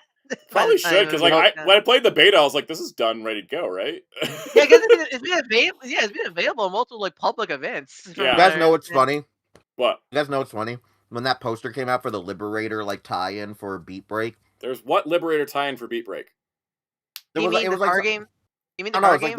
It's the poster wherever someone had the Gigasmon as their partner. That's not a poster for Liberator. That's the poster for the next arc. We were just talking about that. Yeah, that's the next Beat Break arc. Okay, I wasn't sure if he was actually in the show. No, he's actually in the show. That's the older. That's the older members Digimon partner. Okay, well, when that poster Jerry saw it, we ironically got to that point because Jerry just had slowly begun getting into Frontier, so he got to episode 6 or 7 and saw Gigasmon, and you're like, oh, he's one of these guys. Yeah. Card game Digimon Beat Break is getting a starter deck. In May. Conveniently, when everyone's going to have their megas, I bet. Yeah, you're right. The way how the show's been paced, because I'm pretty sure each core will get a new level for levels. So I won't be surprised. Even though Murasamemon over here has already jumped up a level over everybody else. Yeah, no, it's funny because originally some places listed Cougarmon as just giant rookie, and I kept saying that's not a rookie, and that's not a champion. They announced it as a champion, and then Murasamemon's an ultimate. That's when they announced them. They were like that. So, all right. We're also getting a Digimon Saver starter deck in May as well. So you gotta buy that. Yes, absolutely. And there will also be Dual Revolution, a booster series focused on Savers and Burst modes, also in May. I feel like we're only getting the Savers representation for 2 reasons. Sean Greymon really warped the meta at one point in the card game. He still has. And the fact that the head writer of Beat Break is Sabers. Well, also, I was going to say you're ignoring the big one, Wheels. Next year's the Sabers' 20th anniversary. Wait a minute. I mean, this is the like a full save because that's the thing. This is not like we have Saber Dean. Like this is the full official Saber set because there's been the Royal Knight set might as well be a Saber set because there's a lot of Saber cards. That's where a lot of the Saber Tamer cards are from. It's the Royal Knight set because there were the villains the last arc. Yep. Because that's how we got the Gizamon cards, and the Karada card, and such like that. But there's like I won't be trying to get bio hybrids in this set. Because they were being weird. They're probably like, with the a new really meta absent- mechanic. Yeah, because I'm curious how they're Yeah. gonna work. If they're gonna work any different from the hybrid, the Frontier hybrids and such like I think that. they probably will because they've been doing all kinds of stuff with that game. All right, Mhm. and then just this morning we got the Digimon Beat Break English dub trailer, and then the release date that the first 5 episodes are dropping December 27th on Crunchyroll. Which So means they're already- we're not doing the Dragon Ball thing where they wait 13 episodes in to start airing weekly the dub. Yeah, that's the thing. This is still coming. I mean, I think it's smart to release these after per core, but the fact that they're doing a bulk upload of 5 episodes instead of doing weekly is so better, so much better. Yeah, doing it then the weekly is way better because one that I think hurt Daima. Yes. I also think what hurt Daima too, and that it's just been hurting anime is the inconsistency of are we simu-dubbing it or are we just simu-casting it and then slowly letting out the dub later. And because it helps some shows, it hurts others. Because I don't noticed that, like, mind when it's some- like 2 weeks behind, like Tojima Rider. Like I think that's fine. Yeah, I think that. But if you're gonna fine. wait 13 weeks to start airing weekly, you should just wait till I it's know, over right? and drop it as a batch. At that point, you've lost the momentum. That was But the problem here, with like- Daima. This I think is fine. But here, Yeah. this is I think one. It's a longer show, but also it's a longer show, but also We it's a longer just show, but also, yeah, finished the first arc of 12 episodes. Hypothetically, they could release all 12 before the show comes back. Yeah, depends on how they're gonna. That depends. After the first 5 episodes released, are they gonna just go weekly by then? Weekly then, or are they gonna do another drop of the remaining episodes? We have to Well, see. here's the question: is Beat Break on full on hiatus? Because they already showed a preview one for the week- next well, Well, episode. the one next week episode break. doesn't air till January 4th. Yeah, so we're on break. Okay. We're on break Yeah, right we're on now. holiday break. So there's a little bit of gap in time if they wanted to put the whole dub out before the next episode, or we get the first 12 by the time 14 airs, and then starting on 15 they start airing the dub of 13, right? Like Yeah. the way that all the other Crunchyroll simuldubs work. That kind of. We just have to see. yeah. We just have to see next week, for example, how they handle it. But we're not waiting 4 years after the show ended to Also- dub it. Is this Also, the fastest? here's- Is this the fastest a dub has come out for Digimon? Yes. Yes, probably. Because even in the Saban days where they were dubbing at such an insane speed, I'm literally not sure how that was physically possible. It was still several Okay, months so- between. Yeah, no. What happened was the closest from what I heard Saban ever was. We was don't have to some hear. point I can just go during- check right now. If I recall, it was either during regular Adventure or Adventure 02 because there was a point where like it aired almost like 2 months apart from each other at one point. All right, and I don't remember which let's show go. it Let's was. go check because we are the bitches who check. Oh, I like that tagline for us. Does anybody else like that? I only like it. No. Jeepers. The bitches who check. All right, so Digimon Adventure Episode 1, March 7th, 1999 in Japanese, August 14th, 1999 in English. First of all, that's an insane 5-month turnaround for a show that had a ton of edits and music changes. Yeah, that's because for people curious, Beat Break is gonna be like all the modern dub. It's a straight dub. No, I don't even think this might have a English opening. I think it's just gonna be just a normal. I think it's just gonna have like this dub, audio dub. Anyways, so Adventure started 5 months apart. Let's see, its last episode. Let's go to the last episode because Fox Kids schedules were weird. The last episode aired March 26, 2000, and the last episode in English aired June 24, 2000. So they were 5 months apart, and they got to 3 months apart by the end of the season. Was right? Digimon a weekday show or a weekend show? It was a weekend No, show. it was mostly a weekend show. Because it was so weekend. close to where it aired. So then you go to 02, airs April 2nd, 2000 in Japan, August 19th, 2000 in English. So that's what, a 4-month gap, right? Yeah. And then by the end of this show, it was between March and May. So it was only a 2-month gap by the time it ended. Wow. Wow. Like, when we say I don't know how that worked. I legitimately don't know how that happened. And especially with the again. I mean, maybe that's why the music will just reuse Spider-Man. Well, remember Yeah. what we learned. Remember what we learned. Blade Runner said it took Discotek longer to recreate those edits. It's true. Remember Yeah. what we learned when talking with Jeff Nimoy, though, because this is still the thing that is what I keep having to tell. Jerry keeps having me to retell the story to everyone that we know, because Jerry loves that story. It's the one about how Jeff Nimoy said Gatomon, because of how the scripts were given to them and the Japanese context I of do love this pronouns story. are. It made Gatomon very non-binary, where they were watching the scenes and they were trying to decipher what gender of a voice to have, and they're like, what is it? Because they didn't have, supposedly they got the episodes and they sometimes didn't have like the audio, so they didn't know Gatomon was full on female in Japan, and they didn't have the context. So as they're sort of like transcribing their version of the show and still trying to, convey the story of Digimon, they were like, I think this is a boy, because it's like rather like trying to like flirt with her. And so like remember, they said they were almost a week to 2 weeks away from the episode airing, that Bandai came back and Toei said, no, this is a woman. And they were like, oh shit. Because of how close they were dubbing, they probably had they hadn't seen the Anjouwoman reveal yet.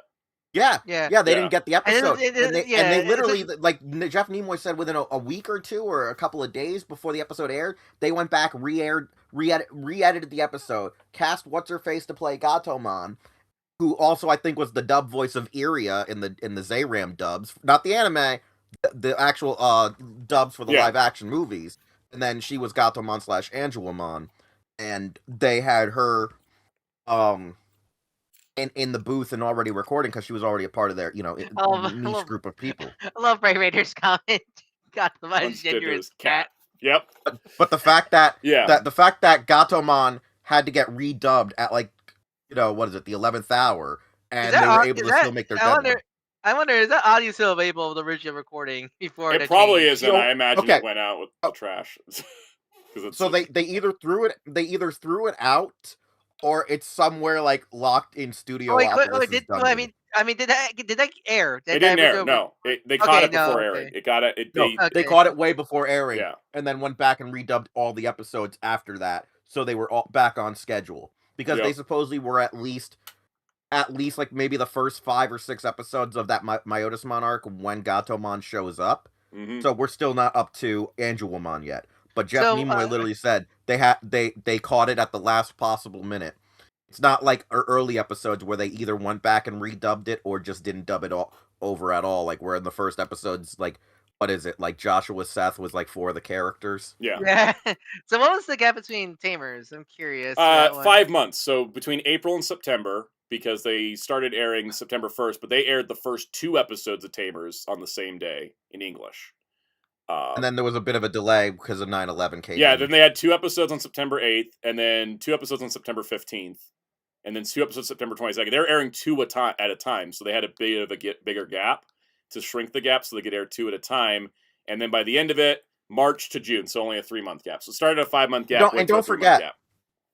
Don't forget, during season 3 and 4, as we know because of Jeff, the person that they brought in to dub those shows was to still try to make them a little bit more closer to the source material a bit, because that was one of the things that Jeff said he had a hang up with, is why he didn't do seasons 3 and 4 as the script writer and director, was that they wanted him to be a little less more comedy focused and more straight. I find it interesting. I always find it interesting hearing that, because like Sabers and Data Squad is a lot more like, it's like, besides some of it, it's more straight dubby than even the original Saban stuff, Tamers and Frontiers. Honestly. Oh yeah, no, that one is because when Jeff said in the interview, I think when they brought him back, he was aware what they wanted, but they said he could still do his Jeffisms, his adventurisms. Because Jeff, like, I remember hearing, like, isn't Jeff Newman like a really big fan of Sabers? Like that's why he didn't change that much, from what I understand. And he said he really liked it. He really liked it, and so he didn't want to change too much, but he still wanted to add his jokes and stuff. I mean that's why. That's because he has a comedy background. That's what he started. Yeah, because I remember hearing like he fought to keep the Chrissy's birthday episode, because that's a important episode for Thomas's character. Yes, and that's why he did the whole orange Nanimon. The Citramon thing. One of my favorite things is when he was saying about how him and Crispin Freeman really were in there, like, sometimes just like riffing to the extent like they wanted to include like the Star Wars reference of "I love you, I know," and they just couldn't make it, so they had to redub it because it didn't match the lip flaps. They tried so hard to sneak that joke in there. You know what's funny? Because watching I recently watched the Squad, and Jeff must have really got really good at tying, like, making the jokes so natural. Because I didn't even know, I didn't sense any of those added jokes. Besides the only scene where that one's more obvious is when Bachman was training Marcus and crew to learn burst mode, and like the rookies were like, "Listen," and Bachman was like, "Sorry, I don't have chairs. I don't have chairs in there." Like that was the only one where it's like that's a Jeff Newman joke. But that's like, I was like, props to him because I couldn't even tell half of them were in the show. Then. Yeah, no, and I still love the fact though, right, Sada? When he was like, "What do you guys think?" We're like, "Sabers is like our favorite one," and he was like, "Oh, are you saying that to kiss my ass?" We're like, No, we've held this in for years. So a couple comments in the chat. Spin Dash says Pokemon is 9 months behind Japan, and that's I hate that. Pokemon should never be that far behind. I feel like Pokemon is a big enough franchise that could easily be the same thing. Dub, honestly, legitimately, it really could have been by now. Ever since they took over, baby behind, man. Do you know for some reason? Also, Blade Raider said in reference to the male Gatomon audio, he said it's stored next to the recordings for the white lady that recorded for Storm, I'm sure. There's like, just a shelf in somebody's warehouse. The fact that it might actually be because Saban, right? Yeah, Saban, Fox Kids. Fox. Yeah. Like, I'll just say this right now about Pokemon. The reason why allegedly it's so behind internationally has something to do, at least these are the two things that I've heard, is that the people at Pokemon Company and Nintendo, for some reason, even though the whole internet exists and they still now make these giant Nintendo Directs telling you what's happening in the game and releasing them still day one, they don't like the fact that we somehow can view their media and know what's going on before we do. They don't like that. They like keeping us like, this is for Japan, now this is your version. They don't like that. They've never liked that. They never liked the fact that people around Gen 3 onwards knew what was happening in the anime. Biggest annoyance is being so behind is that the anime is never in sync with the games and other current events like the card game and the merchandise. It doesn't. That's the problem. Also, like, it's not Netflix's fault because the show still airs regularly on the BBC. On weekly, weekly. No, it's 100% the Pokemon Company. It's 100%. It's always has been. So part back of the to delay Digimon because I can smell dinner being ready. I just smelled. My mom just opened the door and it was just like, "You're smelling dinner. Get done." I literally smell my own dinner too. Funny enough. You're a true Digimon protagonist. Yes, I just wanted to go through the last of the dub distances, just for a quick little thing, because I'm going to do one more, which is Frontier. Frontier, April 2002, Japan, September 2002, US. So that's 5-month gap again. I'm surprised it was dubbed that quickly, such after the whole like Disney buyout. Yeah, Disney buyout, and they're on a different network. And then by the time it ended, under the radar. And then it ended March, and then it finished ending in English in July, so only a 4-month gap. So they once again, Spin Dash said short stream. Every time I say short stream, it's a long one. I should know better. And then for Data Squad, that was when it got a year. Yeah, that was April 2006 to October 2007. And then, what was the next show dubbed? Fusion? Fusion, that was like 2 years or something like July 2010, September 2013. And then 2020, 2020 dub came out to 2023. And then... Ghost Games dub didn't come out till 2025. So Beat Break is the fastest dub we've ever gotten. And, oh, by the way, the cast is Tomoro Tenma is Zena Robinson, Gekkomon is Riza May, Reina is Christina V, Pristimon is Lily Emil Lammers, Makoto is Brenna Larson, Tropomon is Courtney Shaw, Kyo is Jalen Askins. Every time I see it, keep saying it says Jensen Ackles, but it's Jalen Askins. Yeah. And then Murasamemon is Corey Yi. I imagine the evolutions are going to be the same actors as their other Digimon. Yeah. Christina V likes correcting another Digimon role. Yes. This year. She was just Aetiomon, and now she's Reina. So, long story short, because, oh my god, long story. Long story, not short, but with short form, Toei's actually giving a shit and trying with Digimon, and I'm here for it. Like, they're really putting the effort in, and it's so nice to see effort after so many years of nothing. I mean, after we saw from the financial report, and that was before Beat Break and Time Strangers, it was like what number 3 on the most financial successful. And most of their money came from outside Japan. So and I think it's also the fact that I think what's nice about I think it's so funny because when the Ghost Game dub came out, or at least in the UK, everyone's like, "Man, Toei, like, the Ghost Game dub is good, but like what, like Toei, you need to really approve your releases of these dubs because we can't keep having these big yearly gaps between the show and the dubs."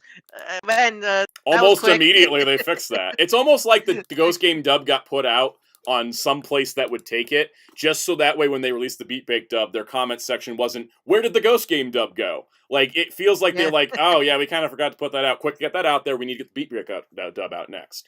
So yeah, I'm very impressed. We got a Times Square billboard. It's the best. Yeah. It's the best of mankind right now. It is the best of mankind. So, on that note, that's the end of the news segment. I want to do a couple little housekeeping things before we leave because I will forget. So, this was our last news stream of the year, like I mentioned, because next week I'm doing my movie ranking for 2025. I'm only going to do movies I've seen that were released in my country in 2025. Yep, because if we did every movie you saw this year, it'll be like a 10-hour stream. I'm at 197 movies as of last night, so yes, that would be a long stream. And so I'm just gonna rank movies that I saw this year that came out this year in my country of residence, because I can't like watch a movie that came out in another country last year. I don't travel that much, so that's how it's gonna work. I also made up my own film awards, and I'm going to be giving out film awards before I do the ranking because I think that I always complain about award shows and how they do things, so fine, I'll do it myself. And the winner of Sal's Best Movie of 2025 is Expedition 33! Yeah. So it'll be fun. I have categories. I'm taking some categories from the Oscars, some categories from the Golden Globes. I'm giving out like 2 awards in every category. I'm going to make sure that one movie can't win too many awards. Like, are you gonna have a stinker garbage? No, that's what the tier list is for. Oh, you have one raspberry award. The Razzie Award will be we're gonna call it the Raz tier, and it's gonna be just like, here's the worst movies I saw this year. It's sad because in my head I just thought of actually like the joke is now we need to have Raz present it for you. That'd be funny as heck. So that's gonna be next week's stream. But of course, we're supposed to be giving the Gavan Infinity trailer on Christmas, so I will cover that first. Well, we won't cover it because we will get in trouble. But there is some actual scans of the suit, so you know where to look. You can take a look. I was in our server. You were on the look. Blade Raider says it's your awards. You got to add one just for yourself. Oh, I'm making this solely because I hate the way that music awards are given at movie award shows. So. Are we gonna have the? You should have just the Soundout award. Like just there literally should be a thing that's like an award for pre-existing scores reused for sequels or something award. Oh, that'd be fun. Sequels can at least get something. You should have the Soundout award, aka what is the most standout movie? It doesn't have to be like the best movie. It doesn't have to be your favorite movie. It has to be just like what is the most standout coded movie. I'm putting this in the okay. What? Okay, see awards. Soundout award. Like, what is the most standout coded reward? Does it have to be the best movie? Soundout what is coded movie. I am curious. Because I have to think about that one. I have to think about that one because I already got like 4 in my head. Yeah, because like which one just like doesn't it have to be like a good movie? Which one just screams you? Like this was made for. Which one is like it's made for you? It screams you. Like when people see that movie, they'll think of you or something like that. God, there's at least 2 like that fit. I'm giving out 2 awards in every other category. I could do 2. There's definitely like there's maybe 3. You should have like the Oscar. You should have like me, Wheels, and Jerry like read off a card.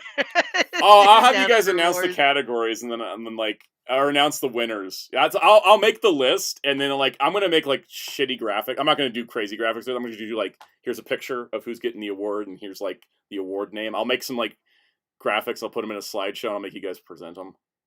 Yeah. That'll be fun. Yeah, so that'll be like the first part of the stream. Potato? I thought that was a tree. Okay.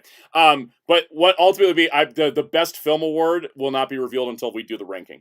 Because that'll be like, here's the top. It's going to be a top 10, and I'm going to actually rank them 1 to 10. I'm not going to be a bitch this time and just be like, I liked all of these. I'm actually going to rank them. It'll be fun. You need to get all that. You need to get that Kevin McAllen. You need to go to your Kevin McAllen library to see which music cues you want to use. I could. I'll have to figure something out for sure, because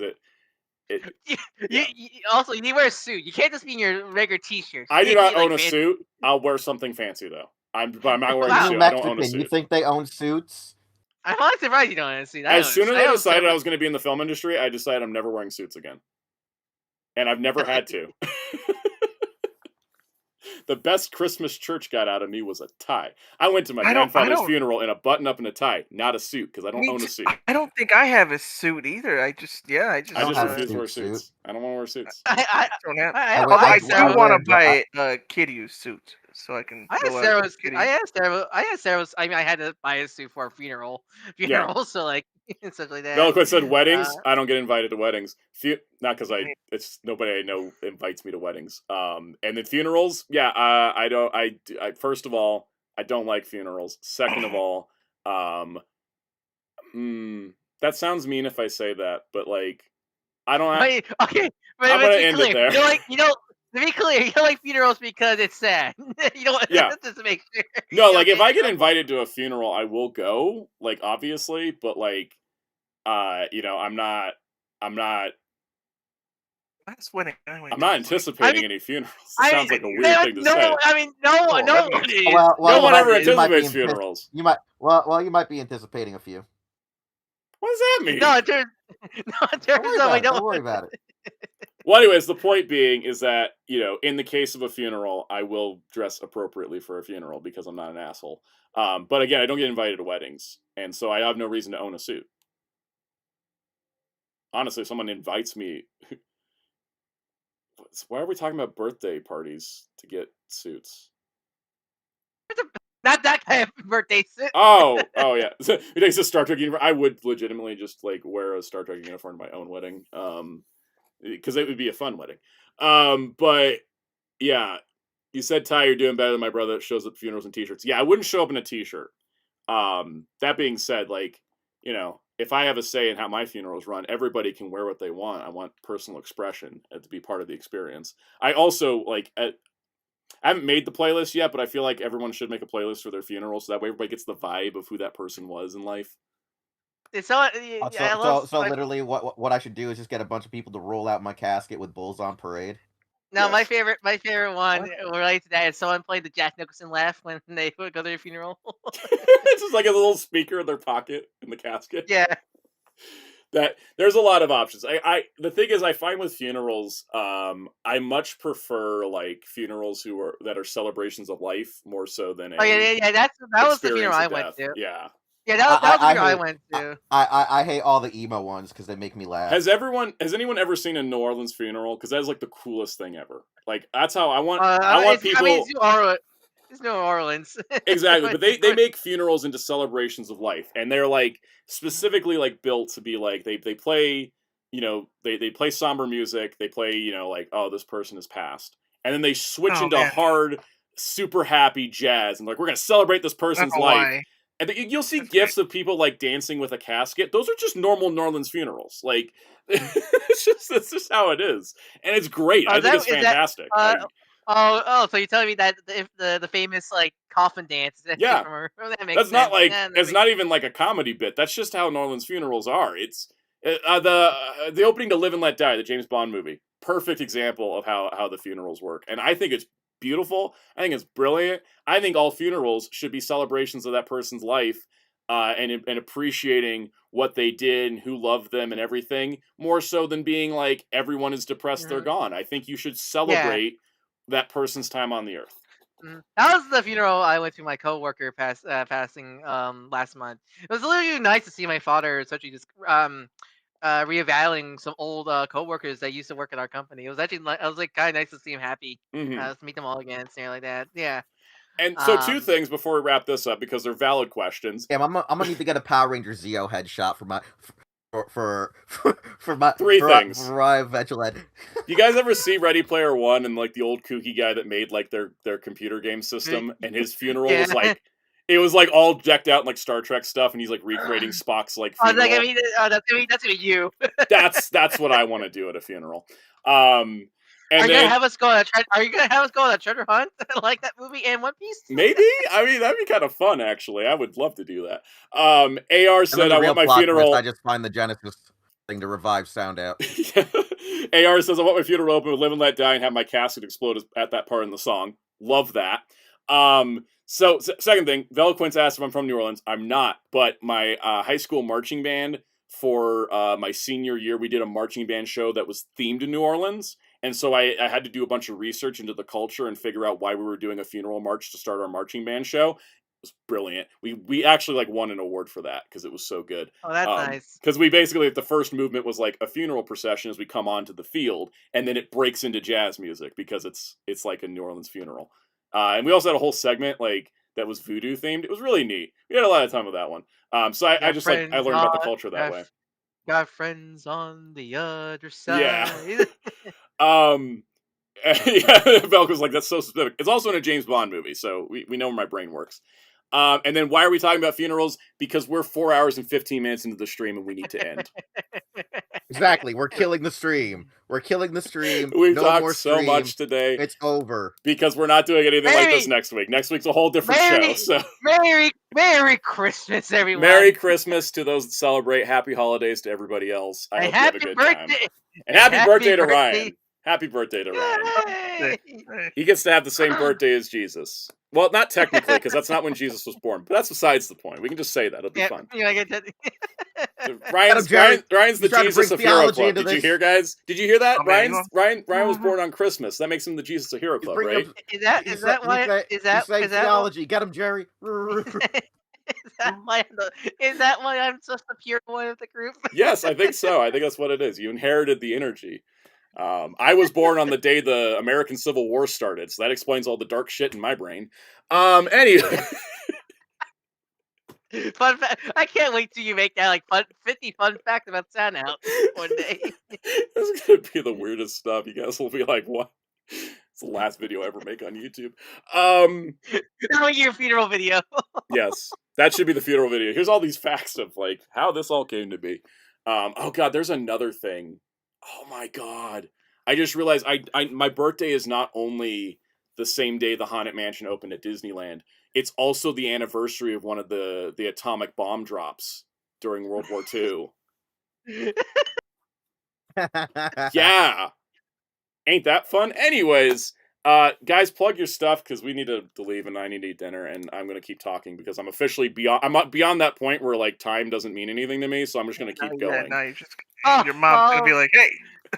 Follow me on Darko643 on Blue Sky and Discord and YouTube. If you want to say happy birthday to me, you can tweet me, DM or tweet or skeet me on Blue Sky at Darko643 or it's to say in the Discord channel. Link in the description below. Jerry. Yeah, I stream tomorrow. I'm gonna stream some more Persona. We actually gonna do story because this time I grinded all the social link stuff in the meantime off screen. Good old off screen. And grinding. Then I don't know what we're gonna do. I may yet again not stream on Friday because who's gonna be around? I may or may not be there tomorrow because it depends on how my editing goes. If I want to have my Christmas vacation, I should be having most of it done, and I can also edit during the stream. But you know, because I may be in Rhode Island on Christmas itself. So I like it. Sound like you're being like forced to go knock on Hasbro's door and say, "Give us Beast Wars in HD." Yeah.